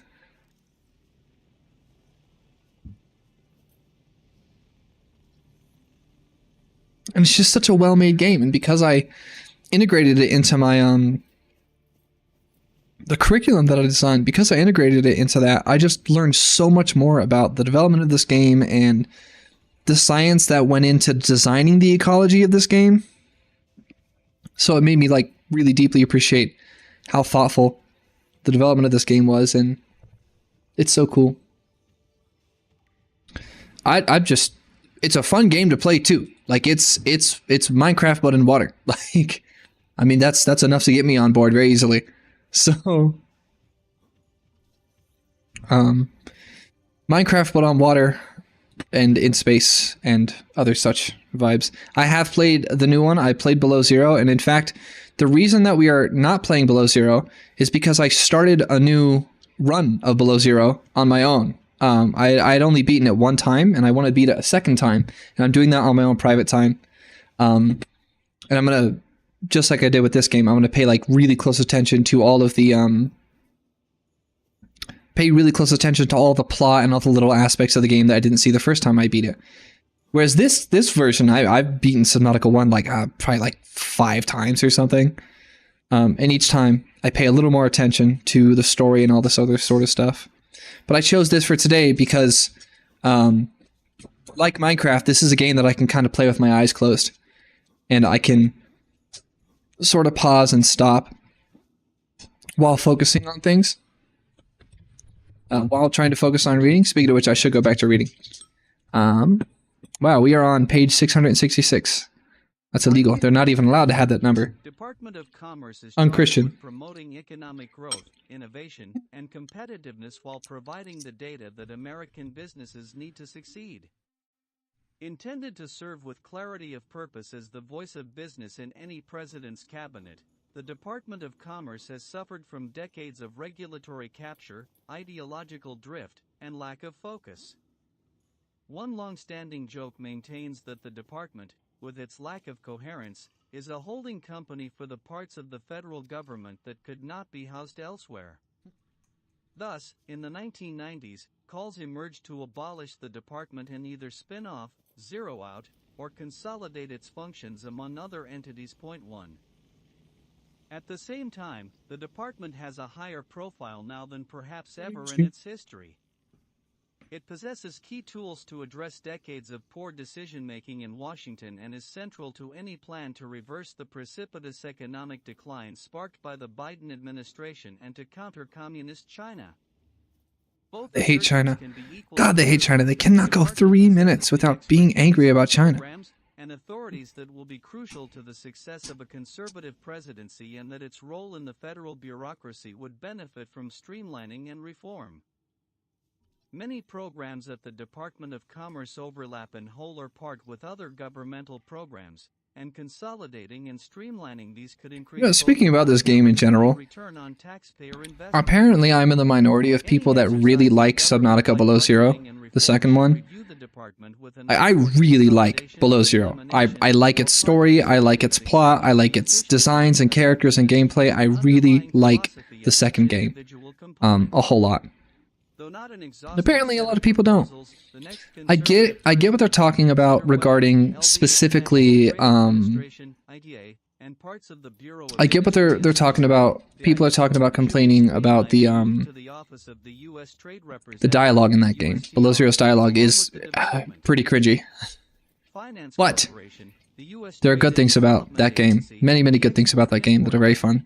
other trade-related programs spread across I actually like the federal characters a lot government, in that game. as well as considering whether many of these programs should And even the exist voice within lines and the federal dialogue and all government. the sort of The stuff. Economic Development Administration's grant programs, which are among a broad set of duplicative and overlapping federal economic development grant programs, should be consolidated with other programs and/or eliminated. The Bureau of Economic Analysis and Census Bureau, as well as the Department of Labor's Bureau of Labor Statistics, should be consolidated into a more manageable, focused, and efficient statistical agency, the U.S.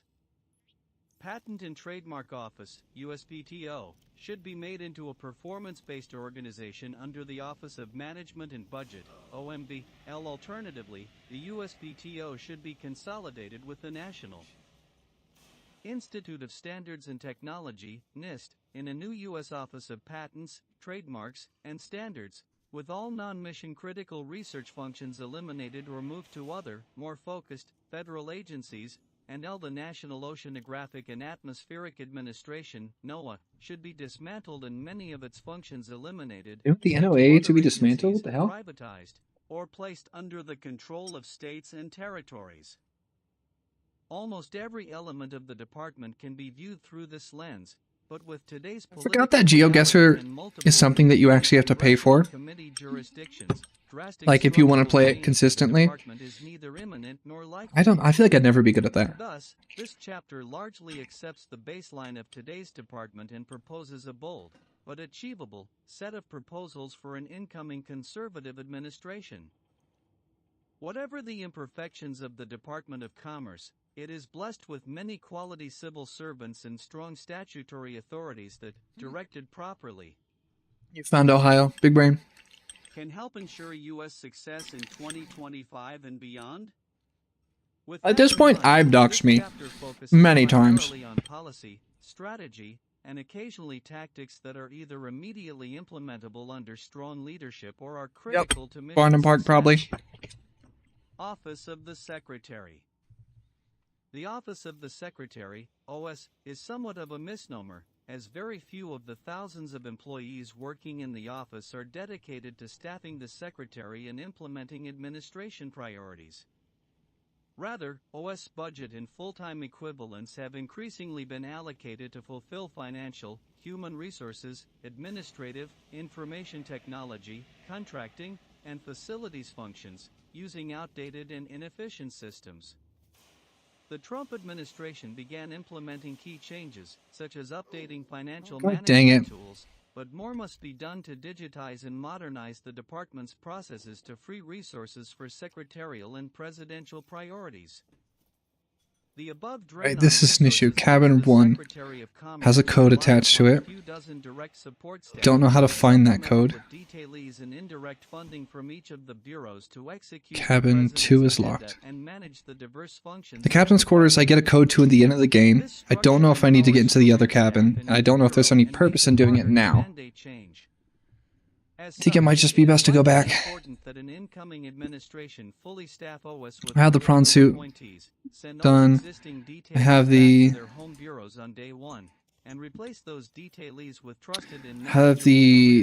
Seamoth already done. Department of Commerce leadership should also fight to restore direct funding and additional political appointee positions to OS and its constituent parts involved in implementing and communicating the Commerce Secretary's and President's policy priorities. Administration. Oh shoot, that was stupid. I'm gonna die if I'm not careful here.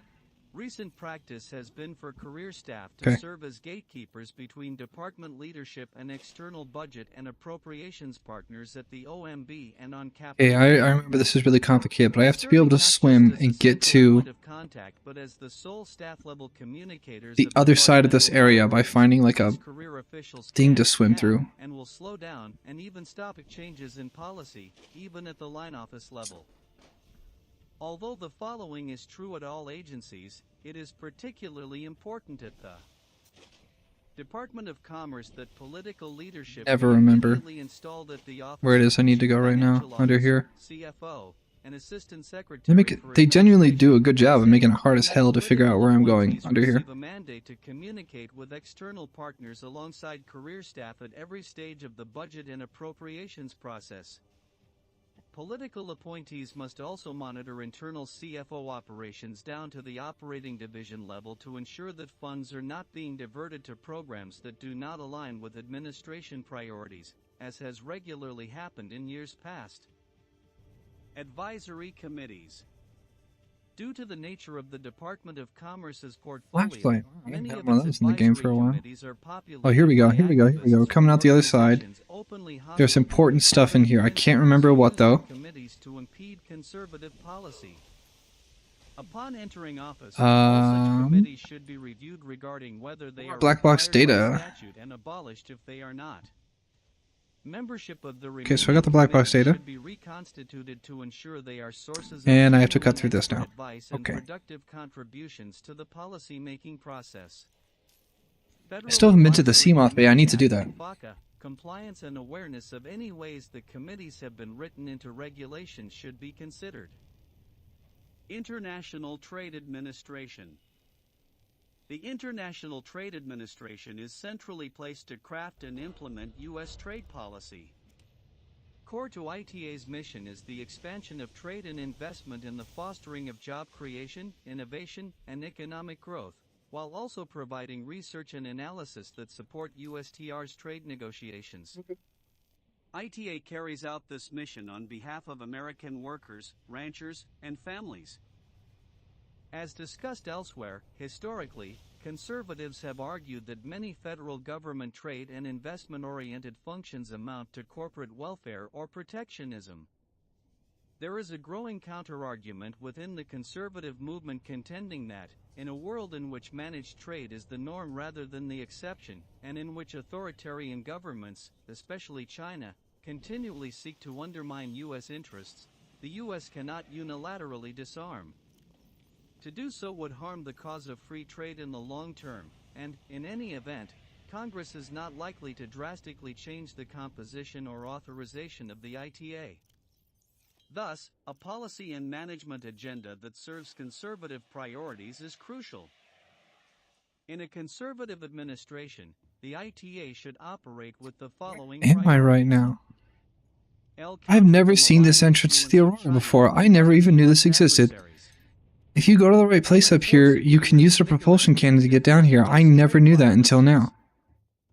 L. Secure access to I found critical something new in the supply game. chains and That's crazy. technology. I would not have seen that coming. L. Enable the private sector to Wow. drive Huh. innovation and remain I went somewhere new. globally competitive. Didn't expect that at all. It is important to note that I don't know what the deeply fuck the entrenched code to this room is. Why senior do I know what the fuck the code to this room is? Service officials have managed the ITA for over a decade. While most are truly nonpartisan civil servants, some are not. Political leadership must manage accordingly. Strong political leadership is needed in ITA's policy-making positions from day one to ensure the Bureau is fully implementing administration policy. An incoming administration should ensure that Assistant Secretary and Deputy Assistant Secretary positions are staffed by appointees as quickly as possible. Enforcement and compliance. Strong enforcement of trade agreements is an indispensable function of the ITA carried out by Enforcement and Compliance, ENC. Free and fair trade is impossible without energetic enforcement of existing agreements and without strong defense against dumping and illegal subsidies. Many free trade advocates consider anti-dumping and countervailing duty laws, AD/CVD, to be protectionist and thus antithetical to the conservative free market position. In their view, AD/CVD laws are overused, abused by certain industries, and harmful to American AD/CVD. by increasing costs to downstream industries. Other conservatives maintain that AD/CVD tariffs module. are not conventional tariffs, but Depth rather module Mark 1. I already got one earlier. to address anti-free market No, I got the activities design by for it, I governments, think. Not the actual module, so now I don't have to make one. That's huge. In the short That'll term, help. this may mean higher costs for U.S. businesses and consumers on a limited number of products from certain offending countries, but those higher prices correct existing price distortions in the marketplace and ultimately ensure the healthy operation of market forces in the long term and a level playing field See about for codes US and clues. manufacturers. Nope, still nothing. Whatever the case, improvements to the current system must be made to both protect U.S. consumers and companies from improperly applied duties and defend against trade-distorting actions by other governments. Procedures governing the day-to-day administration of proceedings, as well as policies driving critical decisions in proceedings, require a fresh look. Realistically, I have everything I needed from this area. ENC's mandate is to I'm going conduct back. a rigorous but also fair, objective, and balanced I'm gonna go review of around the record back side of the in each Aurora. proceeding and to make decisions without bias. It is exceedingly unlikely that Congress would abolish or limit the activity of ENC. Oh, come on, I did Therefore, not just get the stuck. proposals below are made under the assumption that an incoming administration will operate ENC The physics in this game is so sketchy. institutional and political confines and set a path forward to wield ENC's considerable power to achieve the goals of a conservative administration. These proposals can be broken into three categories: process, policy, and addressing Yeah, I have everything I need from the Aurora.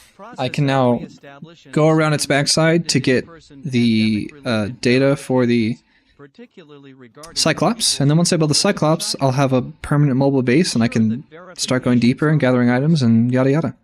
It'd be very fast for me. 4 or 5 hours to have all that done. It's a lot faster than I'm used to. Then again, it might be kind of on track for me, really. Accelerate front-end work on reviews as opposed to constantly pushing against statutory deadlines. Alright, let's see if I'm about to see a very angry and large fish. Where's he at? Where are you, angry fish? Large fish of doom and despair?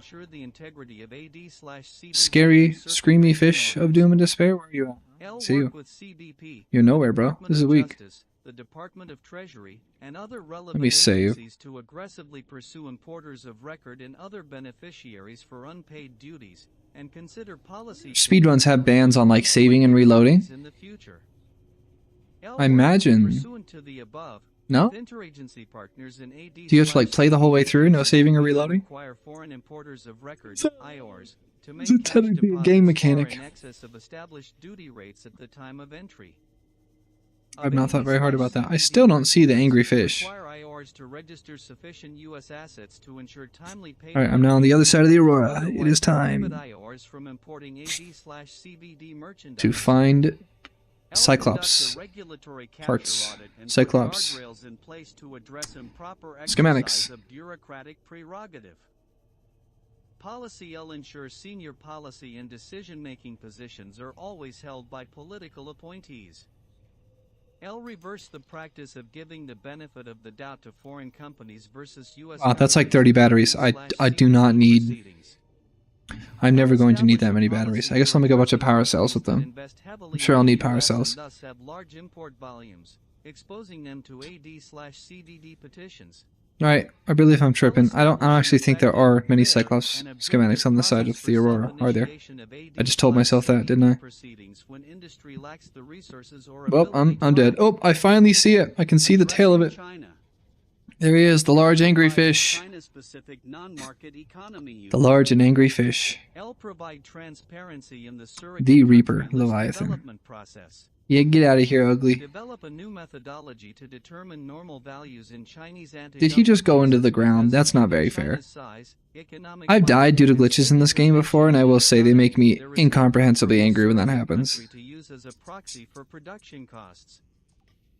I get very, very angry with that. Continued support for steel and aluminum market analysis and import monitoring remains crucial to the U.S. defense industrial base and the health of global manufacturing. Without these functions, it 30 is seconds of difficult oxygen. to address massive subsidization, overcapacity, and dumping by China. Industry and analysis.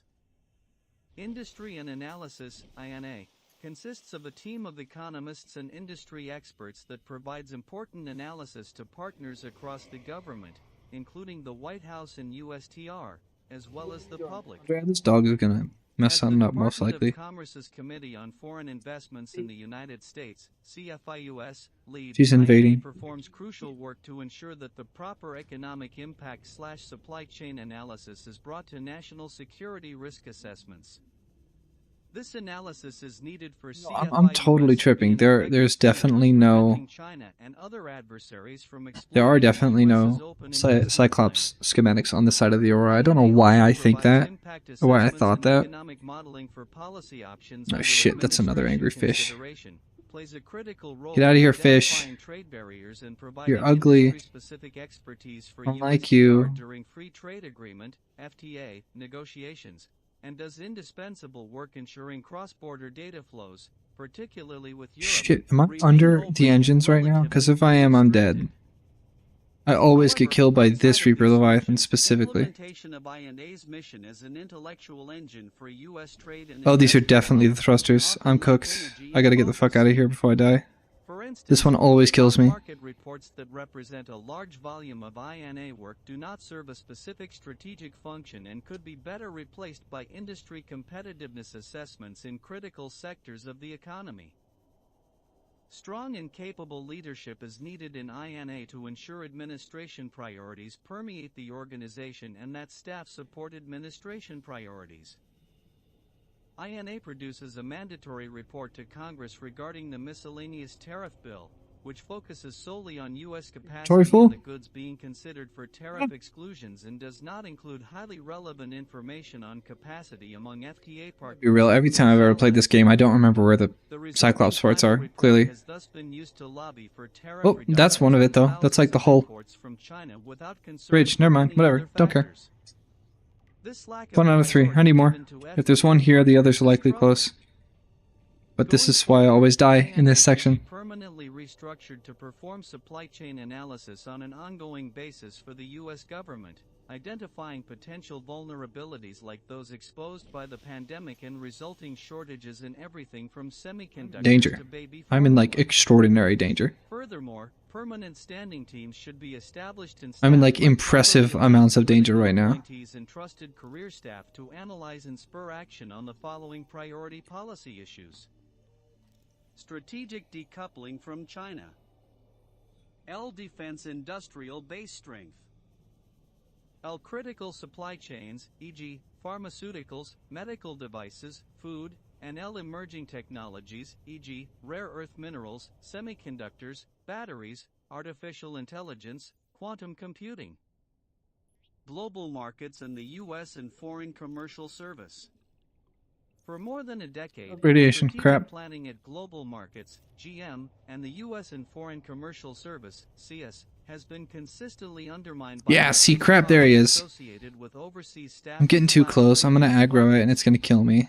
The Trump administration introduced crucial, long overdue business practices such as the implementation of software to manage and track workflow, but a further strategic overhaul of resource allocation is needed to set GM and the CS on a firm footing. Currently, CS manages staff spread over 106 domestic offices in 77 countries around the world. Shit. Abroad, several partner posts utilize He almost got me. interagency staff and regionally located He's still CS currently officials trying who to offer get me. services without a permanent physical in-country CS Leave presence. me alone. Given the rapidly rising Why are you costs so imposed by the ugly? State Go away. Department on Don't come CS back. Do postings not circle back. overseas, Do not circle drastic back. expansion of this model is Leave me likely be. needed. Oh my god, I don't have any health kits. If he comes after me, it's over. I have like 5 seconds of air left. Influence of adversaries, particularly China. Shit, shit, shit. I just saw more of the bridge though. L value in maintaining access He's gonna to come after me while I'm getting air. and technology. L difficulty for US companies in gaining Oh my market god, cool. I'm access going back without down. CS involvement. And L potential I already have the engine. market size and Don't need it. likelihood of expansion. Where's he at? Where's he at? Is he coming for me? Difficult decisions must be made about the value of CS Oh, there he posts is. and whether individual posts can be justified given current resources and the above criteria. If the State Department deems the diplomatic value of a permanent in-country CS post to be vital to the national interest, then state should bear more of the cost of maintaining that post. What's this glowing Global thing here? markets should also Not important, consolidate and understood. elevate the advocacy center and select USA as relatively low-cost tools to drive large-scale export transactions. Stuck on. Foreign Just got stuck on direct something. investment, FDI. Again, that's another engine part. I Select need the USA bridge, as a not the low-cost engine. and effective tool in Crap. attracting FDI to the US and to reshore manufacturing and research and development. In a world in which Ow, he's back. these are among the And he's coming for me. I don't know if I can dodge it. I did. He's still trying. He's still trying. I gotta go. This go low, go low, go low. Okay, good, good, good, good, good. Good move, good move. Alright. No, no, no, no, no. Nope, I got. Son of a bitch. Okay, easy. Reload. Reload from the last place. This is the easy solution. A reload from the last place. Huge brain. Easy. Zero discussion. Promptly reload the game. Bureau of Industry and Security. Whereas During the past 2 decades, technology transfer Yes. from America and its allies has helped accelerate. there's a chance though that I just lost all that shit anyway. But whatever.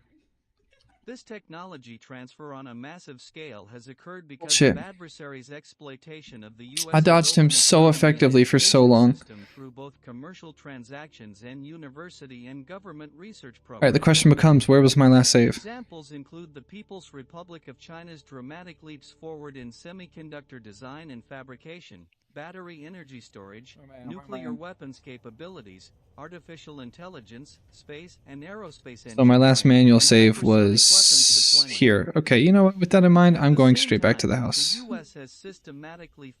That did not work, but at least I now generally remember where some of the relevant items are. The U.S. government has either ignored the problem or, worse, from 2008 through 2016 instituted Right, a government-wide 59 minutes and 52 seconds, and we are at page 674 of 884, which means we have 200 more pages. We started at like 560, so we've read 100 pages in 5 hours. That's not actually not that good. If I want to read the next 200 pages, that would be 15 hours, and there's no way I'm going to stream for that long. So, I'm not quite sure what the method is there to make this read faster. I only have one weekend. Oh, a time capsule, huge. Shift production out of China and further diversify their supply chains to better advance U.S. national security interests. For all the below recommendations, BIS needs to move unilaterally while it works with allies to implement complementary export control policies. Waiting to act until allies are ready to move in lockstep is not an option while America's national security is at risk. Emerging and foundational technologies. The Export Control Reform Act of 2018 gave BIS permanent status to regulate exports of authority dual-use to regulate goods, exports software, and of dual-use technology. items, goods, software, and technology. ECRA also mandated that BIS regulate exports of emerging and foundational technologies. Although the scope of such technologies... If I wanted to raise proper alarmism about this section of the document, I would have to be someone who actually understands economics, and I don't. This does not meet the clear I don't have anything to say. statutory intent of Congress that ECRA be leveraged to ensure that the United States What do you mean? maintains a technological advantage in technologies bearing upon national security interests. They Currently, kind of BIS explicitly say fuck you to electric vehicles, and they even call out Tesla. And Elon is currently clearly in cahoots. I wonder if he literally figured that out and was like, oh fuck. And then put like 4 times more work into supporting Trump in order to make sure that that didn't happen for him and his industry. So I didn't particularly expect that retroactively, but at the time I wouldn't have been surprised, right? But looking back, now that we're in the modern day, you know, it's not surprising at all.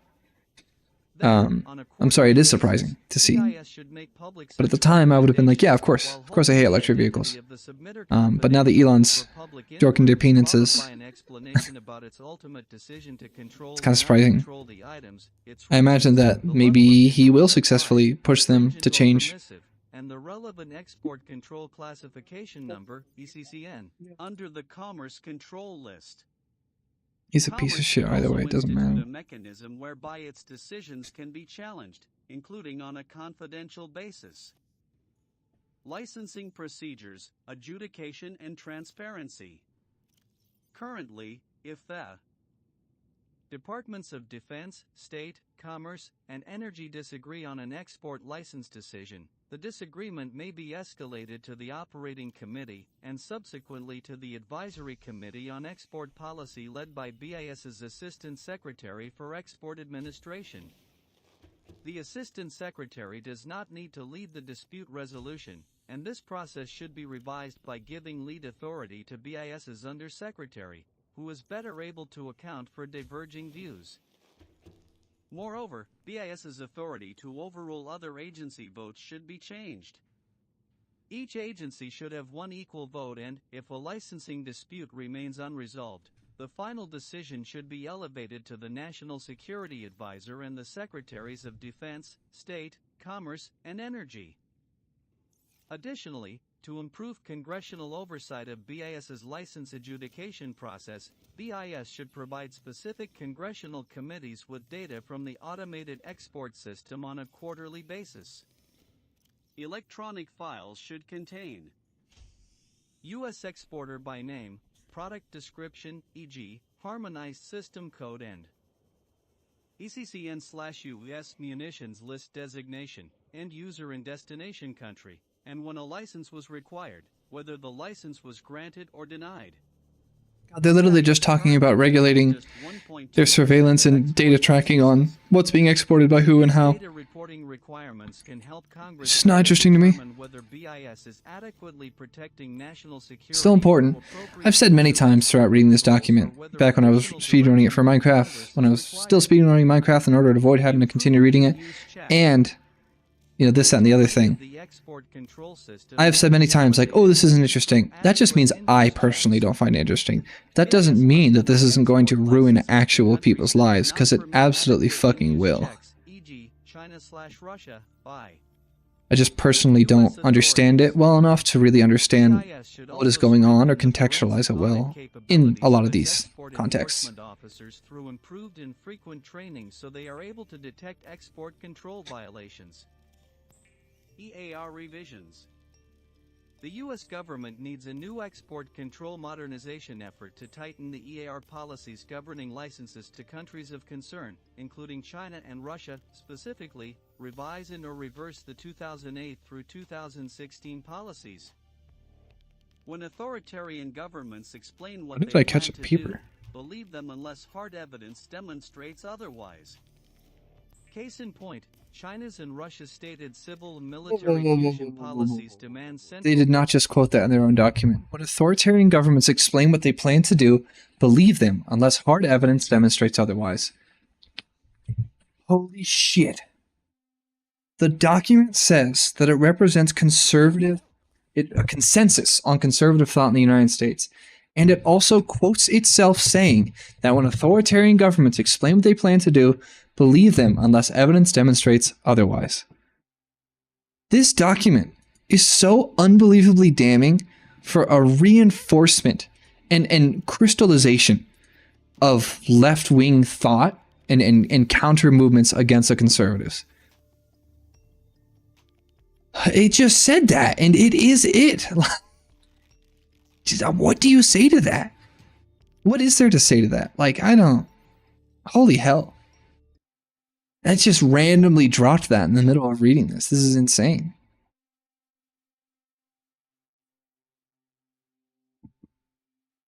Authoritarian governments explain what they plan to do, believe them unless hard evidence demonstrates otherwise.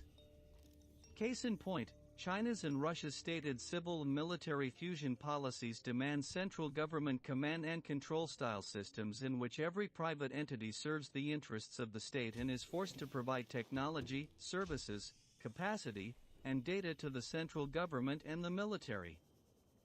Through this structure, commercial activities are routinely weaponized by authoritarian regimes that repeatedly identify the U.S. as an enemy.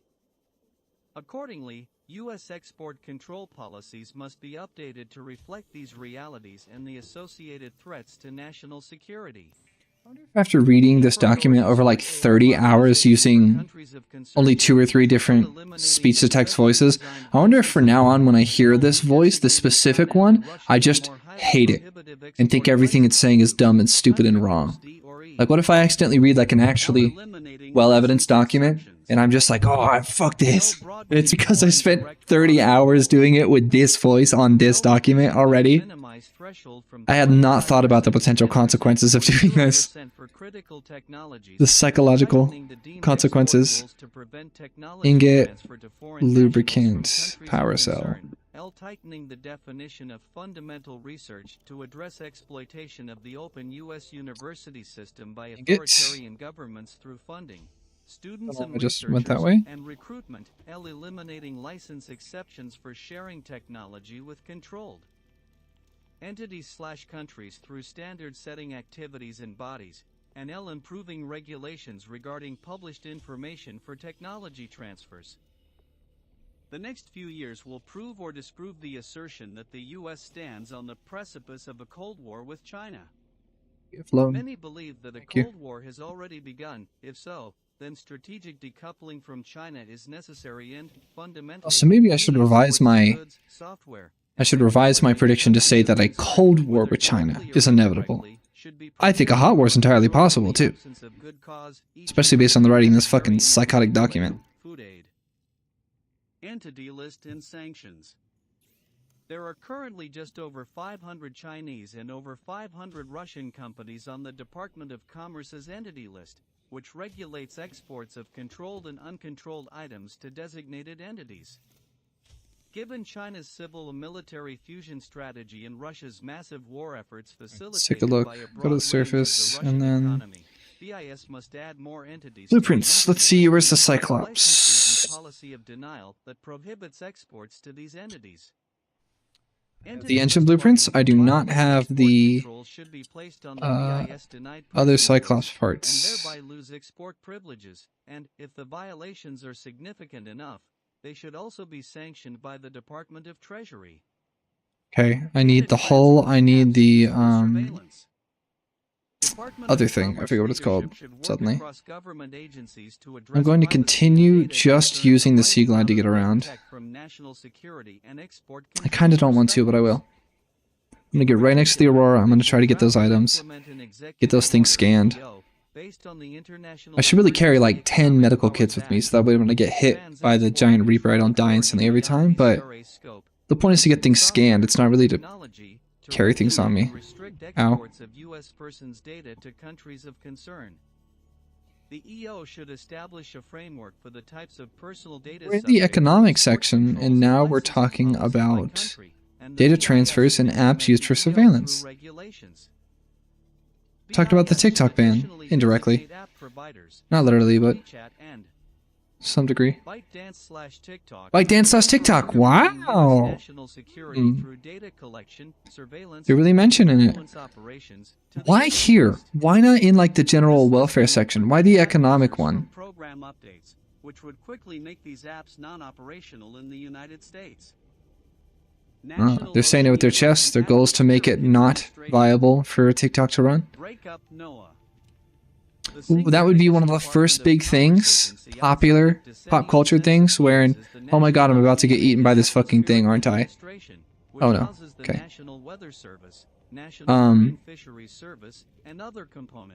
Oh, I can use this. Cool.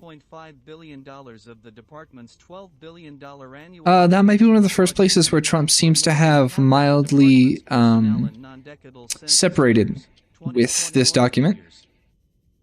NOAA consists of 6 main offices. Okay, it turns out that if I die, I do not retain the blueprints that I get if they are in progress. So I didn't get any of the bridge fragments that I thought I did earlier. I lost them all when I died. Oops. Okay, they're talking about the NOAA, who's I consider extraordinarily important because the amount of data they gather for actual individual people's well-being. Marine Fisheries Service, NMFS, and the Office of Marine and Aviation Operations and NOAA Corps. Wow, it is really fucking dark in this game, and I can hear the angry fish coming for me. Climate change alarm industry and, as such, is harmful to future U.S. prosperity. This industry's mission emphasis on prediction and management seems designed around Has the radiation faded yet? planning for the unplannable. Seems to. That is not to say NOAA is useless, but its current organization corrupts its useful functions. It should be broken up and downsized. NOAA today boasts that it is a provider of environmental information services, a provider of environmental Functionally, it does provide and a leader in great data applied and services. scientific research. NOAA is Each of these lots of services important can be data for provided lots of different commercially, things. likely at lower cost and higher quality. Focus the NWS on commercial operations. Okay, I'm 2/3 of the way Americans done rely on weather now. forecasts and warnings provided by local radio stations and colleges that are produced not by the NWS. Oh, huge? Huge? but by Nope, private that's metal companies salvage. such Never as mind. AccuWeather. Studies have found that the forecasts and warnings provided by the private companies are more reliable than those provided by the NWS.2.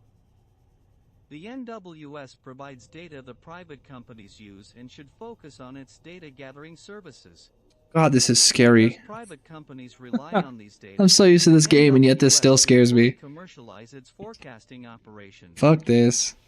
NOAA does not currently Oh, I'm on top of the fish. partnerships as The fish just came out from under me, and I held the spacebar by accident and just jumped on its head. to ensure that taxpayer dollars are invested in the most cost-efficient Holy hell, I've never done something like that before. That was crazy.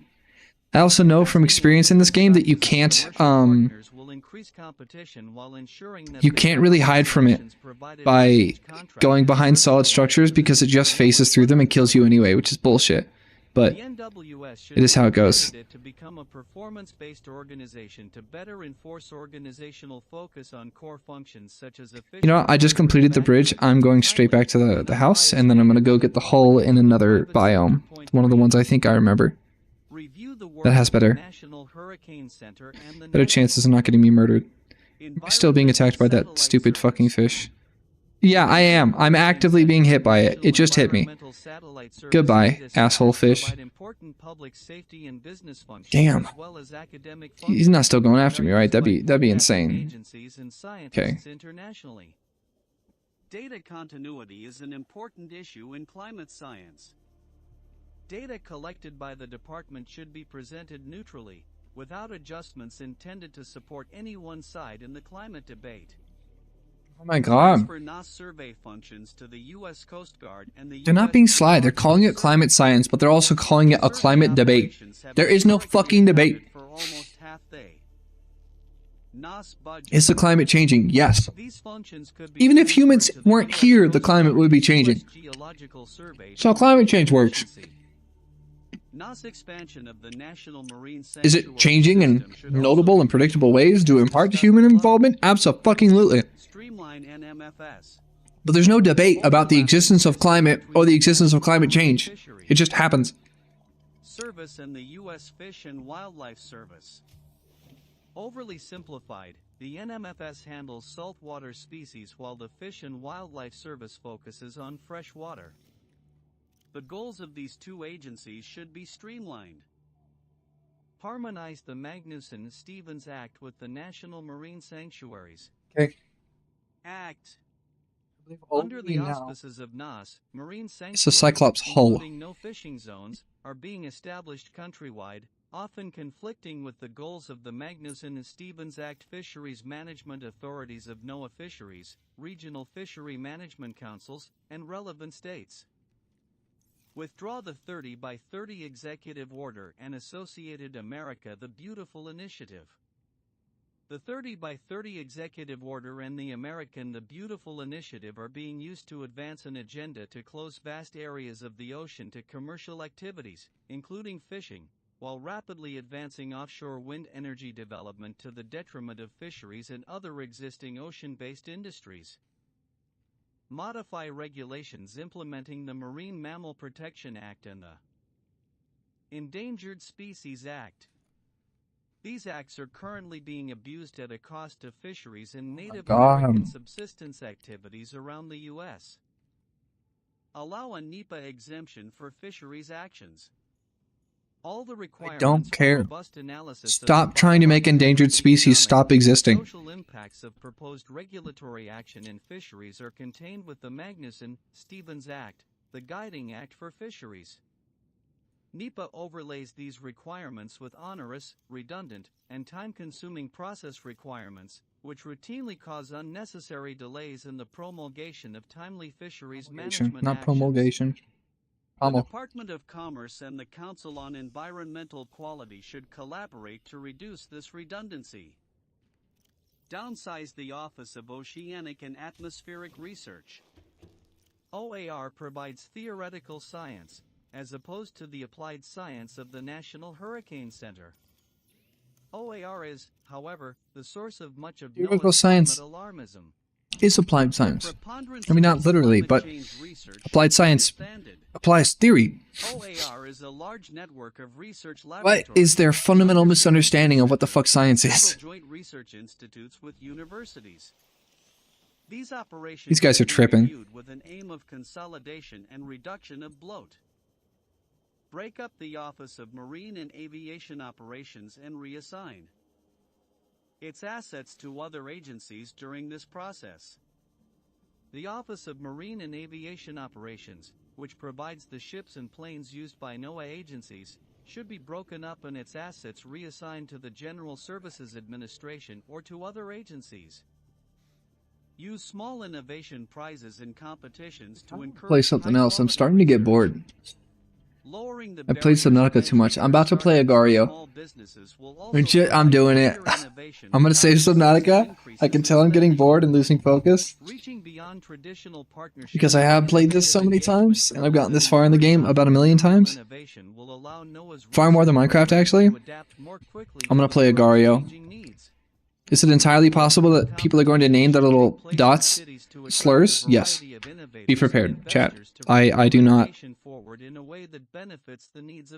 I've played Agario in front of students before, and I quickly learned, oh yeah, I forgot people put terrible words for their stupid little ball names. Maybe I'll play Slither.io too. Losing it. Particular attention must Okay. be paid to appointments in this. Alright, fuck it, we're playing Agario because I'm losing it. Elevate the Office of Space Commerce. The Office of Space Commerce is the executive branch advocate on behalf of the U.S. commercial space industry. This office should be the vehicle for a new administration to set a robust and unified whole-of-government commercial space policy that cements U.S. leadership in one of the most crucial industries of the future. The office's current mission has been lost owing to its Game capture probably wouldn't work for the browser window anyway, so let's go ahead and add a window capture. And we're going to capture Agario. OSC is, Here we go. by law, the Department of Commerce's lead on Crop space out policy and my must bookmarks. therefore link directly Shout out to Proton all the Mail. bureaus Shout and out. other organizations within the department.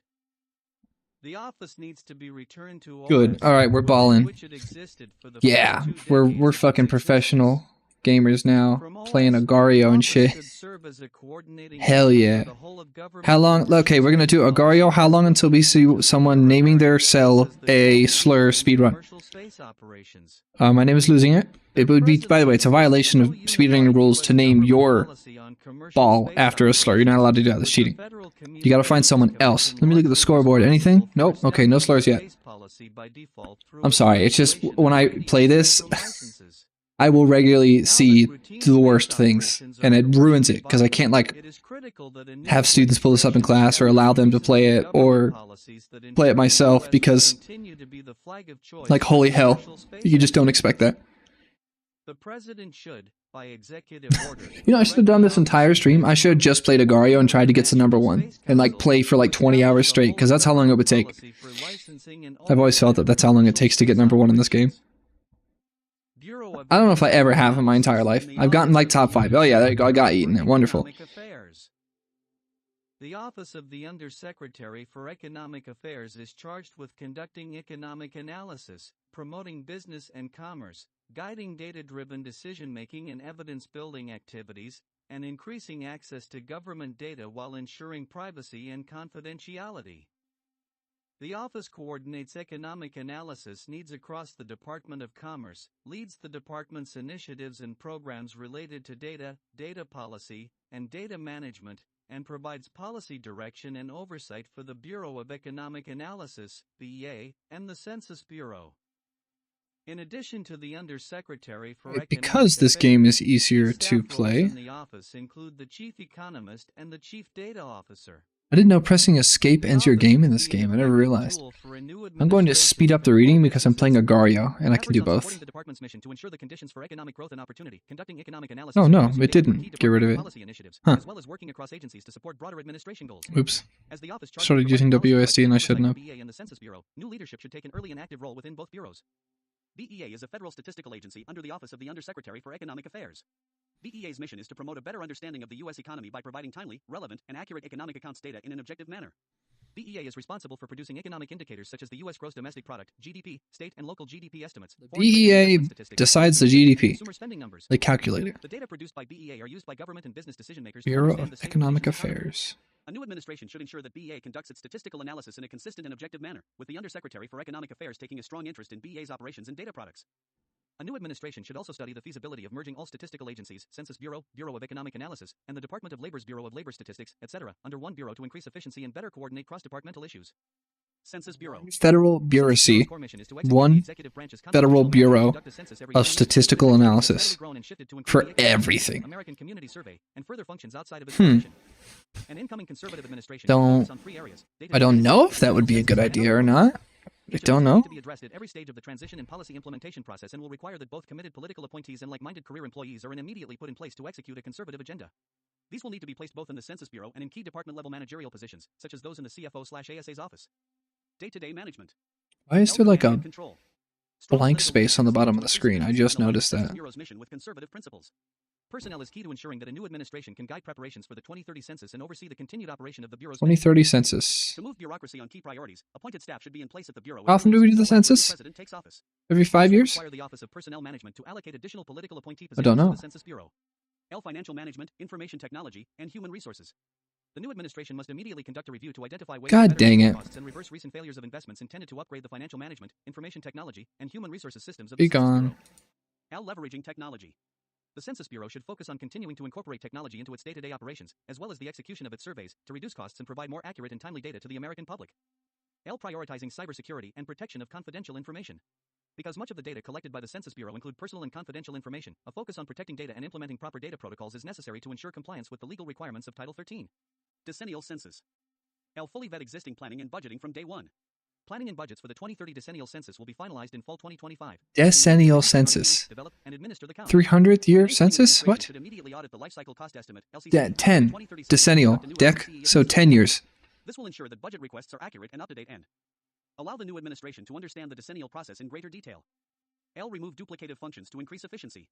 As part of the above review, ensure the decennial operational plan eliminates current duplication among ongoing census operations, annual surveys, etc., and decennial operations in information technology, human resources, etc. This overlap has been estimated to waste billions of dollars in the years leading up to each decennial census. Review the partnership program. This program, designed to promote responsiveness to the census by employing trusted voices in various communities, deserves careful scrutiny. A new administration should work to actively engage with conservative groups and voices to promote response to the decennial census. Promoting response to the decennial census will ensure that the most accurate counts are conducted, leading to a more accurate apportionment of congressional representation and allocation of federal funds. In 2020, lack of conservative participation They did just say the quiet part out loud. The reason they care so much about the census is so that way they can appropriately appoint populations and people to representatives to people, which is pretty normal democracy core shit. But like, asking a citizenship question is considered best practice even by the United Nations. By law, the Census Bureau must deliver the decennial census subjects/topics to Congress 3 years before Census Day, in this case, by April 1st, 2027. Questions must be presented to Congress 2 years before Census Day, April 1st, 2028. next, mark my words, there will be a bunch of politics about the questions on the census in the year 2027. Trump will still be president. He'll be halfway through. There will be a bunch of political lore about what will be on the census. Mark my words. Easy. Government data should be unbiased and trusted, and an incoming conservative administration should ensure that is the case. This work must be coordinated with the Office of Management and Budget, which governs federal data collection standards via its statistical directives. Re-evaluate all decennial census questions. Determine how best to optimize use of the decennial census to determine whether current or additional questions provide added value in coordination with other departments that utilize the information. Overly intrusive questions or less crucial data should either be moved to another survey or removed from census programs entirely. Other census programs the American Community Survey. After the decennial census, the next biggest statistical survey conducted by the Census Bureau is the American Community Survey, ACS. As with the decennial census, each question should be carefully reviewed to ensure the data are useful and that the questions are not overly intrusive. There should be collaboration with other departments that use the information collected on these surveys, e.g., the Departments of Labor, Health and Human Services, Homeland Security, etc., to Why determine did how to Mexico optimize just give me information all of and its mass? What just happened the there? economic census. This is the official 5-year What just happened there?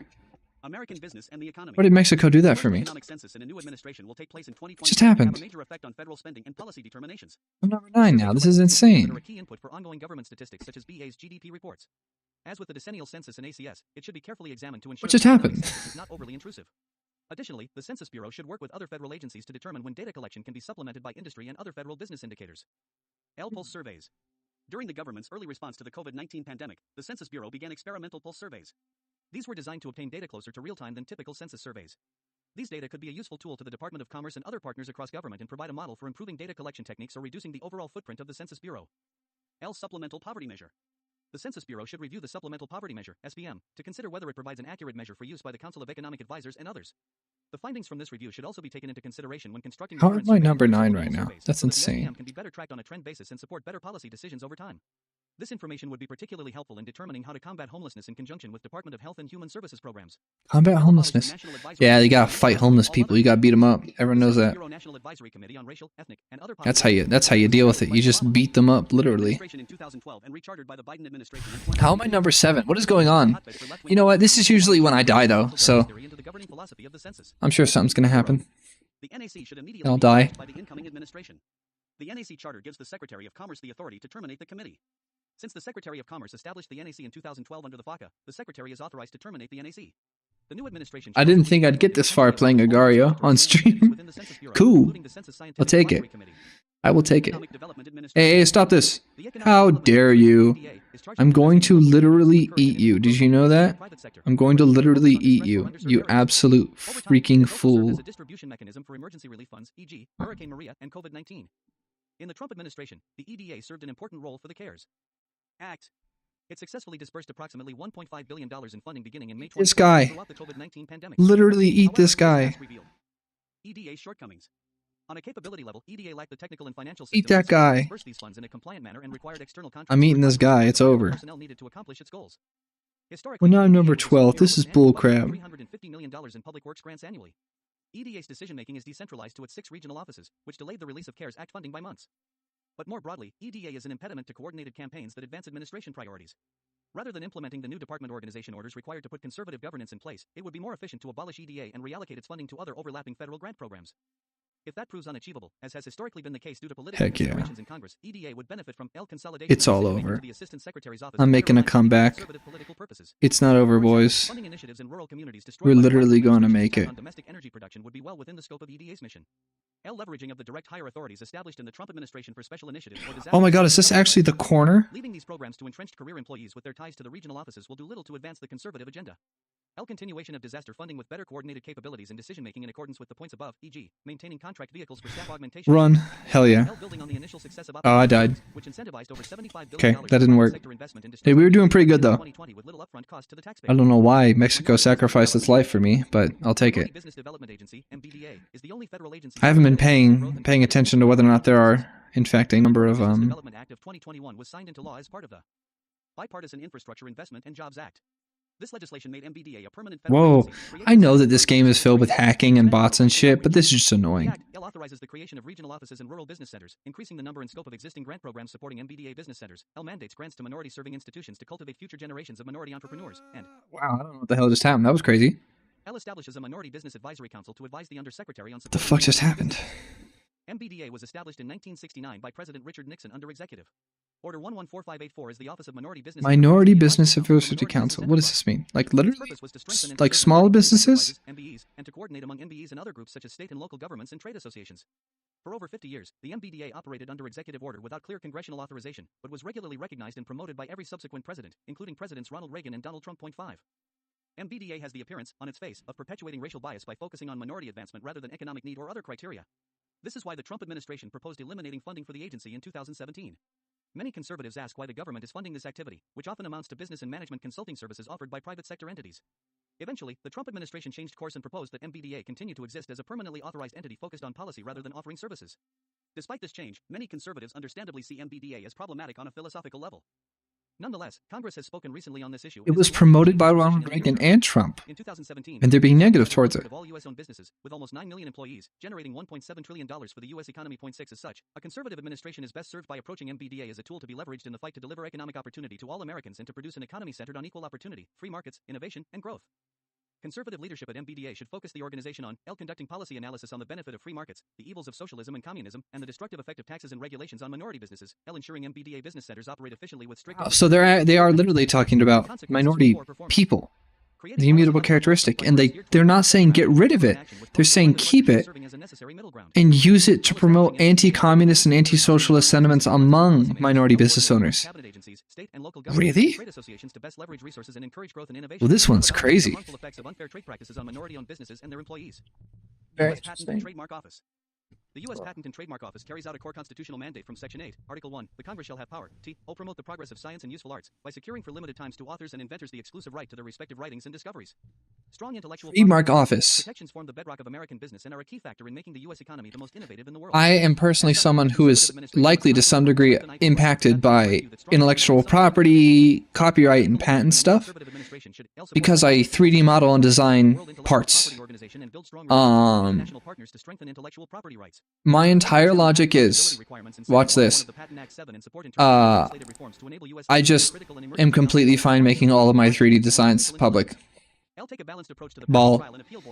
I mean, public, not open source fully. Like, I want to be able to still sell laboratories my prints. But once the 3D model's designed, it's just a fucking file. I'm fine with making it public. It's just a file. Fuck it. Yes, do I lose potential market share by making it public? Absolutely. Do I give a shit about that bullshit? No, I don't. I think it's stupid. But I don't make my designs are not a material product. So to me, maybe that plays in. But no, I generally consider intellectual property to be stupid. I don't fuck with it. Creative property, it's kind of different, right?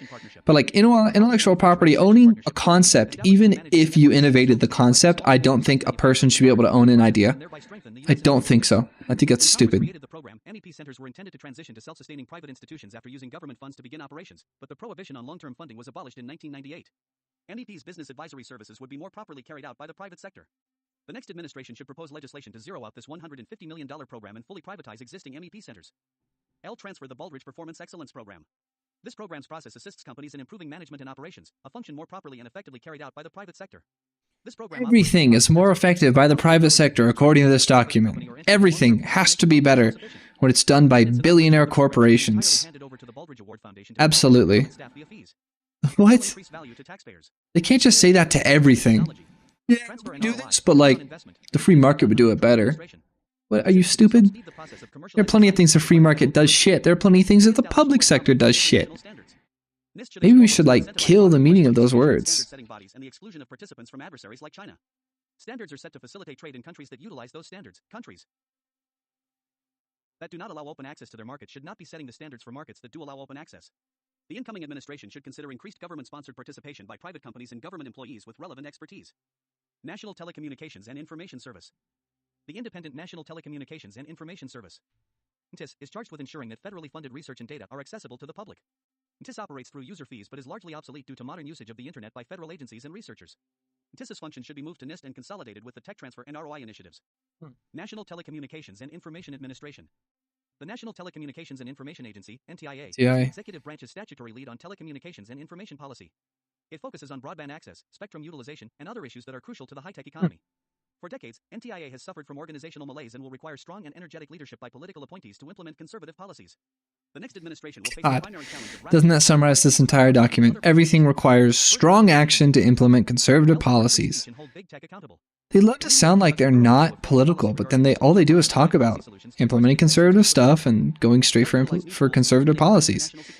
They never have a neutral stance on anything. And Communications Technology and Services, ICTS, executive order authorities in a way that ensures long-term success and the legal viability of this new national security tool. Point 9. I still have too much headroom in the frame. Spectrum. Whatever. Begin short-term, temporary leasing of government-allocated spectrum to ensure optimum utilization while preserving federal agency use rights. L. Support the commercial space industry.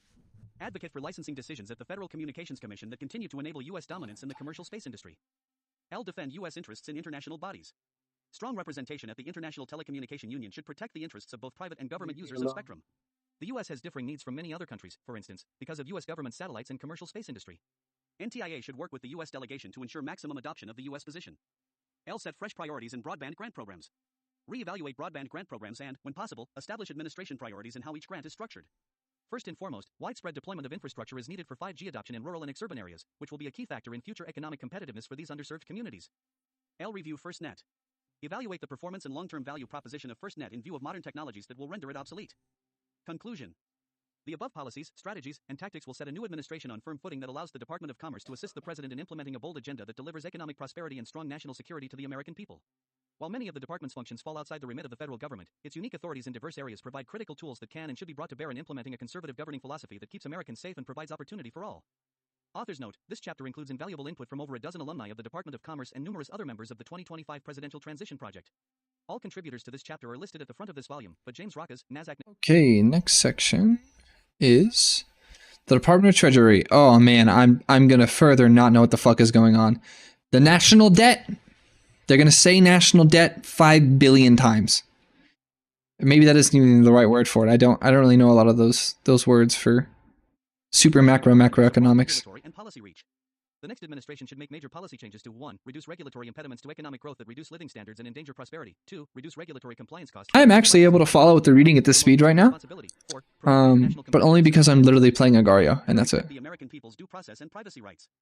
These goals should be This guy's gonna get huge and he's gonna fuck me treasury over. orders and treasury directives, and departmental reorganization, rulemakings, promoting constructive policies in Congress, actions in international organizations, and treaties. Get got! Primary subject matter focus on Ah! administration's Let me eat you! Let me eat you! Let me eat you! Let me eat you! responsibility. L. Improved financial Uh-oh, it's to address the Jover. economic and financial aspects of the geopolitical threat posed by China and other hostile countries. Nice try, asshole. Anti-money laundering and Watch this, I'm gonna swoop in and eat the rest of you. L. Reversal of the racist equity agenda. It's over for you. And L. Reversal of the economically destructive and ineffective climate-related financial risk agenda of the Biden administration. Biden administration Treasury Department. The Biden administration Treasury Department has failed badly in achieving every one of the agency's core objectives. The financial affairs of the nation have seldom been in worse condition, with the national debt expanding by more than $4 trillion in Biden's first 2 years in office. Actually, I did see the national debt did go kind of crazy during the Biden time period. It was like in the last year specifically. It was in like 2023, 2024. It went crazy.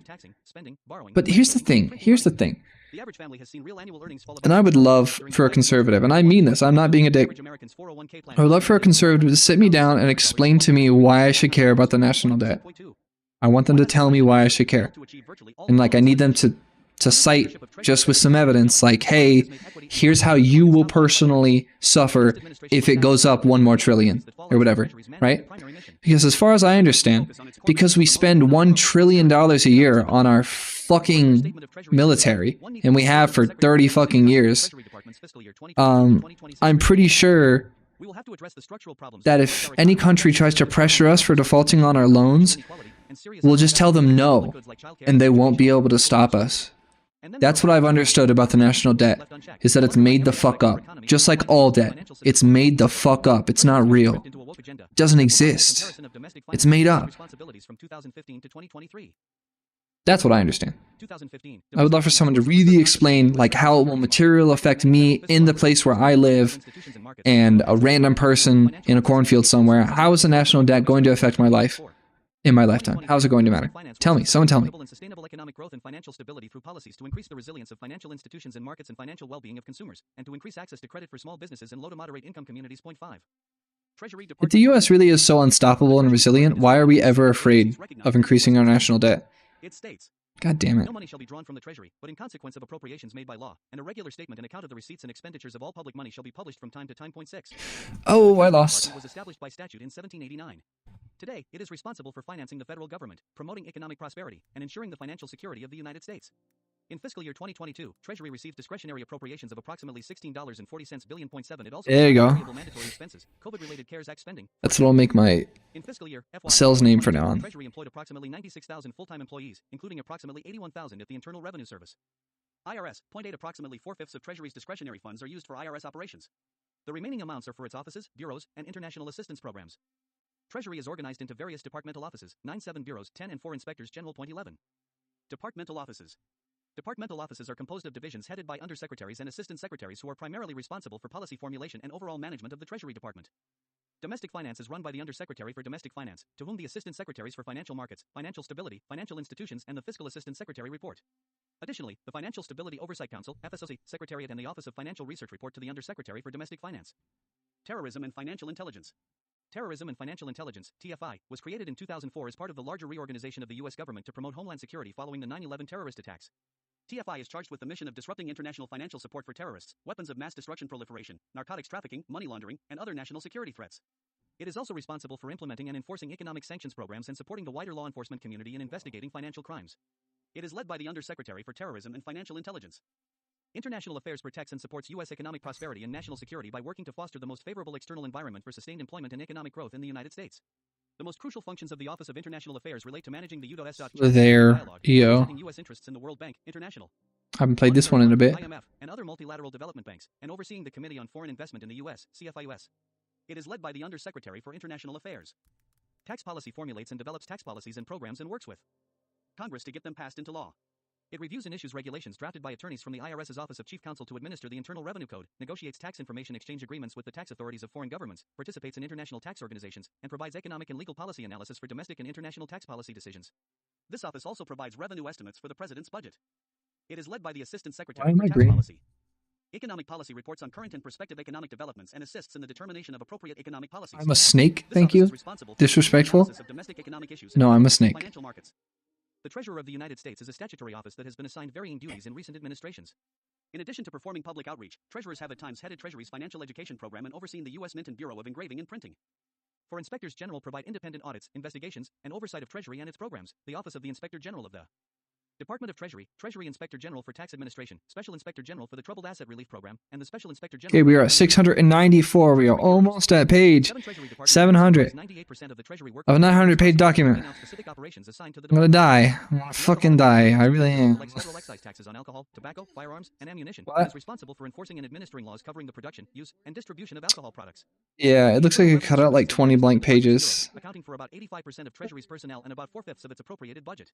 Not to mention, like, so the document enumerates pages of text, but not blank pages. So Word is going to read it differently. It also administers the beneficial At ownership least that's what I understand. I just imported it literally. 884. So I'm at 694, which means I have 190 pages left. I think. No, it's not. But it's also terrible because it's been 5.5 hours of streaming, and I'm still only like 150 pages in of the 300 I need to go through. And I'm getting really fucking bored. I'm about to start playing Flash games. I don't even know what I play to keep myself entertained because this sucks. Federal branches and agencies of foreign banks and has rulemaking Oh. for all savings associations. Tax policy. Should. You're so right, I should. I don't even remember if I... You're absolutely right that I should. I'm going to close this tab. I'm going to keep listening. I'm going to go to the bathroom. I'm going to load up that game. Great. That's a great idea. Is accomplished primarily by reducing marginal Oh, tax great idea. cost of capital 14 and broadening the tax base to eliminate tax-induced economic distortions by eliminating special interest tax credits, deductions, and exclusions.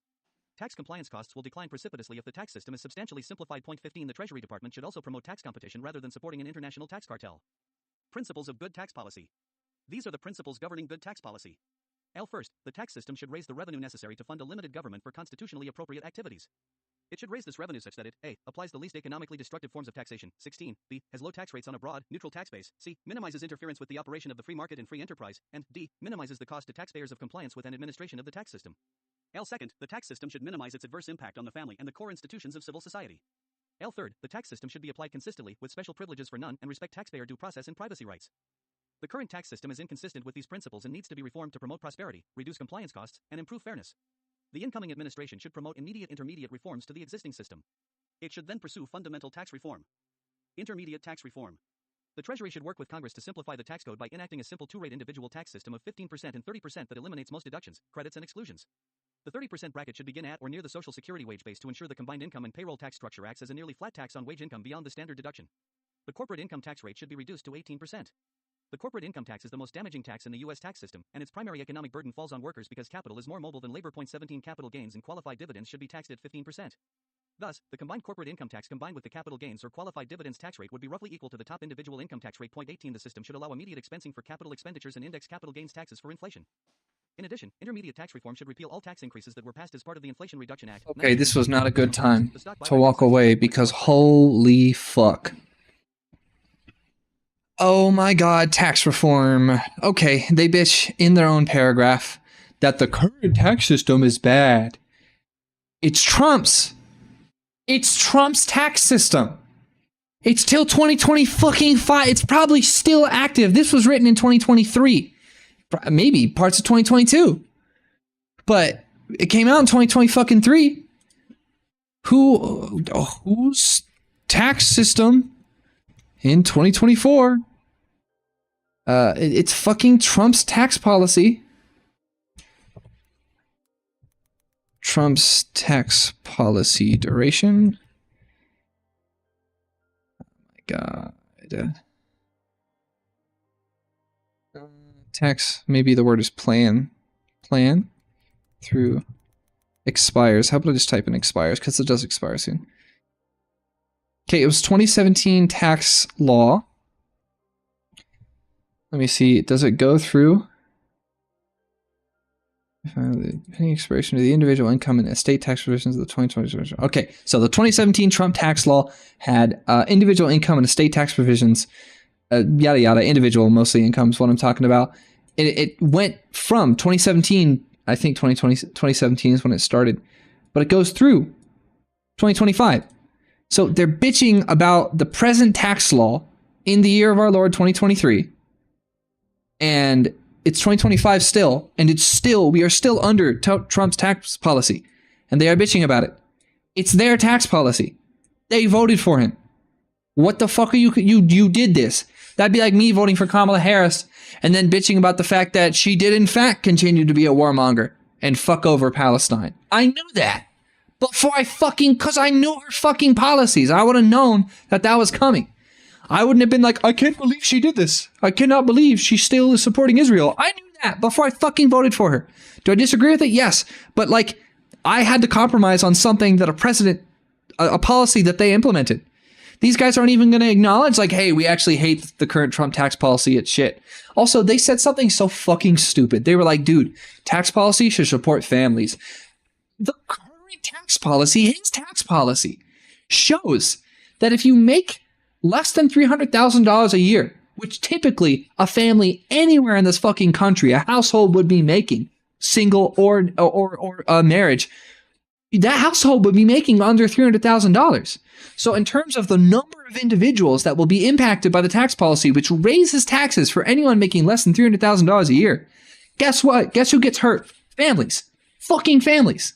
Yes, millionaires have families. I know that. Okay? But you don't seem to understand the numbers and the scale of the fucking situation. We are talking about hundreds of thousands of families. Okay? Tens? Like 900,000 families? I don't fucking know how many families there are in the country. There's 330 million people. Okay? So we are talking about tens of millions, 20s, 30s, 50s, probably hundreds. I don't know. How big is the average family? I don't know. Somewhere between 1 and 100 million families being affected by his fucking tax code. Okay? And it raises prices for them.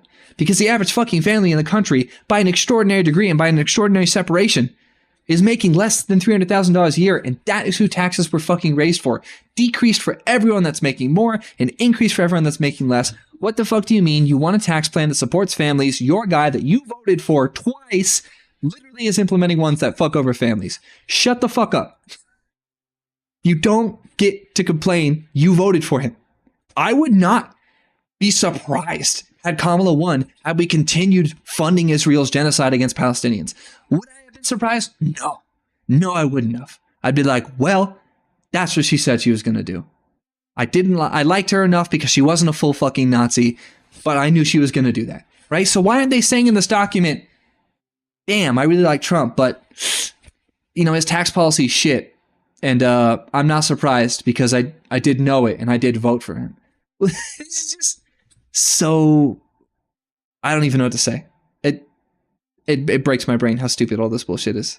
Utter fucking bullshit. Okay, back to reading. I'm going to pull up SCP Containment Breach and see if it crashes my computer. Because that is what it usually does. And that would be really bad if it did. But we'll see. Intermediate tax reform. The Treasury should work with Congress to simplify the Steam. tax code by enacting a simple two-rate individual tax system of 15% and 30% that eliminates most deductions, credits, and exclusions. The 30% bracket should begin at or near the Social Security wage base to ensure the combined income and payroll tax structure acts as a nearly flat tax on wage income beyond the standard deduction. The corporate income tax rate should be reduced to 18%. The corporate income tax is the most damaging. You're treating people worse than corporations. Even though you understand that corporations are composed of people, you're still treating individual people worse than corporations. At that point, you understand that that's why like families are starting corporations, right? Like I don't know how many people know this, but like this is the thing. This is a classic like way to get around the problem. You and your family want to own. Whoa, Steam Big Picture just turned on, and I did not ask Steam Big Picture to just turn on. Is it because I have a controller connected? Andrea, where's the controller for this? Because I think it's connected, and I think it's destroying everything. Okay. Wow, that really fucked over everything at the same time. Like, badly, too.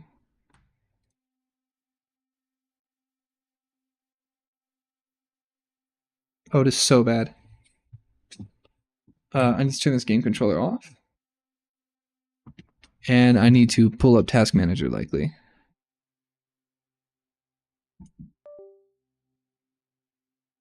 Oh, my whole stream is fucked. Okay. What just happened?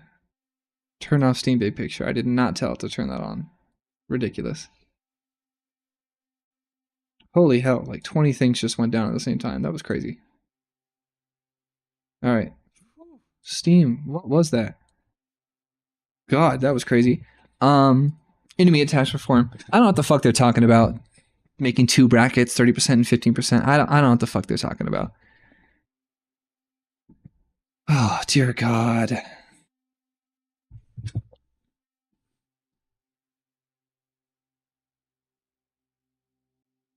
Wow, Steam just freaked the hell out. All right, SCP. 19 including the book minimum tax, the stock buyback excise tax, the coal excise tax, the reinstated Superfund tax, and excise taxes on drug manufacturers to compel them to comply with Medicare price controls.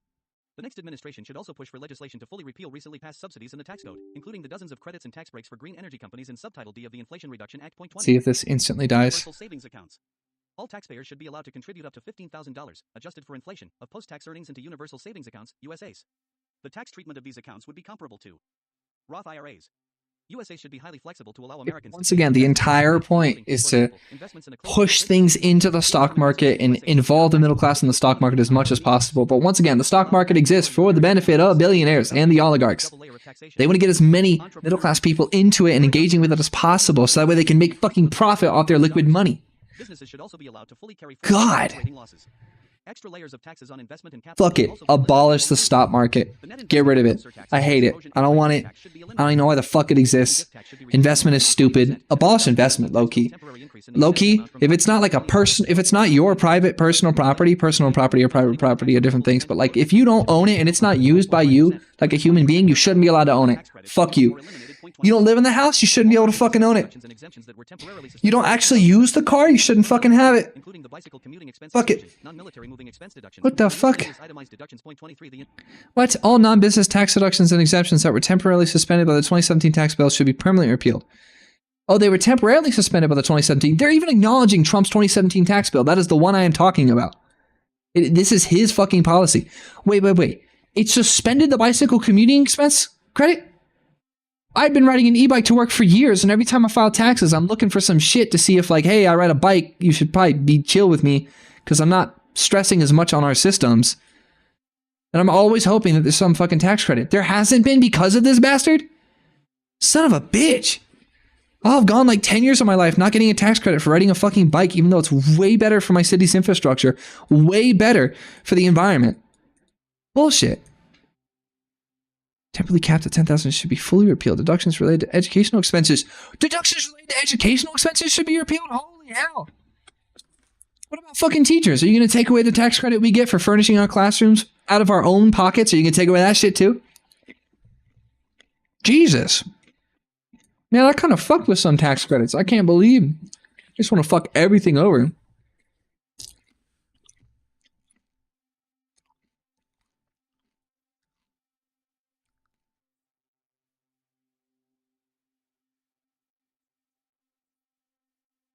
Oh, that section seems like bullshit. Wages versus benefits. The current tax code has a strong bias. 1 second. Let me go ahead and launch SCP containment breach and we'll see how bad shit gets. Oh, it died instantly. Yeah, it died instantly. Very used to that. Looks like I'm playing the multiplayer version. Solo. No, I would play on your device because you have different hardware than me. And for some reason, my hardware really dislikes this one game. Like a lot. And I don't know why to this day, but it really hates it. Oh my god, it just launched on the wrong screen. It's over.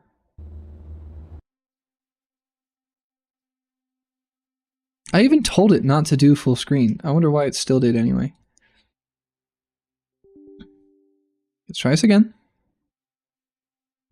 I don't know why Windows is treating this screen as the messed up one.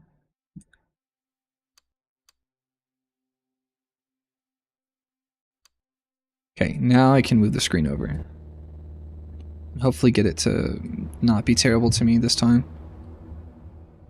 But I cannot resize it, apparently. I'm forbidden from resizing it. That is not good. Well, that's scary. What is going on? It's crashing, isn't it? It's totally crashing right now, isn't it? It's definitely crashing.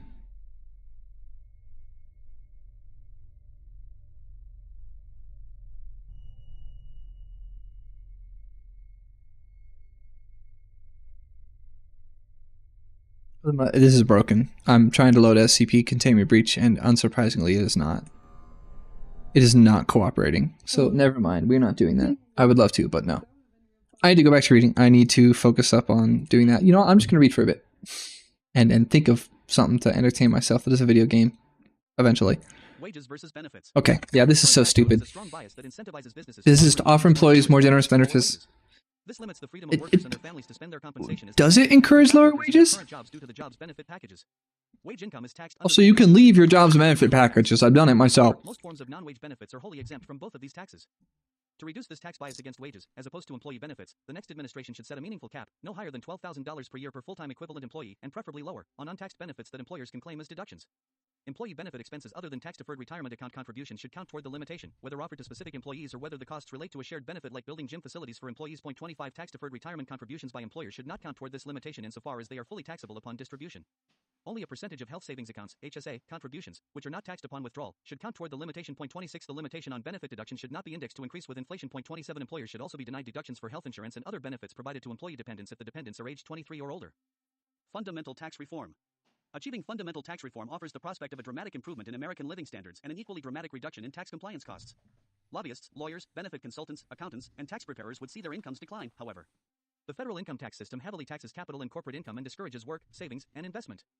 The public finance literature is clear that a consumption tax would minimize government's distortion of private economic decisions and thus be the least economically harmful way to raise federal tax revenues. 28 There are several forms that a consumption tax could take, including a national sales tax, a business transfer tax, a Hall-Rabushka flat tax, 29 or a cash flow tax. 30 Supermajority to raise taxes. Treasury should support legislation instituting a 3/5 vote threshold in the U.S. House and the Senate to raise income or corporate tax rates to create a wall of protection for the new rate structure. Oh, wow. Many states have implemented such a supermajority vote requirement. Tax competition.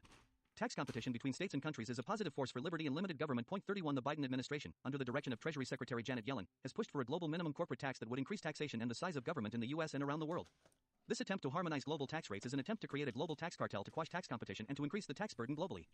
The U.S. should not outsource its tax policy to international. I don't get it.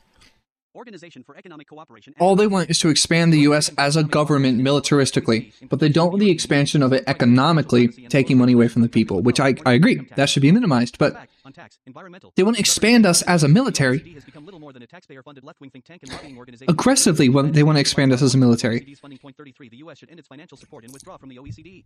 Tax administration. The Internal Revenue Service is a poorly managed, utterly unresponsive, and increasingly politicized agency, and has been for at least 2 decades. It is time for meaningful reform to improve the efficiency and fairness of tax administration, better protect taxpayer rights, and achieve greater transparency and accountability. A substantial number of the problems attributed to the IRS are actually a function of congressional action that has made the Internal Revenue Code ridiculously complex, imposed tremendous administrative burdens on both The code is insane. IRS, They're completely right. tax missions to the IRS. But the culture, administrative practices, and management at the IRS need to change. Doubling the IRS? The Inflation Reduction Act contains a radical $80 billion expansion of the IRS, enough to double the size of its workforce. Point 34. Unless Congress reverses this policy, the IRS will become much more intrusive and impose still greater costs on the American people. The Biden administration has also sought to make the tax system's administrative burden much worse in other ways. For example, it has proposed creating a comprehensive financial account information reporting regime that would apply to all business and personal accounts with more than $600. Banks would be required to collect the taxpayer identification numbers of and file a revised Form 1099-K for all affected payees, as well as provide additional information. Point 35. This massive increase in the scope and breadth of information reporting should be unequivocally opposed. Management. Actually, I agree. The IRS has approximately 81,000 employees. Point 36 of those, only 2 are presidential appointments, the commissioner and the chief counsel. Point 37. As a practical matter, it is impossible for these 2 officials to overcome bureaucratic inertia and to implement policy changes that the IRS bureaucracy wants to impede. That is why Should make a very simple reform. Should eliminate all tax credits. Eliminate all tax credits. Literally all of them. All of them. Eliminate every single tax credit. Decide on a progressive FDR New Deal style tax bracketing system where the poorer you are, the less percentage of your income you pay. The wealthier you are, the greater the percentage of your income you pay. And that's it. Set the numbers somewhere sustainable and appropriate for Americans and their families. And leave it there. That's it. Just get rid of all tax credits. Fuck your tax credits. If you really care about your anarcho-capitalism, fuck your tax credits. Fuck them. A business has their numbers and they have to work within their numbers. That's it. There's a box. They have to work within the box. The box is 6 sides. It is not 72 sides with different oblong-alities and tax credits and cheating methods. Fuck it. Eliminate all tax credits. Put in a progressive tax reform where the percentages are appropriate. You pay less if you're poor. You pay more if you're wealthy. And ball. Make it simple. And that's it. Make it so you don't even fucking file taxes anymore. Okay? We shouldn't be. We should not be filing taxes.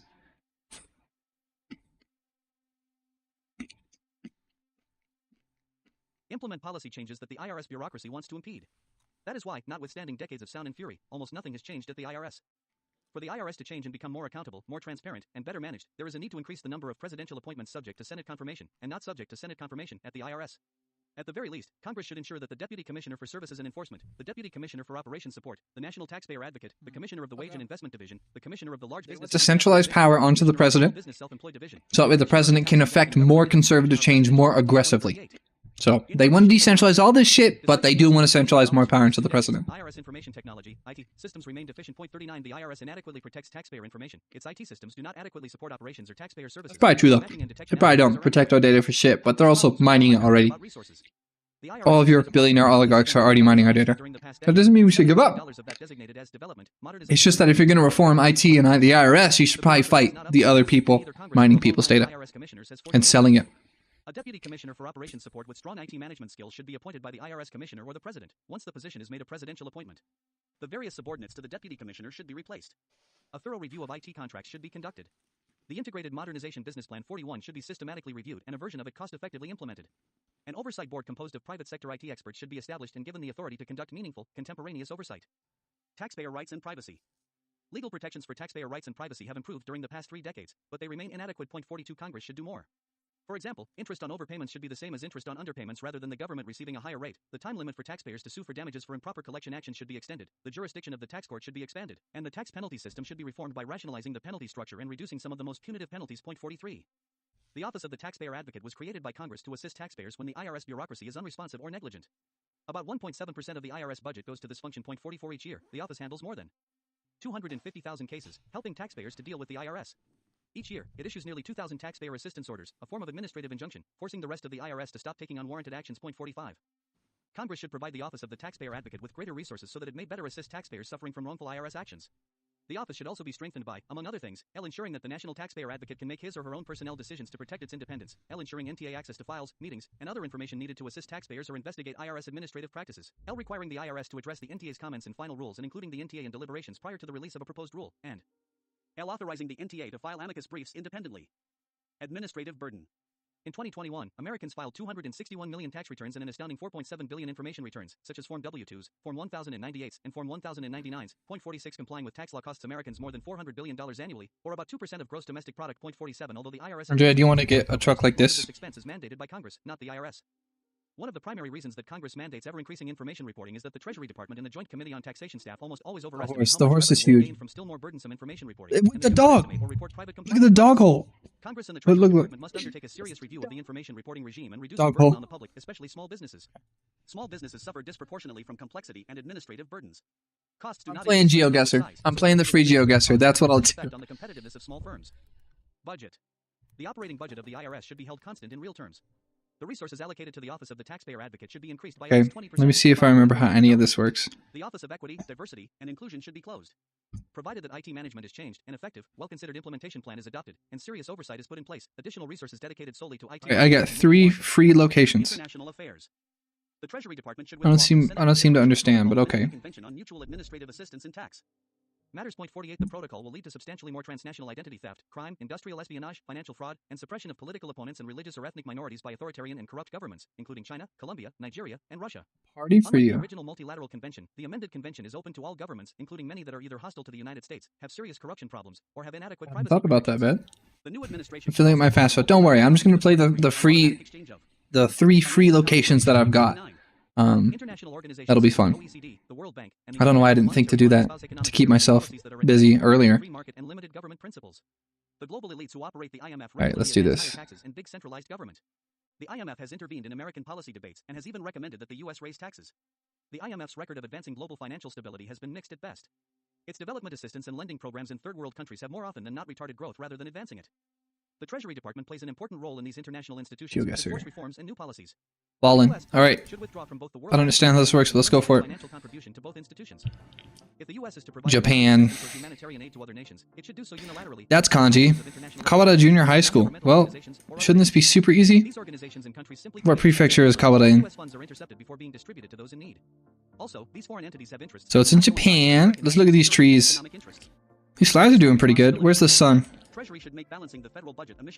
have no idea where the sun is. Kawada Junior High School. I've got a minute and 30 seconds left. The budget should be balanced by driving down federal spending while maintaining a strong national defense and not raising taxes. Well, let's think about it. This looks like a relatively urban area, but it doesn't look like an extremely urban area, so it's probably an exurb of one of the largest cities, but Japan has a lot of large cities.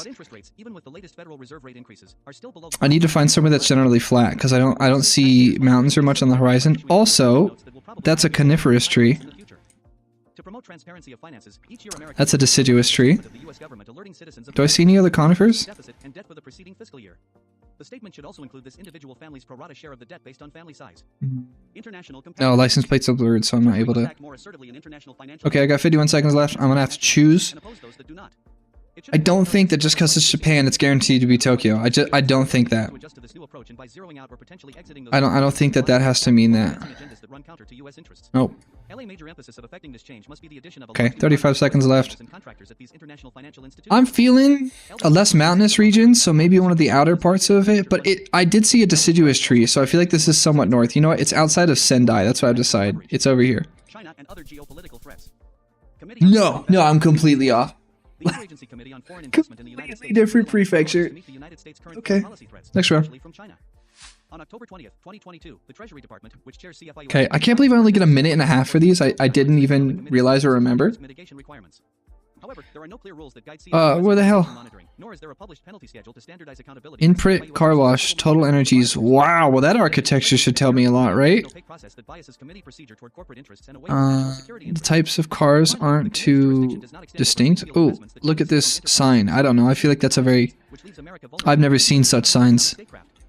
Given these issues, Wash. next steps for CFIUS The cars are nice. and transparent mitigation monitoring program to complement the enforcement guidelines. Give CFIUS agencies in charge of national security concerns an equal voice at the table. Oh, Haven. To amend the law to cover Chinese greenfield Cadex aloud. CFIUS Oh, should publish a penalty schedule for violations of CFIUS What? reporting and mitigation requirements. is this like Dutch or something? Schedule for CFIUS violations will reduce the discretion of the committee. Wow, wog. Near risk slap costs on violators of the law.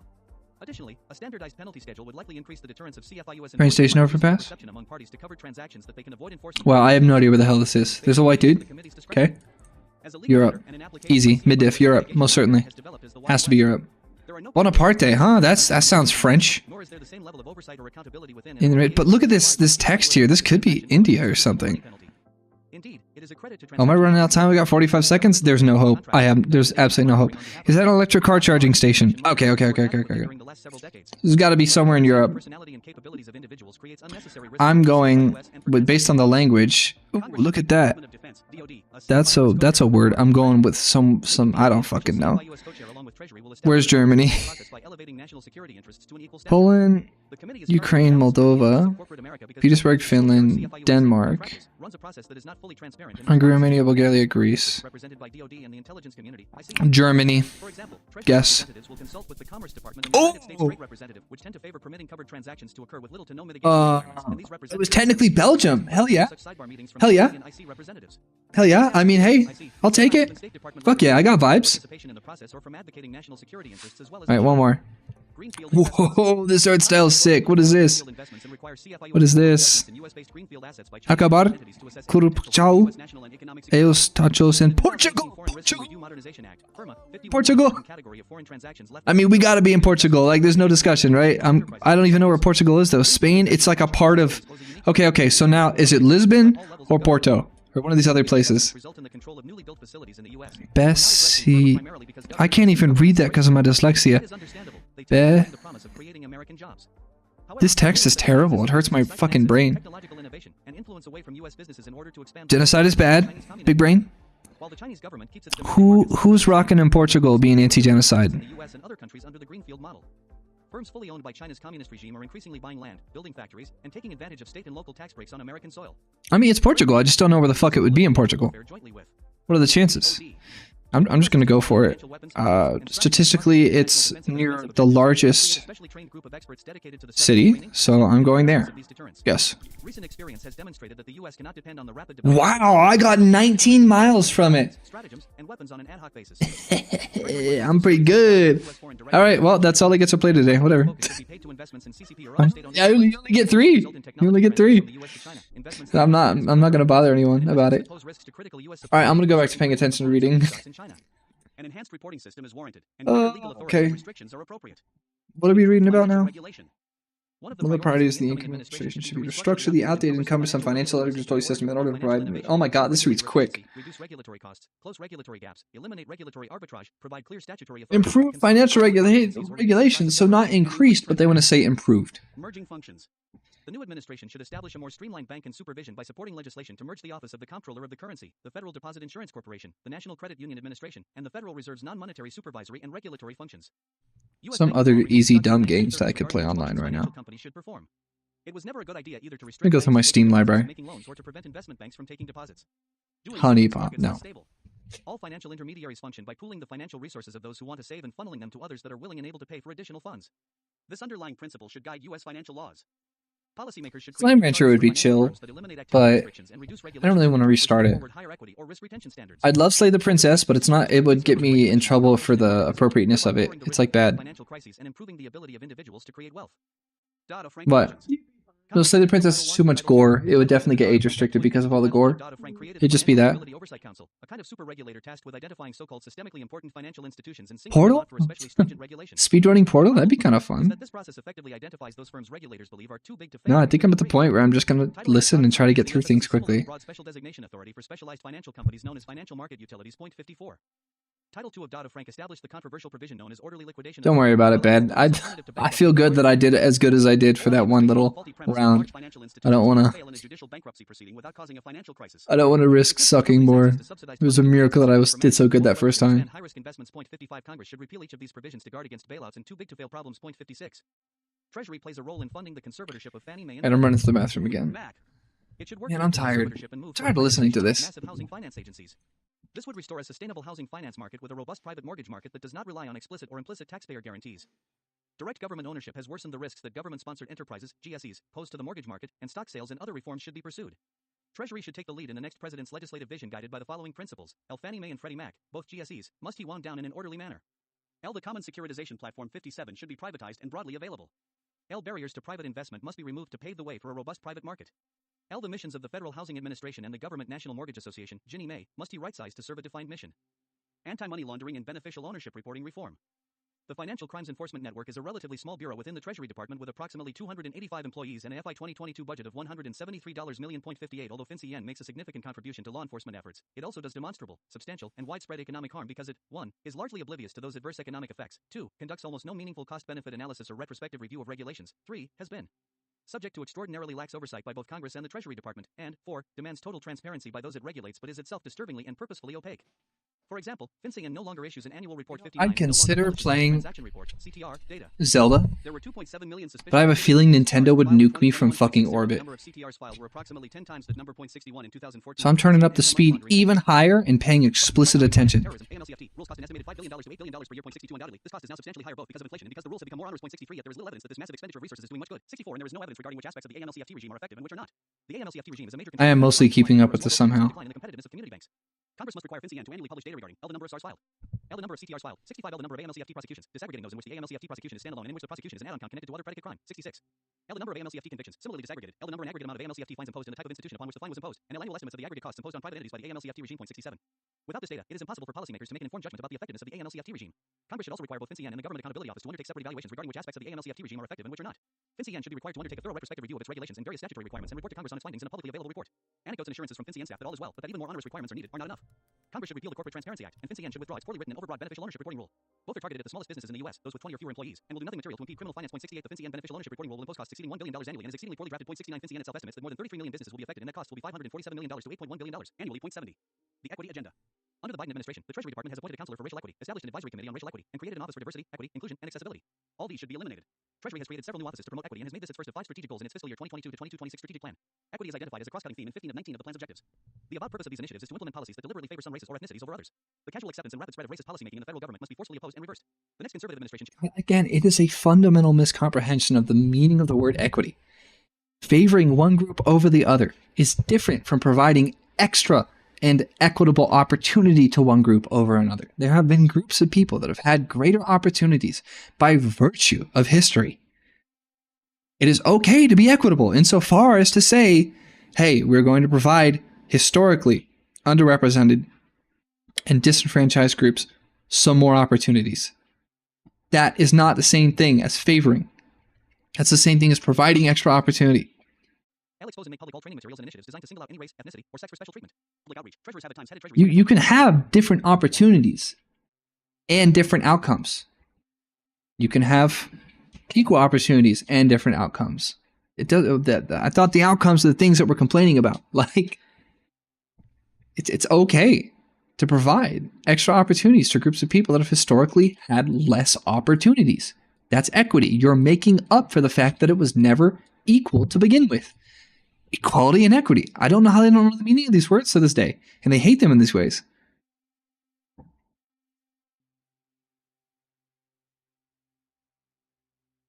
Public immediately all communications relating to the work of the Treasury's critical race theory and DEI initiatives. Treat the participation in any critical race theory or DEI initiative without objecting on constitutional or moral grounds, as per se grounds for termination of employment. Expose and make public all training materials and initiatives designed to single out any race, ethnicity, or sex for special treatment. Public outreach. Treasurers have at times headed Treasury's financial education program and overseen the U.S. Mint and Bureau of Engraving and Printing. The administration should eliminate the 25-member Treasury Advisory Committee on Racial Equity. Climate-related financial risk. Treasury has created a new departmental office, Climate Hub, and has made combating climate change one of the Biden Treasury Department's top 5 principal goals.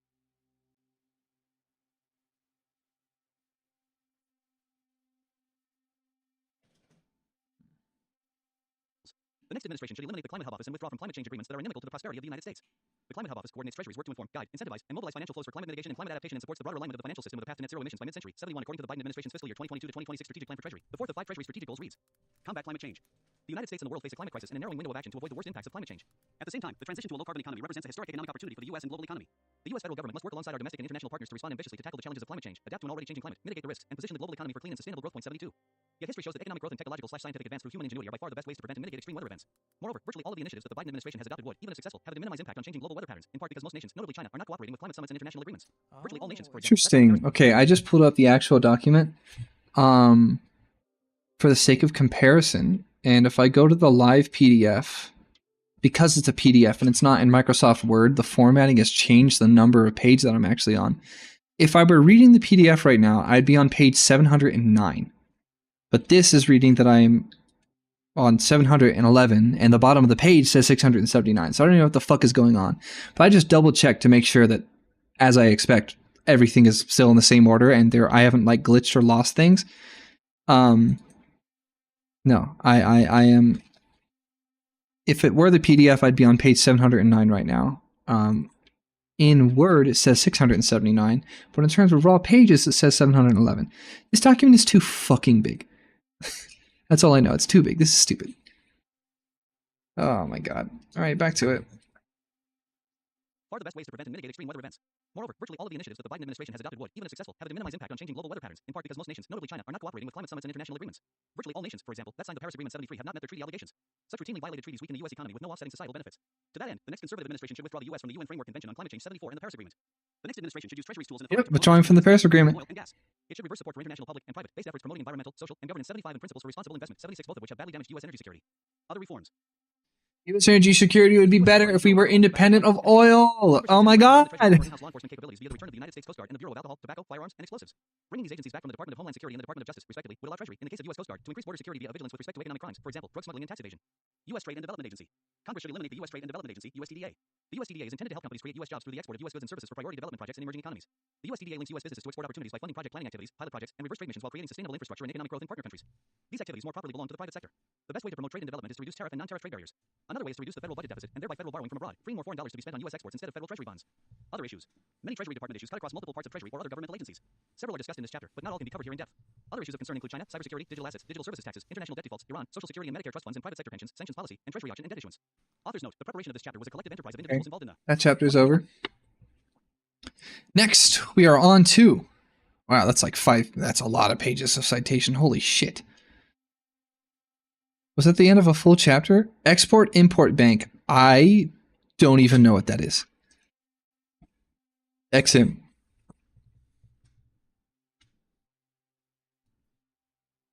Export-Import Bank should be abolished. Varani Daruji. The Export-Import Bank of the United States, Exim or the bank, is a federal agency that was established in 1934 to provide export subsidies through tax. Payer-backed financing to private exporting corporations, as well as to foreign companies buying U.S. exports, with the ostensible purpose of promoting American exports, creating jobs, supporting small businesses, improving U.S. competitiveness, and protecting U.S. taxpayers. In 1986, David Stockman, who served as director of the Office of Management and Budget under President Ronald Reagan, wrote that export subsidies are a mercantilist illusion based on the illogical proposition that a nation can raise its employment in GNP by giving away its goods for less than what it costs to make them.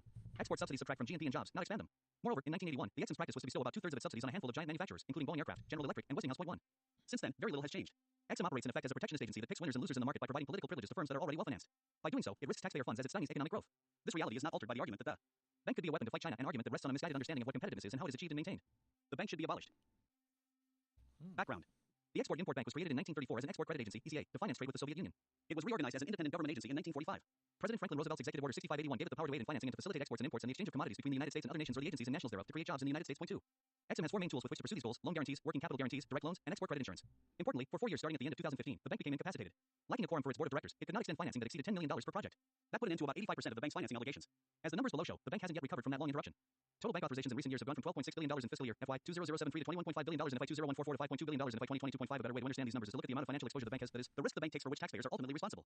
During the same period, the bank's total exposure increased from $57.42 billion in FY 2076 to $112.1 billion in FY 20147 and then fell to $41.3 billion in FY 2028 and $35.4 billion in FY 2022.9. Claims versus the facts.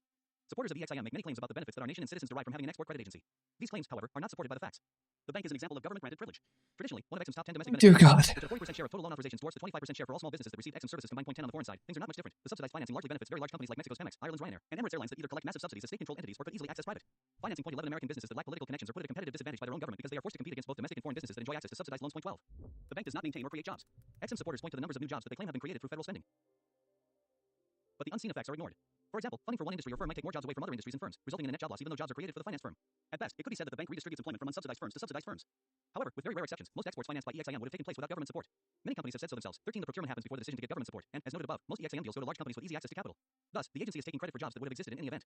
The bank does not promote exports. Exim presidents commonly claim that the agency's mission is to support U.S. jobs by facilitating American exports through its export financing tools. However, trade economists have long known that export credit subsidies merely redistribute exporting opportunities to subsidized firms instead of increasing the net number of exports, something that also slows economic growth. Point 14. Even more telling is the performance of the U.S. economy and American exports during the 4 years when EXIM lacked a board quorum, 2015 to 2019, and was barred from finalizing deals in excess of $10 million. During that time, Exim authorizations fell from $21 billion in FY 2014 to $3.6 billion in FY 2018, adjusted for inflation. Point 15, however, also during that time, regular big-ticket Exim beneficiaries continued to benefit from their easy access to capital markets and still had the ability to finance their export activities. Further, U.S. exports were utterly unaffected by the reductions in the bank's activities. Point 16, U.S. unemployment fell to a level not seen in half a century, but exports soared with financing provided by commercial lenders. The only negative economic impact from Exim's lack of a board quorum was its effect on the bank itself. This contradicts Exim's claim that its activities are crucial for the success of U.S. exporters and economic growth. Instead, it shows that economic growth is the best booster of U.S. exports and job creation and that it does not depend on EXIM subsidies. Subsidy-boosted exports do not boost economic growth.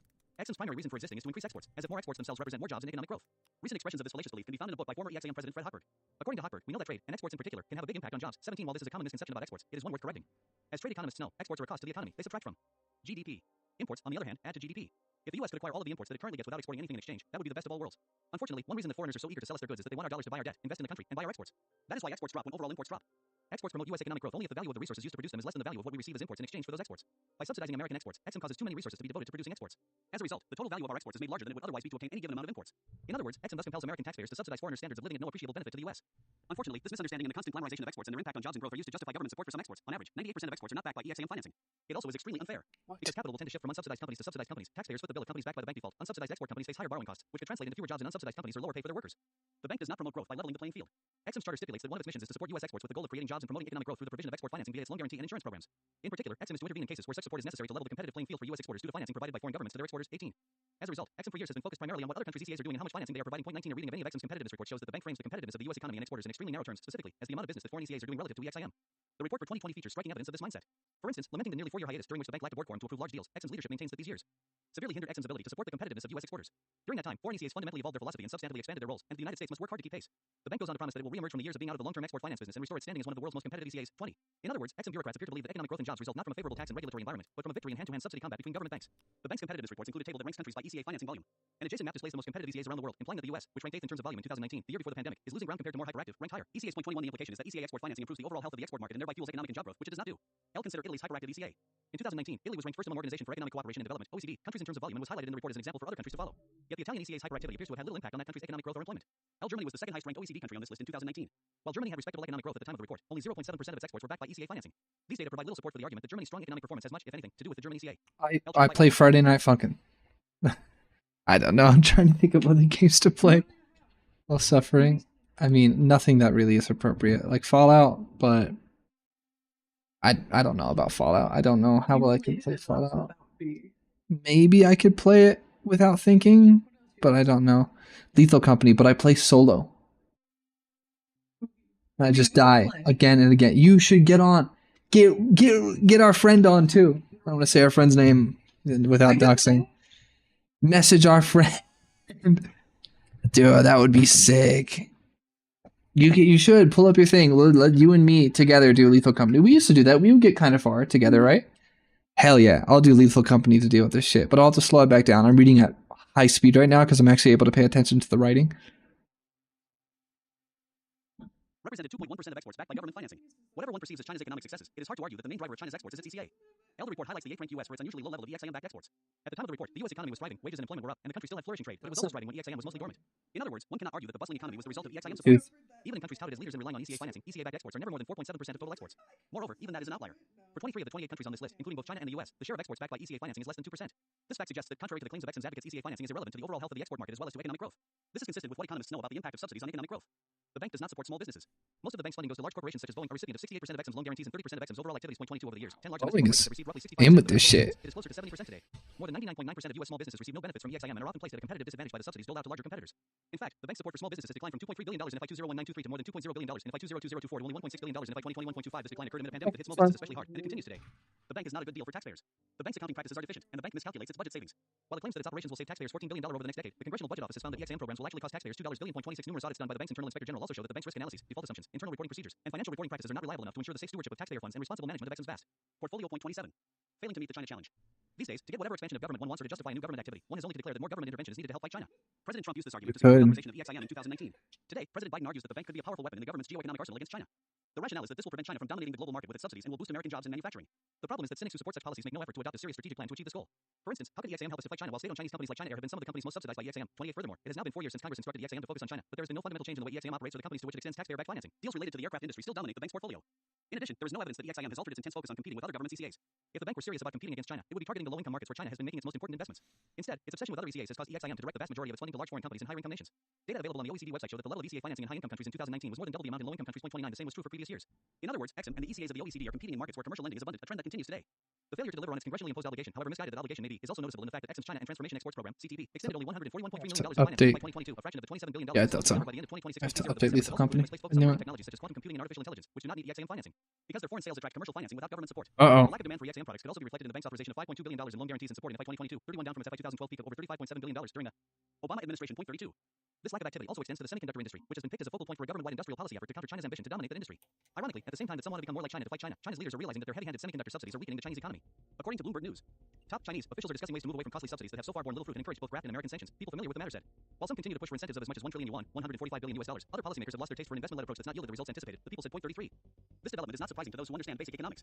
The goal of using EXIM as a weapon against China was a bad idea in the first place. Even if it were a good idea, for it to succeed would have required that EXIM stop serving the clients it has been serving for decades. That has not happened, and it will not happen. Conclusion. The Export-Import Bank should be abolished because it wastes taxpayer money, adversely affects American businesses, and does not promote economic growth effectively. Furthermore, any attempts to reorient the agency and make it a weapon with which to fight against China are going to fail. Economic fights and national security fights are not won with subsidies. The case for the Export-Import Bank. Jennifer Hazelton. In 1986, President Ronald Reagan signed a bill extending the charter of the Export-Import Bank (EXIM) by an additional 6 years. In a signing statement attached to the bill, the president declared that it sends an important signal to both our exporting community and foreign suppliers that American exporters will continue to be able to compete vigorously for business throughout the world. 34. As a candidate for president, Ronald Reagan was opposed to EXIM, but as president, he learned the challenges of Legal American company. for opportunities overseas, and his position on EXIM evolved. What a As President Reagan classic. famously remarked, "Why would I want our businesses competing with two hands tied behind their backs?" On January 30th, 1984, the president said, "Exports create and sustain jobs for millions of American workers and contribute to the growth and strength of the United States economy. The Export-Import Bank contributes in a significant way to our nation's export sales." President Reagan was exactly right. EXIM provides a mechanism that American companies can use to vie for projects that would otherwise be out of reach, notably deals that the banking industry won't finance because of the risk associated with the host country or because the host nation itself requires a sovereign guarantee in order to submit a bid. EXIM is the only American vehicle. Dude, I should like read an entire biography of Ronald Reagan. I don't understand what built his finances, what built his understanding of economics, context and the history of it. China has 3, all targeted for specific stages of economic and industrial development. The amount of money China has put behind these 3 instruments is staggering. It is estimated that in 2018, China provided more than $500 billion in export credit, approaching in that 1 year the total amount of financing EXIM has provided in its 90-year history. China's export credit activity is greater than that of the ECAs of the entire G7 combined. Today, China is the world's largest official creditor, maintaining a portfolio more than twice the size of the World Bank and International Monetary Fund combined. China's highly aggressive Belt and Road Initiative, which has prompted international criticism for ensnaring the developing world in debt trap diplomacy, has created a sphere of economic and strategic influence that includes about 150 countries, rivaling the relationships of the United States and her allies. Unlike America and the G7 economies, China does not subscribe to the rules-based order that is governed. Oh, they still call the United States a woman. That's interesting. Weaponizing its export credit financing deals by offering developing nations terms that are often too good to be true. Once the project is underway, the Chinese have been known to change the terms, making a project unaffordable for the purchasing country. These tactics have yielded China important strategic plunder like mines and critical minerals, satellites, and even ports like those in Hambantota, Sri Lanka, and Mombasa, Kenya. Export credit is a strategic weapon in China's whole of government approach to enhance its global power, economic might, and national security. The only country that has the economic heft to counter China's aggressions in export credit financing is the United States. Not only do American companies risk losing out to Chinese competitors for international opportunities if EXIM is not there to offer support, but the United States without a functioning export credit agency also And if they were really truly capitalist, wouldn't they say, well, China just outdid us. They just out-hustled us. They trolled us a little too hard. We gotta troll harder. Like, why isn't that what they're saying? Instead, they're saying, oh, economics can be used against the welfare of people. And if a market is too free, in fact, it actually hurts people due to people taking advantage of it. The activity of authoritarian states to manipulate markets to the detriment of people's well-being is a possibility, and China exemplifies that. They can't acknowledge that for themselves doing the same thing? What? No. As well as those of some of America's allies, have been successful in drawing manufacturing and the jobs associated with that production away from U.S. soil. EXIM's 2018 competitiveness report accurately documents how extensively foreign ECAs have expanded programs aimed at embedding their small and medium-sized exporters into the global supply chain to the detriment of U.S. exporters, particularly small businesses. 35 to ignore these changes and leave the United States without its own export financing weapon is to resign the United States to a reduced role in world geopolitical affairs and accept fewer jobs and lower standards of living for many Americans. Critics of the EXIM employ a host of defamatory slurs like crony capitalism and Bank of Boeing. The Bank of Boeing moniker is particularly misleading, as it was born in the wake of the 2008 financial crisis when the airline industry was particularly hard hit and private sector financing was not available for many airlines looking to purchase Boeing aircraft. You know, I've heard the word crony capitalism many times before. I have yet to actually Google what the hell people mean when they say that word. What does it mean? Crony capitalism. Political economic system where businesses succeed based on the relationships with the government. Bro, that's the entire United States summarized. What do you mean they're just using it for EXIM? That's the entire fucking US government. What do you mean? What do you mean? It's all crony capitalism if that's what that means. In addition, when EXIM does provide financing, usually in the form of a loan or loan guarantee, the borrower pays interest rates that are driven by the market. EXIM does not undercut the private sector. It does not solicit any applications for financing, and all applications are judged on the merits of the transactions. All transactions must have reasonable assurance of repayment, which is why EXIM has an exceptionally low default rate, historically hovering around 0.5%, a default rate that is the envy of private banking. When EXIM enters a deal, the American taxpayer is always protected first. If a deal goes into default, the U.S. taxpayer is paid back before any other lender. Borrowers are loath to default on the United States of America. This ability to manage risk successfully is why EXIM actually makes a profit for American taxpayers, described in government parlance as negative subsidy, sending more than $9 billion to the U.S. Treasury for debt reduction since 1992. The bank has also supported hundreds of thousands It of US makes jobs money? during the past decade.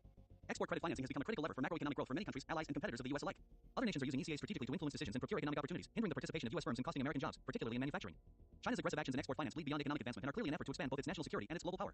The United States would be foolish to abandon this field of play, surrendering it to China and other nations, and to relinquish EXIM as a powerful tool in America's asymmetrical warfare toolbox. End notes. So they don't want to.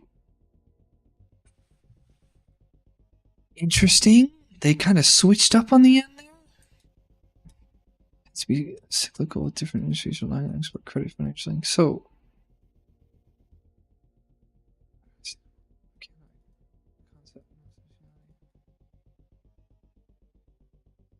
Using the form. Are these citations or are these sections? XM actually makes a profit. Beyond economic advancement and clean effort to expand both its national security and global power, the United States would be foolish to abandon this field of place, running it to China and other nations or anything sense between America's asymmetrical. Warfare toolbox. Holy shit. Okay. That was a lot. What are you doing? Why is your thing going crazy? I got a New Year's thing. You did? I didn't. Interesting. Alright, back to reading aloud. I will try. You should host and invite me, and I should join. Rather. Probably because I'm streaming. The essential unit of measure for the voluntary exchanges that constitute the market economy. Stable money allows people to work freely. Freely helps businesses grow, facilitates investment. Well, now that I've slowed it down, it feels super slow to hear. Retirement, and ultimately provides for economic growth. Mm-hmm. The federal Even if I'm playing, I'm going to have to speed that up to understand it. Money on behalf of the people There through you go. their That's a elected normal representatives in Congress. Point one over time. However, Congress has delegated that responsibility first to the Department of the Treasury and now to the quasi-public Federal Reserve System. The Federal Reserve was created by Congress in 1913 when most Americans lived in rural areas and the largest industry was agriculture. The impetus was a series of financial crises caused So this section is the Federal Reserve, no? banks and other financial institutions that overextend. Yes, talking about the Federal Reserve. I still don't know what the fuck the Federal Reserve is. Is it the bank? The U.S. bank, essentially? No? Alexander Hamilton? No? I don't know. Created by Congress in 1913 when most Americans lived in rural areas and the largest industry was agriculture. The impetus was a series of financial crises caused both by irresponsible banks and other financial institutions that overextended. Is this the Dust Bowl? Is this what led to the Dust Bowl or no? The architects of the Federal Reserve believed that a quasi-public clearinghouse acting as lender of last resort would reduce financial instability and end severe recessions. However, the Great Depression of the 1930s was needlessly prolonged in part because of the Federal Reserve's inept management of the money supply. War recessions followed in the post-World War II years. In the decades since the Federal Reserve was created, there has been a downturn roughly every 5 years. This monetary dysfunction is related in part to the impossibility of fine-tuning the money supply in real time, as well as to the moral hazard the political system has demonstrated a history of bailing out private firms when they engage in excess speculation. Wow, that's kind of based.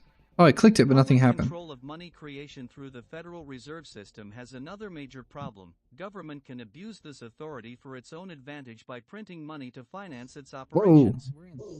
This necessitated the original Federal Reserve's decentralization and political... No, I can hear an echo of myself. That's not good. Not long after the central bank's creation, however, monetary decision-making power was transferred away from regional member banks and consolidated in the Board of Governors. I hadn't thought about that. Independence is presumably supported by its mandate to maintain. How would we multiplayer this without it being annoying to listen back to? Is challenged in two additional ways. First, I'm turning your mic volume all the way down. the Federal Reserve Okay. responds to the potential. That also means I won't be able to hear you in oversight when general. faced with So challenges we're just posed kind by of playing together, consequently, but solo. its independence in conducting monetary Can I hear you? policy is No, more I've turned you assured down when the completely. economy is experiencing Well, that's the only sustained growth solution. and when there is low unemployment and price stability, but less so in a crisis. Point 3. Additionally, political pressure has led the Federal Reserve to use its power to regulate banks as a way to promote politically favorable initiatives, including those aligned with environmental, social, and governance (ESG) objectives. Point 4. Even formal grants of power by Congress have not markedly improved Federal Reserve actions. Congress gave the Federal Reserve greater regulatory authority over banks after the stock market crash of 1929. During the Great Depression, the Federal Reserve was given the power to set reserve requirements on banks and to regulate loans for the purchase of securities. All right, get us to land. During the stagflation of the 1970s, Congress expanded the Federal Reserve's mandate to include maximum employment, stable prices, and moderate long-term interest rates. 5. In the wake of the 2008 global financial crisis, the Federal Reserve's banking and financial regulatory authorities were broadened even further. I did order 2 pro flashlights. The Great Recession So I'll go in and you wait for them. innovations by the central bank, such as additional large-scale asset purchases. Together, these expansions have created significant risks associated with too-big-to-fail financial institutions and have facilitated government debt creation. Point 6. Collectively, such developments have eroded the Federal Reserve's economic neutrality. In essence, because of its vastly expanded discretionary powers with respect to monetary and regulatory policy, the Fed lacks both operational effectiveness and political independence. To protect the Federal Reserve's independence and to improve monetary policy outcomes, Congress should limit its mandate to the sole objective of stable money. This chapter provides a number of options aimed at achieving these goals along with the costs and benefits of each policy recommendation. These recommended reforms are divided into 2 parts: broad institutional changes and changes involving the Federal Reserve's management of the money supply. Broad recommendations. Eliminate the dual mandate.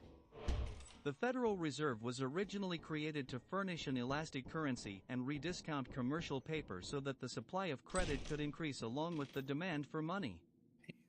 And bank credit. In the 1970s, the Federal Reserve's mission was amended to maintain macroeconomic stability following the abandonment of the gold standard. Point 7. This included making the Federal Reserve responsible for maintaining full employment, stable prices, and long-term interest rates. Supporters of this more expansive mandate claim that monetary policy is needed to help the economy avoid or escape recessions. Hence, even if there is a built-in bias toward inflation, that bias is worth it to avoid the pain of economic stagnation. This accommodationist view is wrong. In fact, that same easy money causes the clustering of failures that can lead to a recession.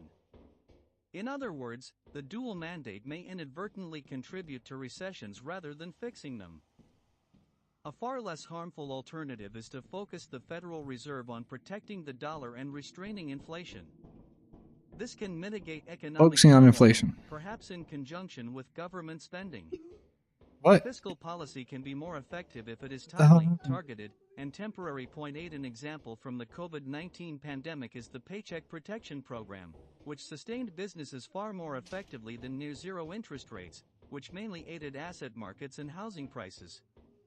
It is also worth noting that the problem of the dual mandate may worsen with new pressure on the Federal Reserve to include environmental or redistributionist equity goals in its policymaking, which will likely enable additional federal spending. Point 9. Limit the Federal Reserve's lender of last resort function. To protect banks that overlend during easy money episodes, the Federal Reserve was assigned a lender Head of into the last ship. resort (LOLR) function. This amounts to a standing bailout offer and encourages banks and non-bank financial institutions to engage in reckless lending or even speculation that both exacerbates I the don't actually know if I'm cycle and particularly creates against financial crises reforming such as that. those of I do not think that the US government should be bailing out 199 asshole corporations. No, I don't think so. 2011 with ensuing bailouts. This function should be limited so that banks and other financial institutions behave more prudently, returning to their traditional role as conservative lenders rather than taking risks that are too large and lead to still another taxpayer bailout.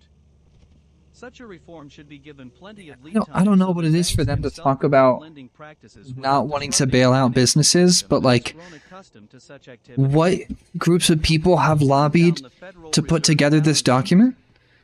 Until the Right? 2008 Like, crisis, the Federal again, I'm not Reserve saying the never Democrats don't held do the more exact than same $1 damn thing. They trillion totally in fucking do, assets, but like, bought largely. that's why I dislike both of them. To influence monetary policy. Point 12 since then, What the hell happened assets here? have exploded, and the Federal Reserve now owns nearly $9 trillion of mainly federal debt. I didn't know that. $5.5 trillion, 13 in mortgage-backed kind of securities, bullshit is $2.6 trillion. Point 14, there is currently no government oversight of the Hey, types I of should have assets known. that the Federal Reserve purchases. Based on that These goo that was purchases have outside, three but it was effects. blood. They Whatever. encourage federal deficits and support politically You died motivated once. markets, which include Oh, housing and holy even hell. corporate debt. Over half of COVID-era deficits Okay, great. were monetized in this way by Well, the at least I Federal got two Reserve's items. purchase of treasuries, and housing costs were driven to historic highs by the Federal Reserve's purchase of mortgage securities. Together, this policy subsidizes government debt, starving business borrowing, while Damn. rewarding those who I buy lost my homes and serving flashlight. corporations at the expense Shit. of the wider public. Federal Reserve balance sheet purchases should be limited by Congress, and the Federal Reserve's existing balance sheet should be wound down as quickly as is prudent to levels similar to what existed historically before the 2008 global financial crisis. Point 15. Limit future balance sheet expansions to U.S. Treasuries. The Federal Reserve should be prohibited from picking winners and losers among asset classes. Above all, this means limiting Federal Reserve interventions in the mortgage-backed securities market. It also means So eliminating I was right. The Federal Reserve is the people that prints money, markets. but that's all I knew. Restricting the Fed's open market operations to treasuries has strong economic support. The goal of monetary policy is to provide markets with needed liquidity without inducing resource misallocations caused by interfering with relative prices, including rates of return to securities. However, Fed intervention in longer-term government debt, mortgage-backed securities, Oh, you've got a light, right? and municipal debt can Where are distort you? the pricing process. This more Okay, I'm closely following you. resembles Go. credit allocation than liquidity provision. The Fed's mortgage-related activities are a paradigmatic case of what monetary policy should not do. Consider the effects of monetary policy on the housing market. Between February 2020 and August 2022, home prices increased 42%. 16 residential property prices in the United States adjusted for inflation are now 5.8% above the prior all-time record levels of 2006.17. The home price to median income ratio is now 7.68. Far above the prior record high of 7.07. You're right, housing prices are bad. The mortgage payment to income ratio What is it they're going to do to deal with it? 3% in August 2022, breaking the highs of the prior housing bubble in 2008.19 mortgage payment on a median-priced home, with a 20% down payment, jumped to $2,408 in the autumn of 2022 versus $1,404 just 1 year earlier as home prices continued to rise even as mortgage rates more than doubled. Renters have not been spared. Median apartment rental costs have jumped more than 20%. Yes, housing prices have gone up. All right. Explain the causes of that going up and explain how your document says you're going to fix it. A primary driver of higher costs during the past 3 years has been the Federal Reserve's purchases of mortgage-backed securities, MBS. Since March 2020, the Federal Reserve has driven down mortgage interest rates and fueled a rise in housing costs by purchasing $1.3 trillion of MBSs from Fannie Mae, Freddie Mac, and Ginnie Mae. The $2.7 trillion Wait, I saw you, one sec. owned by the Federal Reserve Wait for is me. nearly double the Where you levels at? of March 2020. I got 2 items. The So, flood of capital from the Federal Reserve into MBSs increased the I amount can't of hear you, capital available but for real estate I got 2 items. purchases, while lower interest rates on mortgage borrowing, driven down in part by the Federal Reserve's MBS purchases, induced and enabled borrowers to take on even larger loans. Point 21. The Federal Reserve should be precluded from any future purchases of MBSs and should wind down its holdings either by selling off the assets or by allowing them to mature without replacement. Stop paying interest on excess reserves. Under this policy, also started during the 2008 financial crisis, the Federal Reserve effectively prints money and then borrows it back from banks rather than those banks lending money to the public. Oh, nice. This amounts to a transfer to Wall Street at the expense of the American public and has driven such excess reserves to $3.1 trillion, up 70%. Crazy that they're talking about moving money to Wall Street when literally every one of their policies reinforces getting the middle class to engage with the stock market. What are you talking about? Congress should bring back the pre-2008 system, founded on open market operations. This minimizes the Fed's power to engage in preferential credit allocation. Monetary rule reform options. Yeah, they're complaining about it in one context while their own policies reinforce it in another. Subsidies, none would limit the inflationary and recessionary cycles caused by the Federal Reserve. For that, major reform of the Federal Reserve's core activity of manipulating interest rates and money would be needed. A core problem with government control of monetary policy is its exposure to two unavoidable political pressures: pressure to print money to subsidize government deficits and pressure to print money to boost the economy artificially until the next election. Because both will always exist with self-interested politicians. That's probably true, though. They are constantly trying to boost the economy for the next... It's probably a thing. And return it to the people. This could be done by abolishing the federal role in money altogether, allowing the use of commodities, I heard a spider. or embracing a strict monetary policy rule I'm leaving. to ward off political meddling. Of course, neither free banking nor allowing commodity-backed money is currently being discussed, so we have formulated a menu of reforms. Each option involves trade-offs between how effectively it restrains the Federal Reserve and how difficult each policy would be to implement, both politically for Congress and economically in terms of disruption to existing financial institutions. We present these options in decreasing order of effectiveness against inflation and boom-and-bust recessionary cycles. Free Run the ship. In free banking, neither interest rates nor the supply of money is controlled by the government. The Federal Reserve is effectively abolished, and the Department of the Treasury... They want to abolish the Federal Reserve. ...handling the government's money. Regions of the U.S. actually had a similar system. Oh, I've heard of the Suffolk system. Wow, and a long time ago I haven't heard that. Since like high school. Inflation and economic disruption while allowing lending to flourish. 23. Under free banking, banks typically issue liabilities, for example, checking accounts, denominated in dollars and backed by a valuable commodity. In the 19th century, Let's go somewhere different. this backing was commonly gold coins. Each dollar, for example, was defined as about 1/20th of an ounce of gold, redeemable on demand at the issuing bank. Today, we might expect most banks to back with gold, although some might prefer to back their notes with another currency or even buy equities or other assets such as real estate. Something about the gold standard. I don't know. Banks' portfolios as backing for their liabilities. As in the Suffolk system, competition keeps... I should really learn more about the 2008 housing collapse and what it had to do with all this other shit that they're talking about. I'm not sure how many people from my generation who were directly affected by that housing collapse throughout their childhood know what caused it. I thought it was that, like, people were being offered loans that they could never reasonably pay back, and then everyone defaulted and the bubble popped. So are they saying that the Federal Reserve offered too many people mortgage loans that they couldn't pay off? Is that what happened? Free banking leads to stable and sound currencies and strong financial systems because customers will avoid the riskier issuers, driving them out of the market.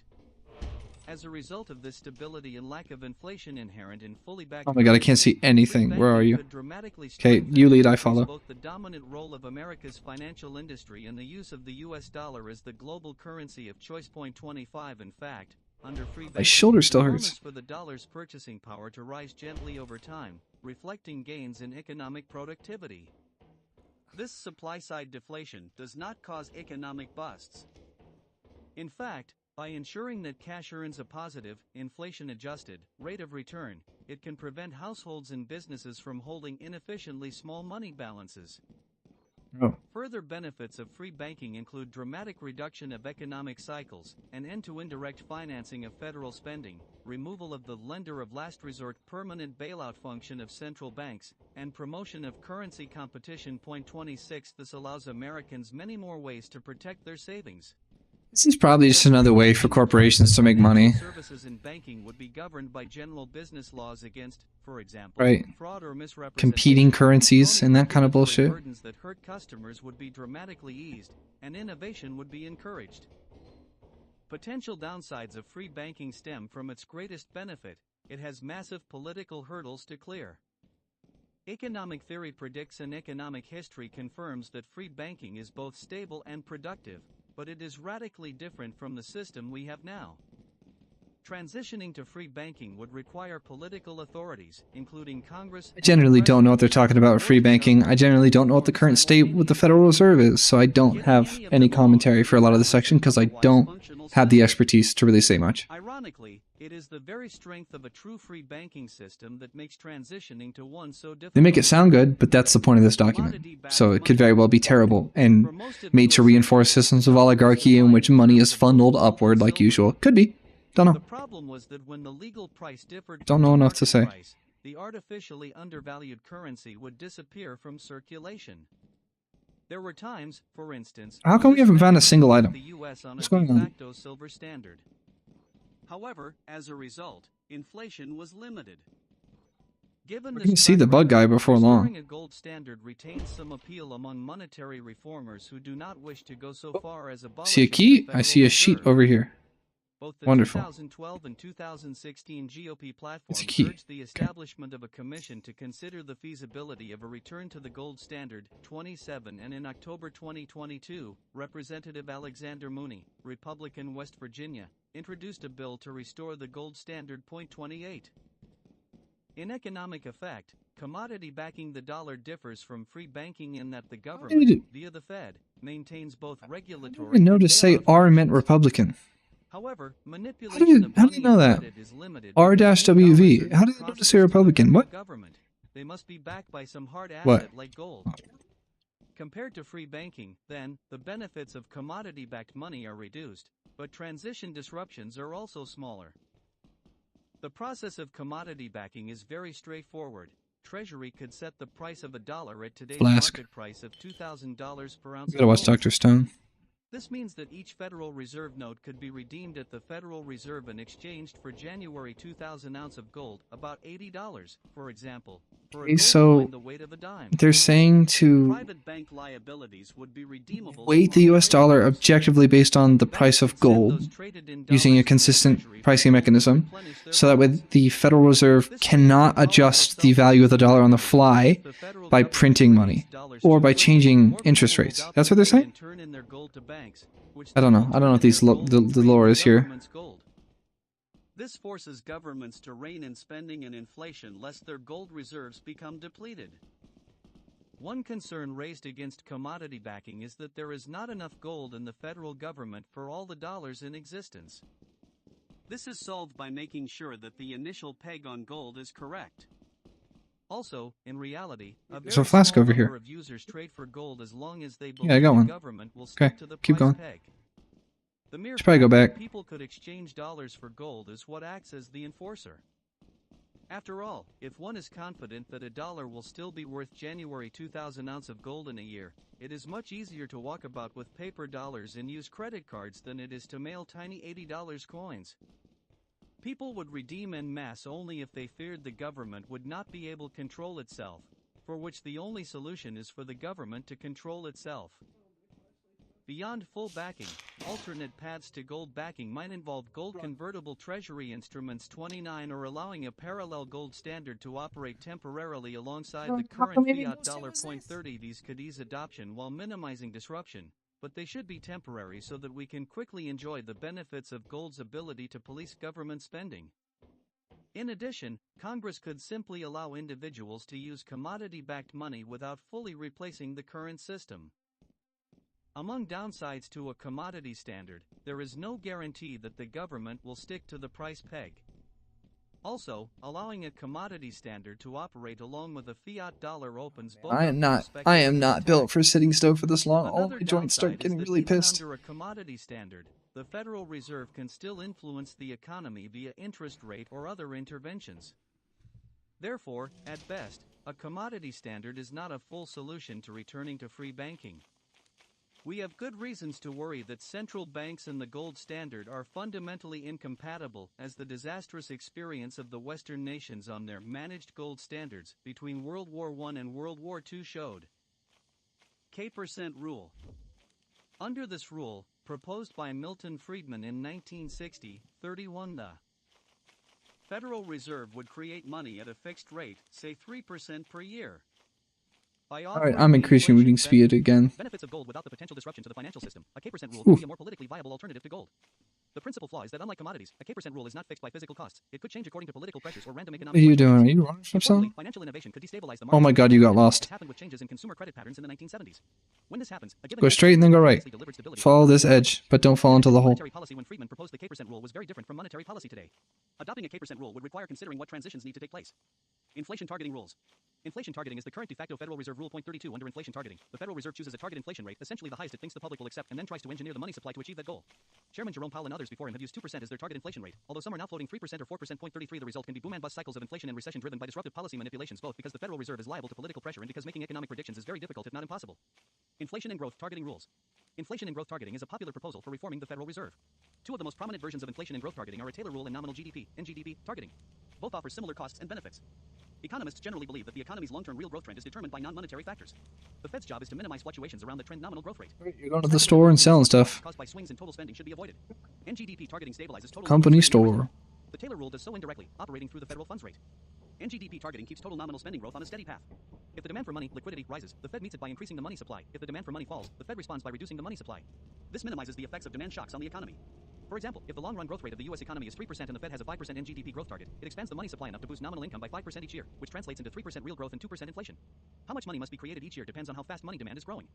The Taylor rule works. This is why I just say we abolish money. Fuck it. Get rid of money. It's all stupid. Human lives are more important than money. Fuck it. I don't give a shit.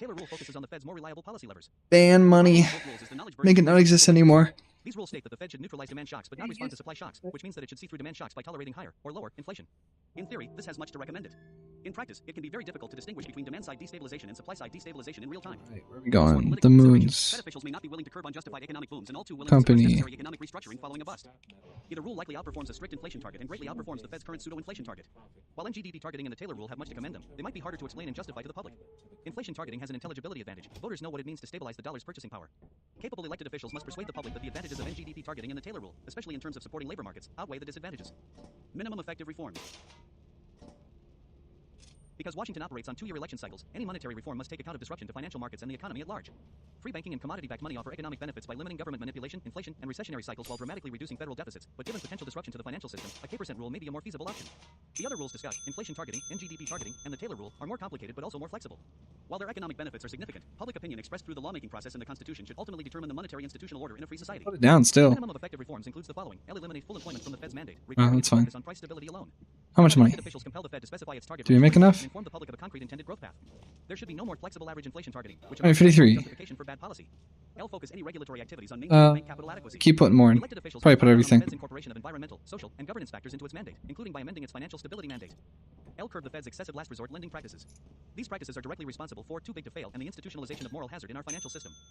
Appoint a commission to explore the mission of the Federal Reserve, alternatives to the Federal Reserve System, and the nation's financial regulatory apparatus. Prevent the institution of a central bank digital currency, CBDC. A CBDC would provide unprecedented surveillance and potential control of financial transactions without providing added benefits available through existing technologies. Point 34. Authors note, the preparation of this chapter was a collective enterprise of individuals. That guy we saw talking about how Trump was going to make Bitcoin the official currency, but the document itself is very clearly against a digital currency for the U.S. Very interesting.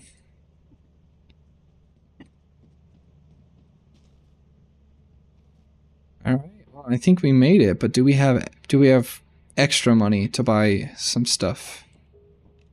Do I need to buy 2 pro flashlights or 1?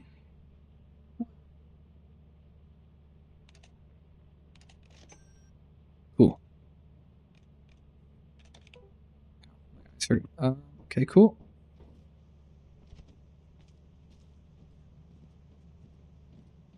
Should come here if I remember. All right, back to reading. The U.S. Small Business Administration, SBA, supports U.S. entrepreneurship and small business growth by strengthening free enterprise through policy advocacy and facilitating programs that help entrepreneurs to launch and grow their businesses and compete effectively in the global marketplace. Overview. Created almost 70 years ago, the SBA was launched under the Small Business Act with a mission to aid, counsel, Still makes an ice cream truck noise. That's funny. the interests of small business concerns, one according to its current mission statement. The U.S. Small Business Administration, SBA, helps Americans start, grow, and build resilient businesses. SBA was created in 1953 as an independent agency of the federal government to aid, counsel, assist, and protect the interests of small business concerns, preserve free competitive enterprise. Back to experimentation. The SBA's founding mission has evolved over time as programs have been expanded Oh, and implemented. we're not to in orbit. I around forgot. administration as well as assorted economic challenges and the occurrence of natural disasters.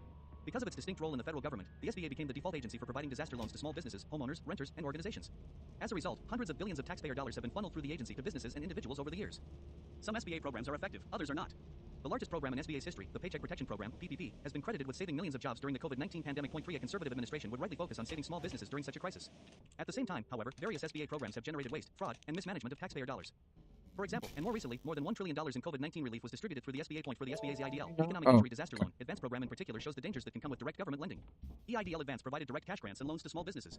The SBA Office of Inspector General identified $78.1 billion in potentially fraudulent EIDL loans and grants paid to ineligible entities, 5 which represented more than half of all funds spent through the program. Cool. Although PPP worked through private lenders and as a result experienced relatively less fraud than EIDL experienced, it is estimated that at least 70,000 PPP loans were potentially fraudulent. 6. Origin, history, and core functions.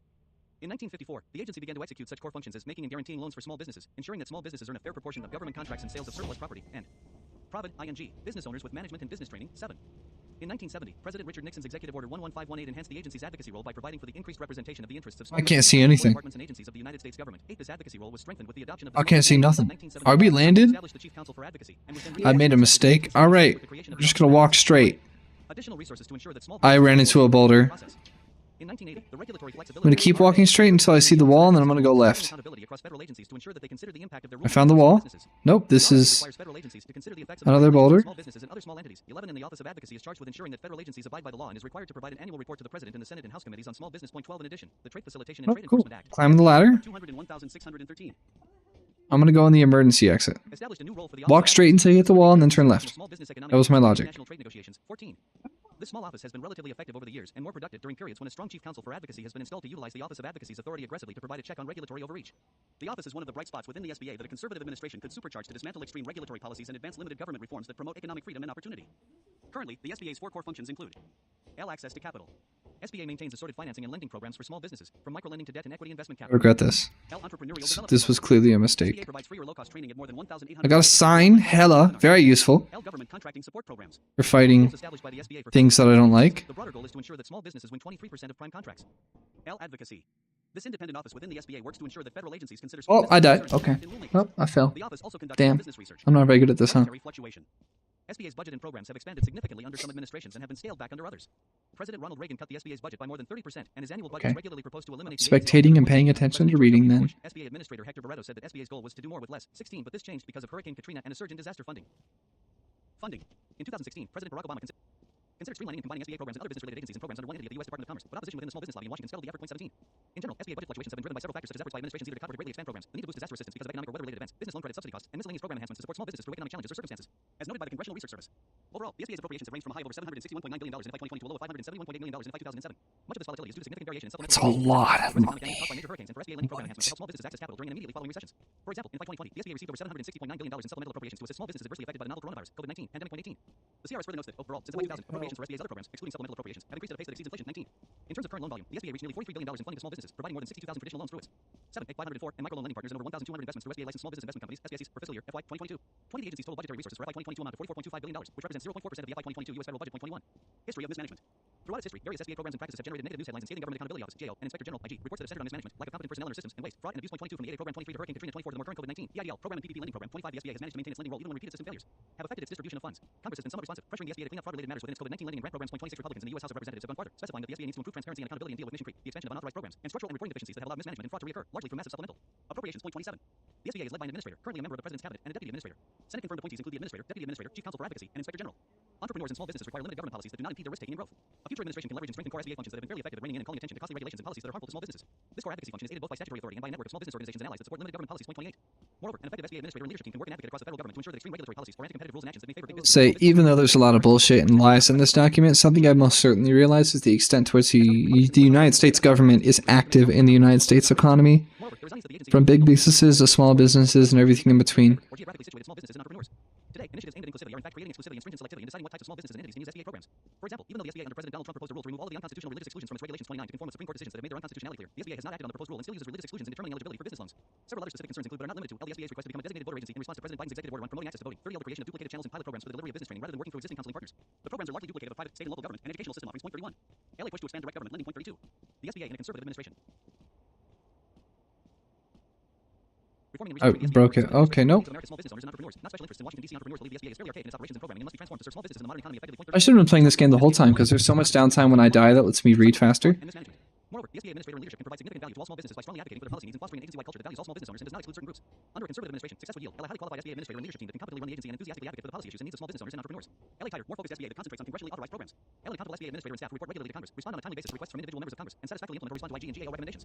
LA full accounting of an end to waste, fraud, and abuse in all COVID-19 relief programs, including the PPP and EIDL programs, and action that follows the rule of law by ensuring The fuck did you do? forgiveness or falsified loan applications either pay back the funds or are referred to law enforcement. LA end to SBA direct Are we gonna lose all our money now? No? small business supply chain, for example, by financing technological upgrades and I'm just gonna get in trouble. small businesses and those that are eligible for programs supported across sectors and geographic areas. Through congressionally authorized programs in collaboration with partners. I have to turn it back down to slow so I can follow. LA modern, revamped, and streamlined SBA that better utilizes current technology and platforms for operations. Reporting and in its programs to reach, service, and engage small businesses. Damn. Ellen Office of Advocacy that is strengthened by a renewed mandate and additional resources to protect against over-regulation along with a Never meet the quota. measuring the total cost that federal regulation imposes on small businesses. Shut up. Accountability and managerial practice. The SBA lacks accountability and managerial practices to measure the effectiveness, success, and integrity of its various programs. As a future administration evaluates agency structure and the particulars of how the SBA is spending appropriated funds, it should immediately require actions and procedures to compel a culture of accountability and performance. Specifically, L require performance metrics and internal procedures to safeguard taxpayer dollars and program integrity.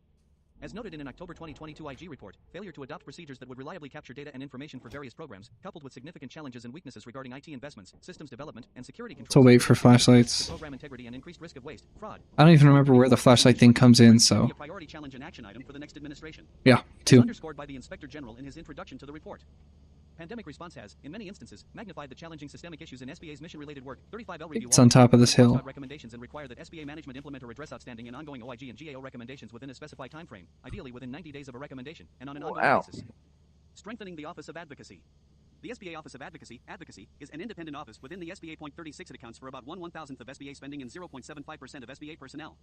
Under the Regulatory Flexibility Act, both under its current authority and with suggested reforms, the Office of Advocacy could be a powerful weapon against the administrative state's regulatory extremism. Amend the RFA so that all agencies are required to provide a copy of any proposed rule, other than bona fide emergency rules, alone. With initial regulatory flexibility analysis to the Office of Advocacy at least 60 days before a notice of proposed rulemaking is submitted for publication in the Federal Register. The Office of Advocacy would submit comments to agencies within 30 days, and each agency would have to consider these comments, make changes in the proposed rule based on those comments, or explain in a revised regulatory flexibility analysis why it chose not to change the proposed rule. The Office of Advocacy's pre-proposing comments would be published on the agency's and its own websites. RFA economic analysis should be expanded to include indirect costs along with direct costs. In addition, the next administration should require other agencies to seek advocacy's input. Currently, other agencies deny advocacy the ability to enforce their duty to consider the effect of regulations on small entities by construing their regulations as not having significant economic impact, which would otherwise serve as a trigger for advocacy's input. Congress should presumptively exempt small businesses from new agency rules to force agencies to seek advocacy's input and permit new rules to apply to small businesses only with advocacy sign-off under specified criteria. L increase the Office of Advocacy's budget by at least 50%, $4.6 million. This would allow advocacy to hire approximately 25 attorneys, economists, and scientists and enhance its role in the regulatory process. L explicitly direct federal agencies to comply with the RFA. This would be similar to the approach adopted by President Trump in his January and February 2017 executive orders directing agencies to relieve the cost and burden of regulation on business. 37 Advocacy should organize regional roundtables, on-site small business visits, and an online platform to hear directly from small businesses and entities as it did from June 2017 through September 2018.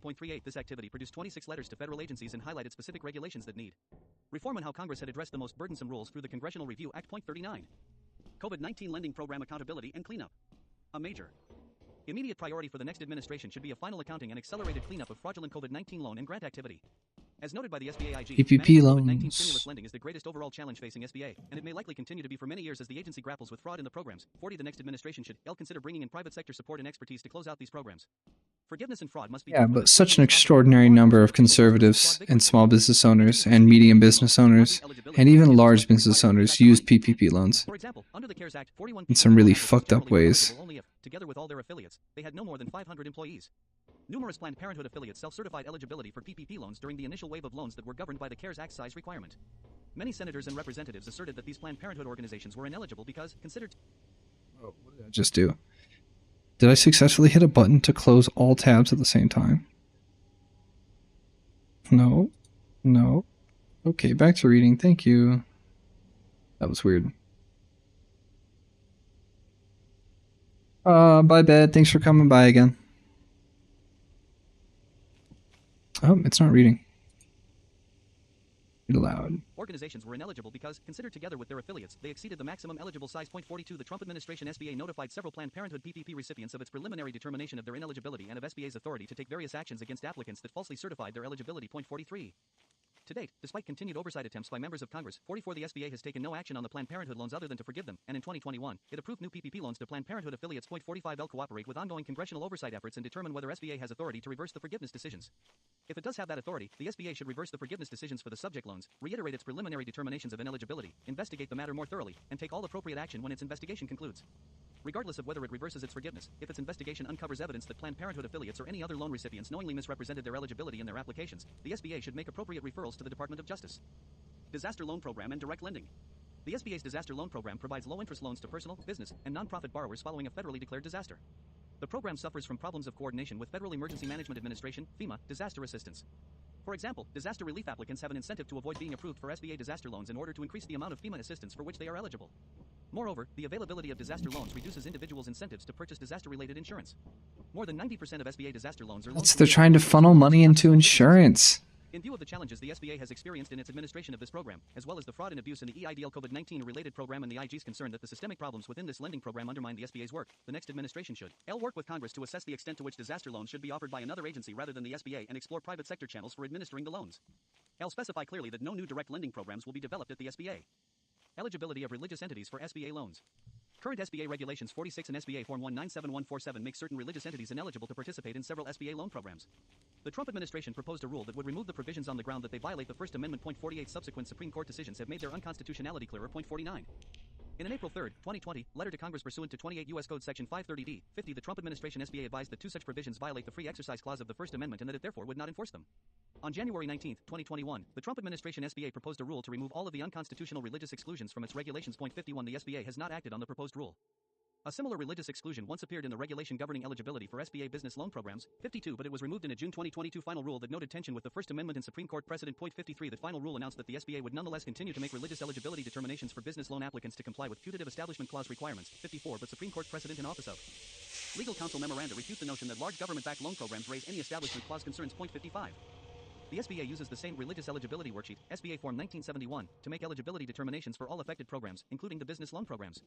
Thus, the SBA continues to act as though the unconstitutional regulation were still in place, and there is no establishment clause basis for doing so. The next administration should immediately notify Congress under 28 U.S. Code Section 530D that it will not enforce these unconstitutional regulations. Take down SBA Form 1971. I have now seen a spider web. Proposed rule or publish its own update. I am leaving. To remove the unconstitutional regulations. Small business innovation research and small business technology. Transfer programs. The SBA coordinates and monitors the Small Business Innovation Research (SBR) and Small Business Technology Transfer (STTR) programs for all federal agencies with extramural budgets for research or research and development (R/R&D) in excess of the expenditures established in sections 9F and 9N of the Small Business Act. 56. The SBIR and STTR Extension Act of 2020 I think I'm good. extended these programs from September 30th, 2022 through September 30th, 2025.57. Pretty sure that after 5 p.m. in this game, the scary walker things start to come out. Directed to small businesses. STTR allocates 0.45% of federal research spending to small firms. Research has shown that the small portion of federal R&D spending is disproportionately effective. 59. The SBIR program has consistently demonstrated its ability to fund advanced technologies through to private market viability and invests more in America's heartland than venture capital. Invests. 60. SBIR and STTR have overcome the tendency of federal contracting officers to deal only with large firms that are familiar to them and have lobbying clout to navigate the federal procurement process. The next administration should continue the SBIR and SBTT programs as they successfully fund the next wave of technological innovation to compete with big tech. Urge Congress to expand the amount that other agencies we gotta leave. set aside from their general R&D budgets. One sec. SBIR program. I'm trying. Will ensure the enactment of stricter rules requiring that SBIR funds must be expended on capital investments in the United States. Domestic Get us out of here. Small business. Small businesses in the manufacturing sector face shortfalls in access to capital. 61 is manufacturing employment, domestic business investment, and non-information technology. Damn, that was scary. 62 expectations for market returns and the capital available to small manufacturing enterprises have diminished. This is especially true for capital-intensive sectors like transportation and energy that require large upfront investments and relatively lower margin sectors like plastics, textiles, furniture, and agriculture. Yet these industries and others like them traditionally have been the backbone of American manufacturing employment. They also are sources of self-sufficiency and resilience at a time when global supply chains are increasingly uncertain. The public policy problems that are caused by declining small manufacturing are especially acute when it comes to the production of advanced technologies. Other agencies and programs invest immense taxpayer resources in basic science and research. Over time, that research results in some breakthrough technologies, but when it is time to put these breakthroughs into practice by manufacturing goods and services, much of the necessary productive capacity is offshore. 63 for many technologies, the American economy lacks the capacity to scale up innovations that might not be immediately profitable. Instead, those technologies are put into practice abroad. In this way, foreign companies and foreign productive sites buy and implement taxpayer-funded American technologies. The SBA's existing program should be reformed to expand the private market for capital and small manufacturer expansion. The next administration should ask Congress to make available a category of Section 7, loans with a larger available principal that is used to finance manufacturing facility construction and equipment upgrading. The proposed SBA Reauthorization and Improvement Act of 2019, for example, would have increased the maximum loan principal to $50 million for advanced manufacturing construction and upgrading. .6 for the Section 7 loan program operates through private lenders and guarantees a portion of private sector loans made to qualifying small businesses. The maximum principal available is $5 million, but small businesses in capital-intensive sectors require significantly larger amounts of capital to finance upfront capital costs. L reformed the Small Business Investment Company (SBIC) program to refocus its support on small businesses rather than technology startups only. The SBIC program operates through private venture capital and private equity funds by providing eligible funds with guaranteed debt financing to support investments in small businesses. However, the program largely duplicates private sector venture capital to the extent that the sector receiving much of its support is software and information technology, which already received the lion's share of venture capital investment. 65. In addition, Congress should reform the SBIC program to make its financing more favorable to capital-intense investments in small manufacturers. The Health, Economic Assistance, Liability Protection, and Schools (HEALS) Act, introduced in 2020 (66), and American Innovation and Manufacturing Act, introduced in 2021 (67), would allow SBIC to offer longer-term financing to manufacturers and make the program more fiscally sustainable. Small business size standard modernization. Many small business programs both inside and outside the SBA use the SBA's definition of small business. Under the Small Business Act, the SBA is tasked with defining what counts as a small business and ensuring that the definition varies from industry to industry to reflect differences in regular size by industry. However, the SBA's small business size standard is a one-size-fits-all approach under which all businesses within its size standard are considered small businesses for all eligible purposes, from government contracting preferences to eligibility for SBA loans through private banks. At the same time, the SBA is an outlier among competing economies in not considering medium-sized enterprises along with small businesses, often referred to collectively as size enterprises. So it's either small or big, and that's a problem, I guess. The next administration should encourage Congress to create a medium-sized business classification with its eligibility for programs confined to access to capital programs from projects for which credit elsewhere does not exist. SBA policy priorities for 2025 and beyond. Legislation. The new administration can support SBA reform legislation proposed in Congress that aligns with key measures outlined in this chapter. It also can support legislative initiatives that would help SBA to focus on its core statutory activities such as capital access, federal contracting opportunities, and regulatory advocacy. For example, LD Improve the SBA Act 68 would strengthen accountability, transparency, and oversight of the SBA and aligns with many of the reforms outlined in this chapter. Sorry to read. Small Business Regulatory Flexibility Improvements Act 69 would require 752 of 884. and provide a rationale for proposed regulations. It also would If I do like 9 hours of streaming, I might finish this tonight. If I do 9 hours. I don't know if I want to do 9 hours. I'm tired. The Fair and Open Competition Act 71 would disallow the use of project labor agreements, PLAs, in federal contracting as required in President Biden's Executive Order 14063/72, which puts small businesses at a competitive disadvantage and works against the SBA's government-wide contracting goal for small businesses. The Jobs Act 4.073 would advance regulatory improvements and modernization of various Securities and Exchange Commission (SEC) rules to enhance capital formation and access. Organizational issues and budget. Administrator and key staff. The position of administrator should not be considered a symbolic or messaging-related position as some past administrations have viewed it. Rather, the administrator should have the requisite experience, skills, and knowledge to ensure that the SBA fulfills its statutory authorities. Because much of the SBA's statutory authority relates to financing and regulatory policy, and in order to make the SBA a more effective agency within the administration, the administrator and his or her key staff should have experience in small business finance and investment and/or administrative law. For example, during the COVID-19 pandemic, the SBA was often forced to outsource key decisions and administrative follow-through to the Department of the Treasury. The SBA administrator and leadership team must share the president's mission and vision and execute the administration's policies. They can't talk about how this staff needs to have people with actual experience in their fields while like having Pete Hegseth become the new Secretary of Defense.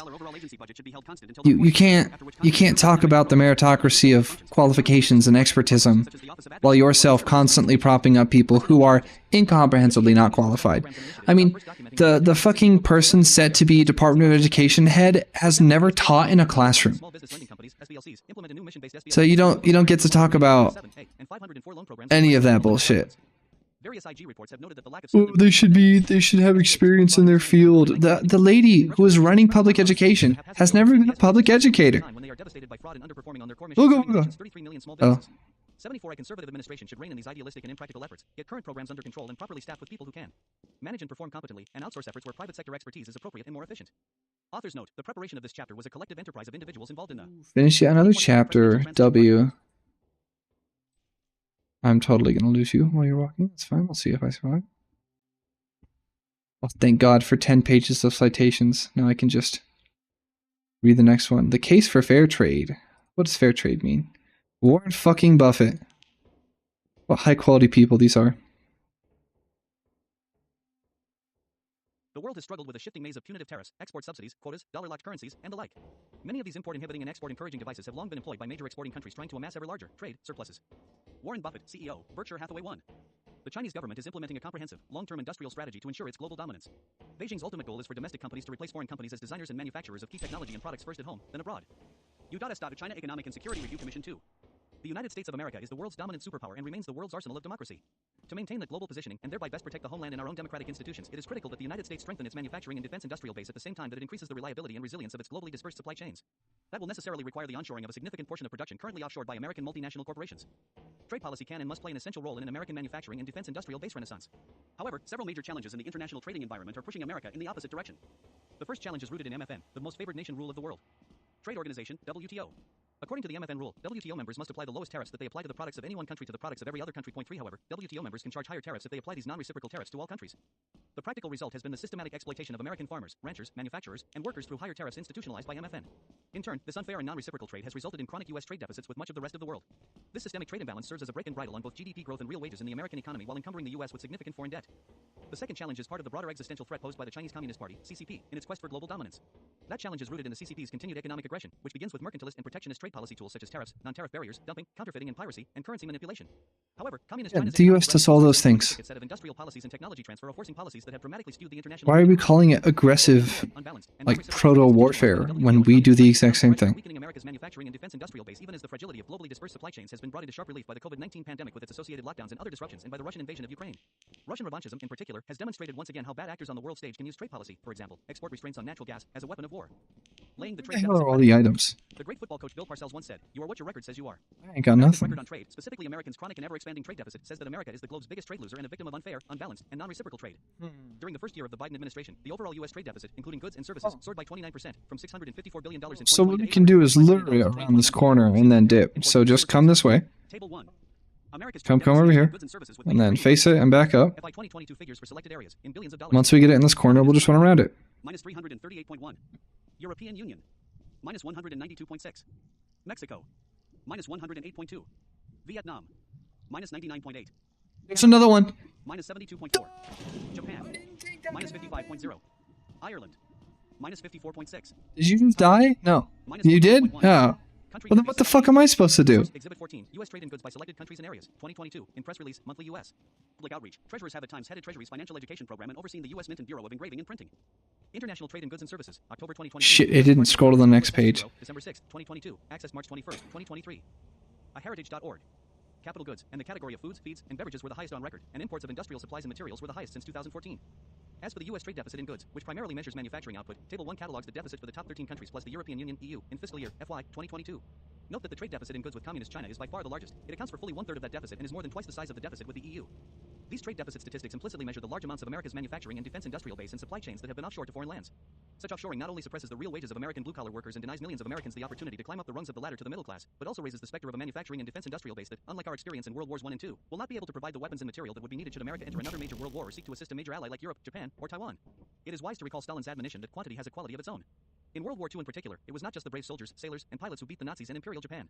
It was America's factories, its arsenal of democracy, that overwhelmed the Axis forces.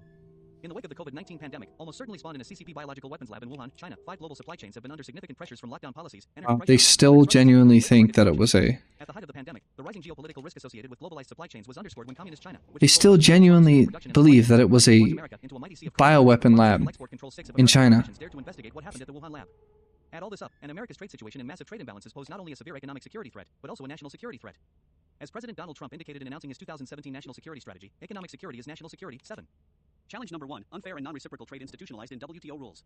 Tonight, I am also asking you to pass the United States Reciprocal Trade Act, so that if another country places an unfair tariff on an American product, we can charge them the exact same tariff on the exact same product that they sell to us. President Donald J. Trump, 2019 State of the Union Address 8. The World Trade Organization, with its 164 members, governs international trade rules. Under its most favored nation, MFN, rule, each WTO member must apply the lowest tariffs it applies to the products of any one country to the products of every other WTO country. Importantly, nothing in the MFN rule requires a WTO member to provide equal, that is, reciprocal or mirror, tariff rates to its trading partners. Rather, under MFN, WTO members can charge systematically higher tariffs to other countries to the extent negotiated in their WTO tariff schedules so long as they apply those same higher tariffs to all countries. As a poster child for the kind of non-reciprocal tariffs that American manufacturers often face, the MFN tariff for automobiles applied by the US is only 2.5%. In contrast, the EU charges 10%, Communist China 15%, and Brazil 35%. Similarly, while the US applies an MFN tariff rate of 6.2% on the rice it buys from Malaysia, Malaysia applies an ad valorem equivalent tariff of 40% on rice from the US. Meanwhile, European milk producers are shielded. Table 2. Non-reciprocal tariff rates under most favored nation rule. 132 country sample. Foreign. Partner applies higher tariff. US applies higher tariff. US and foreign. Partner applies same tariff. Number of HS6 product lines. Oh, we're fucked. 7,015. 141,736. Son of a bitch. 87,319. Percent of HS6 product lines. 67%. 20%. Yeah. 13%. Tariff differential 12.3%, 8.7%, 0%. Note, HS6, Harmonized Commodity Description and Coding System. Source, United Nations Conference on Trade and Development, Trade Analysis Information System, https://databank.worldbank.org/source/unctad-5v Trade Analysis Information System trains, access March 21st, 2023. Heritage.org. Oh my god, I'm tired. 67% tariffs Okay. for American milk producers benefit only from a 15% tariff on foreign imports. 0.9. From the perspective of strategic game theory, the WTO's MFN rule provides little or no incentive for higher tariff countries to lower their tariffs. Rather, under these conditions, the dominant strategy of any relatively high tariff country is simply to maintain those high tariffs while free riding off the lower tariff countries. The US is disproportionately harmed by the WTO's non-reciprocal tariff regime. The countries that are hurt most by the WTO's non-reciprocal tariff regime are those that permit states to charge the lowest tariffs on Total average. BS. This point is illustrated in Table 2, which reports information on non-reciprocal tariffs that are applied under the MFN rule on product lines at the 6-digit level of the Harmonized Commodity Description and Coding System, HS6.10. Table 2 presents results for a broad sample of 132 countries that account for more than 60% of total U.S. trade and 98% of U.S. trade that is not covered by free trade agreements, FTAs.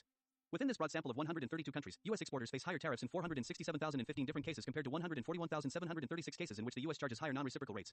In other words, U.S. exporters face higher tariffs more than 3 times as often as the U.S. applies higher tariffs. Moreover, when American exporters face higher tariffs, the non-reciprocal tariffs are typically much higher. As row 4 of Table 2 indicates, in the 467,015 cases in which foreign partners charge higher tariffs, the average rate applied by the foreign partners is 12.3 percentage points. I think we're gonna stop there for the day, chat. All right, I am very tired. We've got about 120 pages left, which I think if about 200 pages today took us 7 hours, that means the last 120 pages will take us maybe 4 more hours. So I'll do that tomorrow probably, just to get this done. And to say that I've read this entire absolutely horrible document to the best of my ability. So, thank you so much to everyone who has been watching so far. And I will catch you next time I stream this.